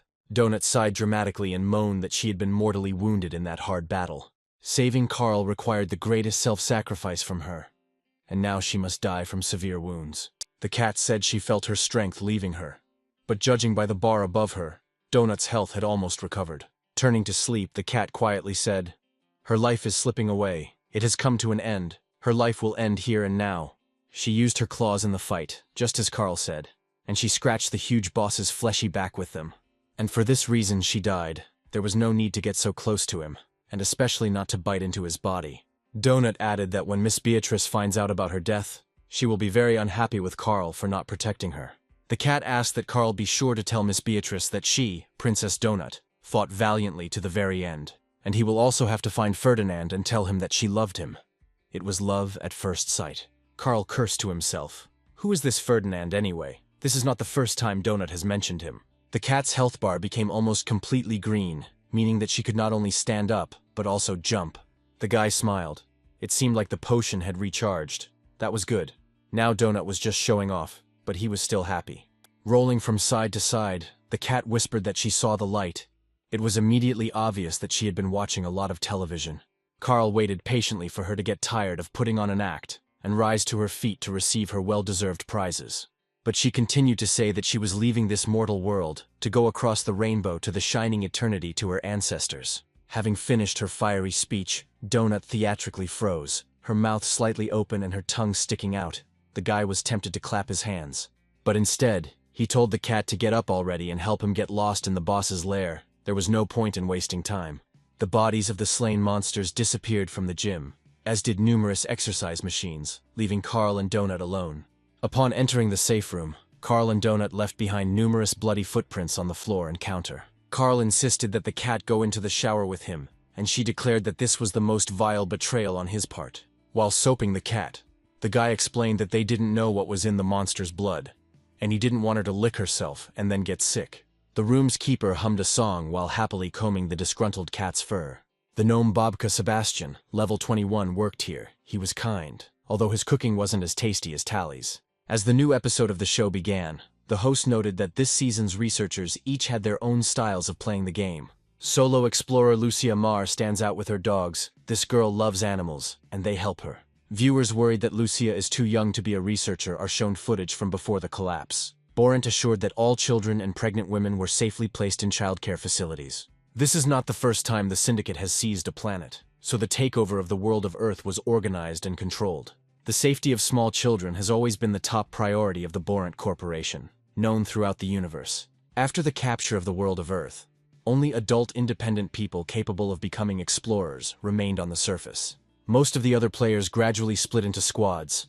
Some went down into the dungeon together, and some met here. Someone saved someone, and the researchers decided to join forces for a further joint journey. However, not every alliance worked out as well as for the explorer Hekla, who was nearly killed by the monsters of the dungeon. Several promising teams fell due to poor coordination and lack of strategy, which is a shame. At the moment, the largest successful group is Le Mouvement. They immediately show that they know how to work as a team. Now they are waiting for the stairs to the next floor to open so they can fight the boss guarding the descent down. The host reminded viewers that streams would begin on the second floor, and asked them to write down who they would be following. The broadcast has been interrupted. Another news episode of the show World of Dungeon Explorers has come to an end. Donut was incredibly outraged. They killed the boss of the 9th level, she sacrificed herself for Carl, and they weren't even mentioned. There was such a passion there, such a heavy bloody battle. And not a single word, it's unthinkable. They show whatever comes to mind. The Explorer counter on the screen showed that there were currently 2.5 million people remaining in the dungeon. Carl was horrified. From 13 million in less than 4 days, the number of survivors fell to this figure. How terrible. The hologram of Cascadia appeared overhead again. The producer greeted the researchers and exclaimed that the show was excellent. The producer knew for sure that thanks to the cross-translation, everyone would now understand him, and hoped that he would not have to repeat himself. Listening to Cascadia's story about the new patches, Carl and Donut headed to the newbie guild. The guy wanted to talk to the guildmaster. As soon as they entered the familiar room, the cat happily informed Mordecai that they were now both level 9. The guildmaster asked if the two of them had actually killed a level 9 boss.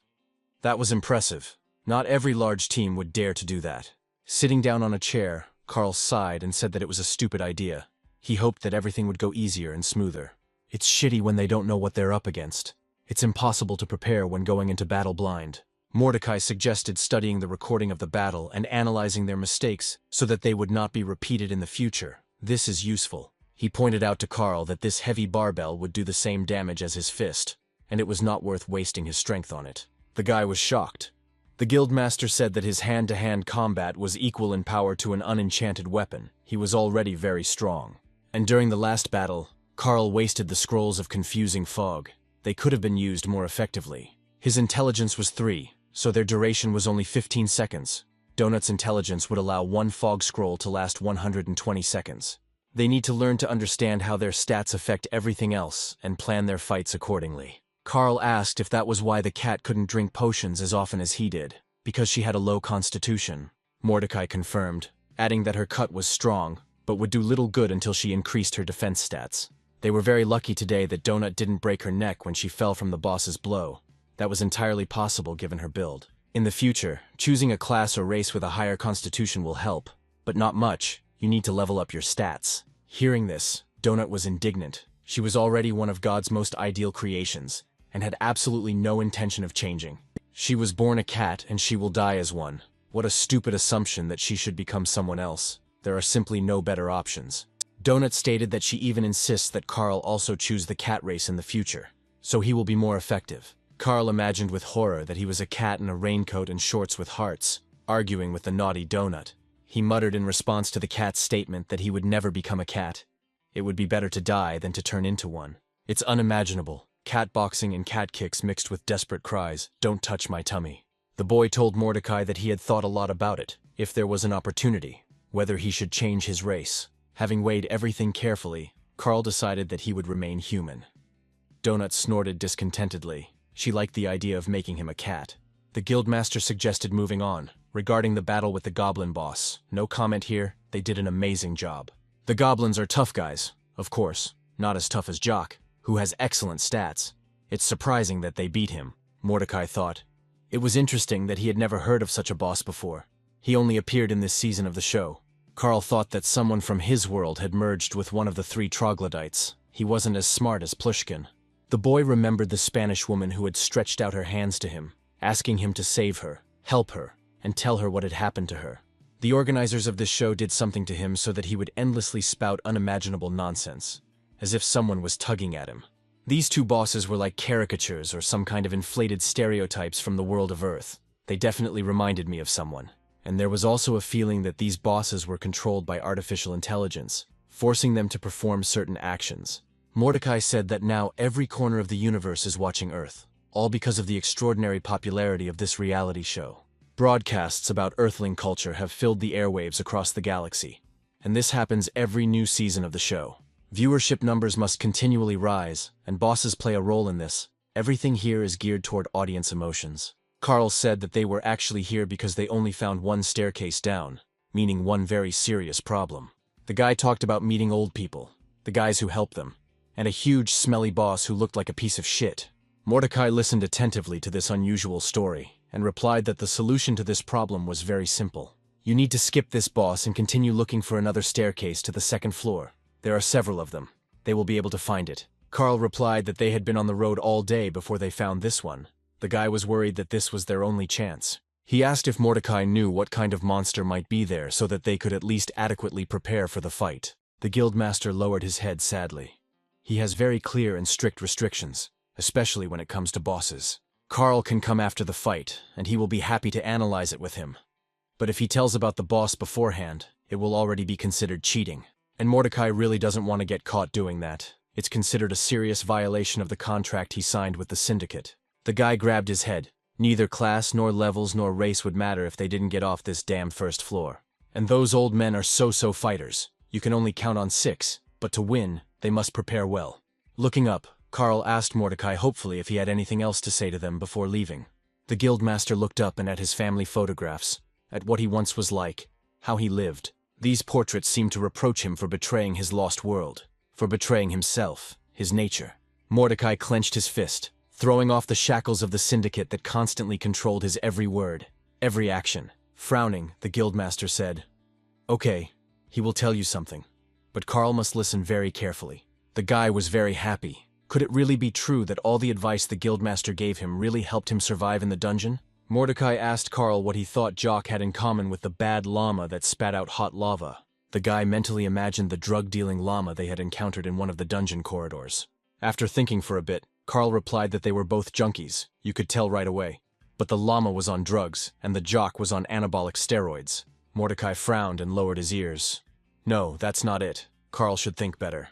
Analyze the fights with them. The guildmaster frowned. He really wanted to help the guy, but he had to learn to draw some conclusions on his own.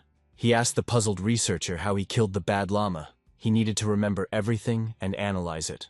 Carl said that he hit her in the throat, where the lava was gathering, and as a result, the boiling lava melted the llama's head and she died.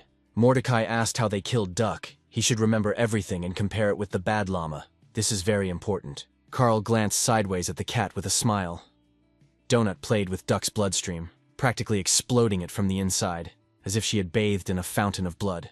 The cat snorted discontentedly. These memories were extremely unpleasant for her. How disgusting it was to bathe in blood. In protest, she rolled over onto her other side, turning her tail towards Carl. There was no point in reminding her of this horror. And then it dawned on Carl that they both had weaknesses, each their own. But they had them, and having found them, they were able to defeat the monsters.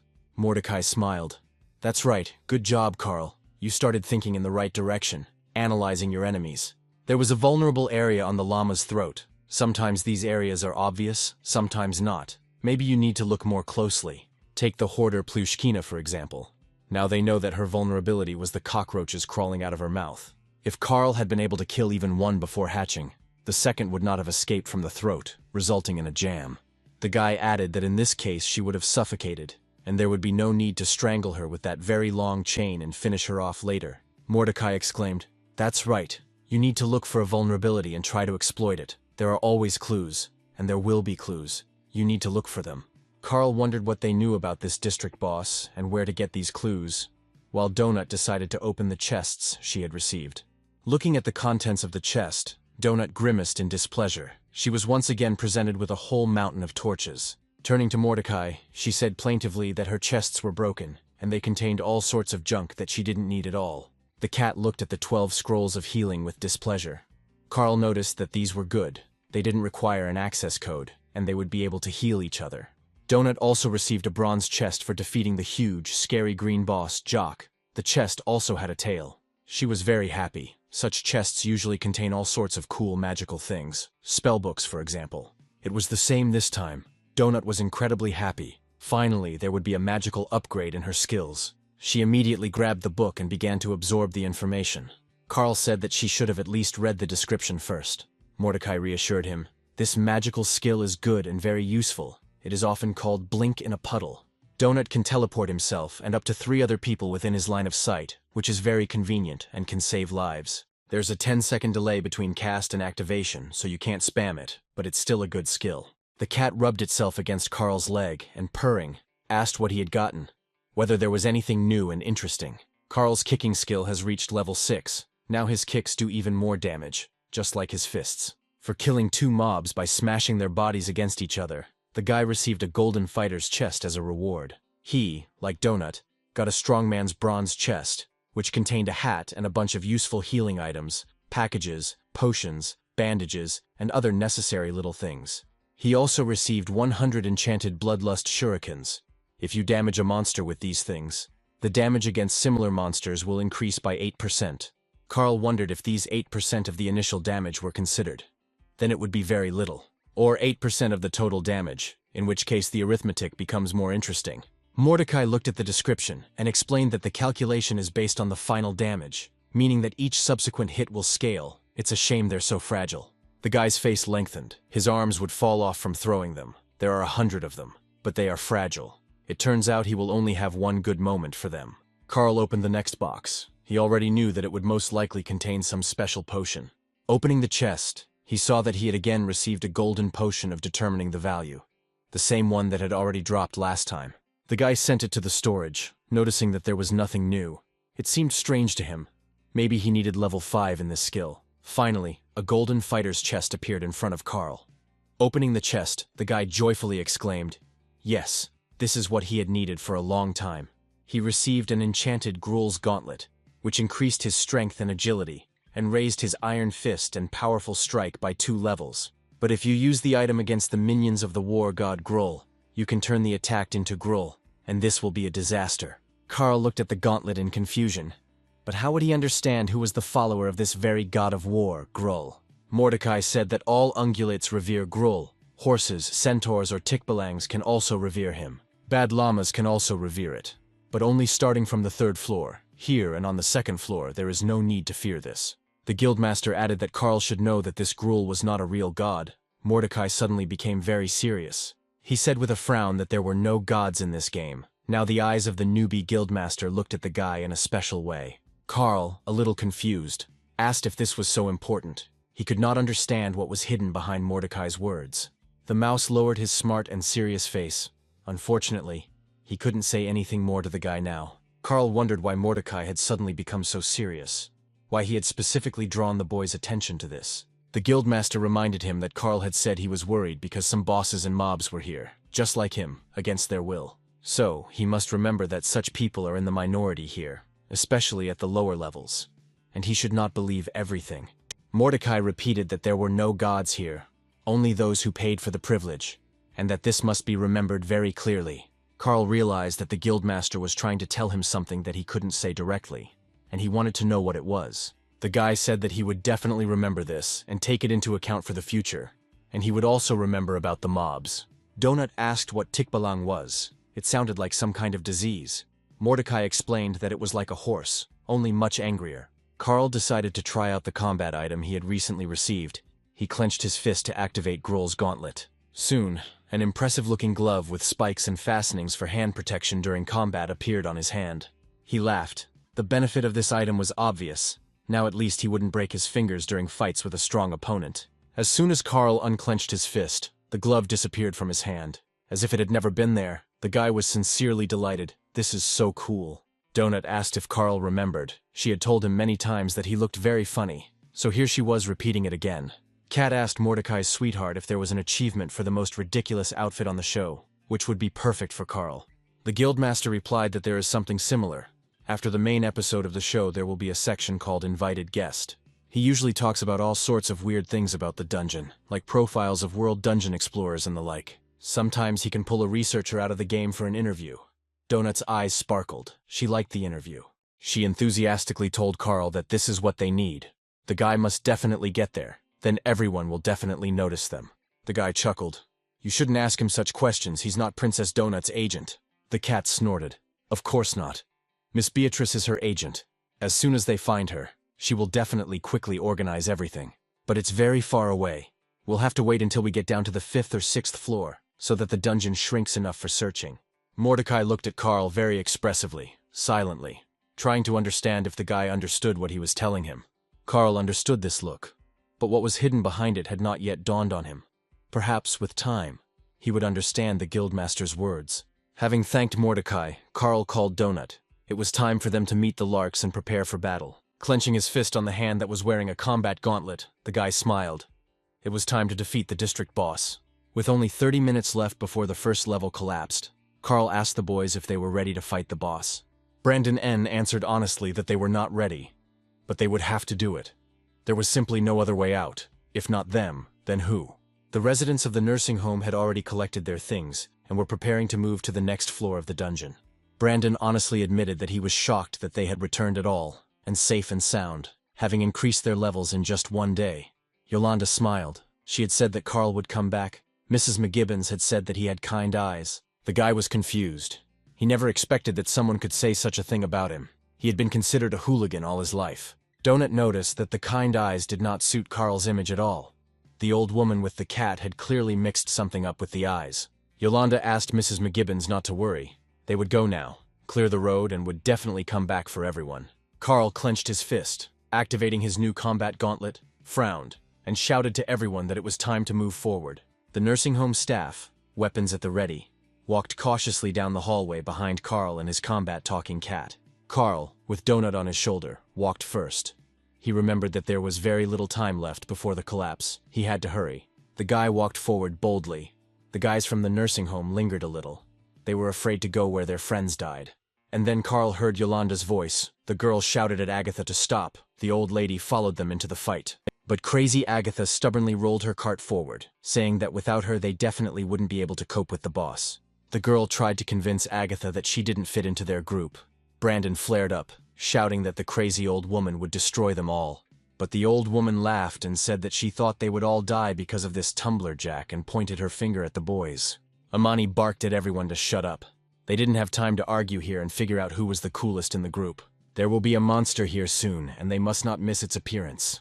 Otherwise they will all end quickly. Carl reassured Imani that she shouldn't worry. This monster was so huge and smelly that it would be very difficult not to notice it. Besides, judging by the time, he should appear any minute now. They definitely won't have to wait long.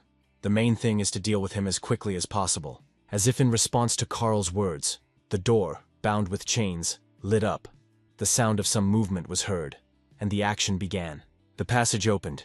The group of researchers found themselves in a large hall, and suddenly they heard music. The boss turned out to be cheerful. Carl grinned. Wow. The theme music for the boss, and it's loud too. Donut lowered her ears. Could you ask them to turn the volume down? Following the music, a light show began to flash above the fighters' heads, filling the hall with dancing, bright beams, like in a nightclub. Carl clenched his teeth. He understood that the music and bright flashes of light were supposed to distract their attention from the appearance of the real enemy.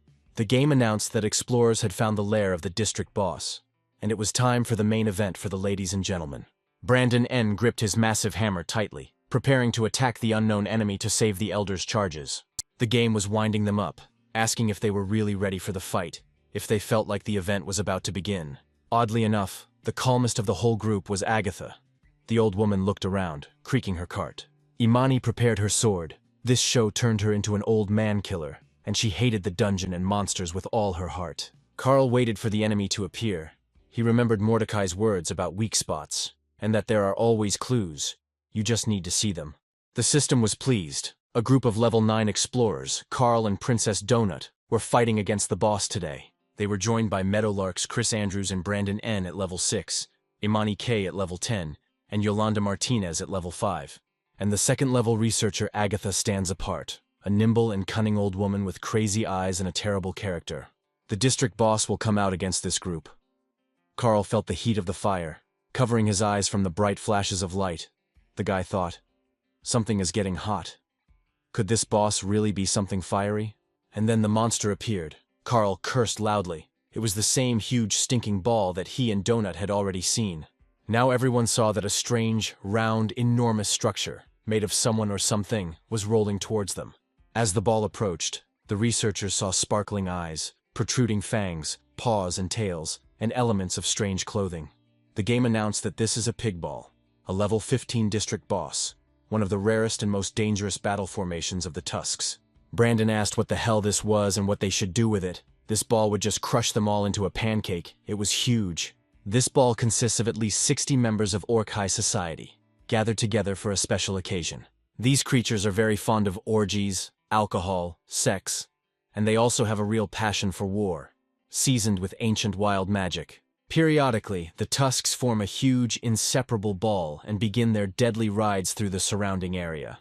The pig ball will not end its night of terror until it has crushed under its mass all the poor, wretched, and disadvantaged citizens. And then this ball rolled out onto the group of researchers. Carl noticed that the entire floor in the hall was covered with some kind of stripes. In the center of this huge structure, it seems, was the treasured saving staircase leading to the second floor, and around it were movable walls. Carl looked around warily. They should see and understand something here right away, but here's what. They need to think about it. Loud music and powerful bass. Because of this, they may not hear the approach of a huge pig ball and die. He waved to the boys, saying that they needed to go forward. Brandon N. didn't understand where they were going. Carl replied, away from here. Carl opened his inventory and took out the shurikens he had recently received. They turned out to be very useful, and there was no need to throw them. The guy made some spiked traps out of them for the tusks that make up this huge ball. Maybe that will help. Carl left shuriken spikes where their enemy was about to roll, hoping very much to injure him. The guy suggested that the slots in the floor were probably needed to raise and lower the walls, which meant he needed to stay away from them. And they didn't even think that the walls would move. He told the guys to look for flat and solid surfaces without gaps. Suddenly, a pig ball rolled out from behind the wall. Everyone flinched, but Carl was waiting for it to appear to test his idea with the thorns. A scream and disgruntled grunting were heard, and traces of blood appeared on the floor. The ball had run into the thorns left by Carl. He smiled contentedly, and now the boss's health bar appeared. It looked like the thorns had still touched him in some places. This plan might work, but they need to know exactly where this stinking fanged ball will roll, and it's clear that it will roll towards them. Carl saw that in some areas the walls had begun to rise from the floor, dividing the space. They needed to get out of here quickly, and not remain on opposite sides of the gaps. Otherwise the game would separate them and kill them one by one.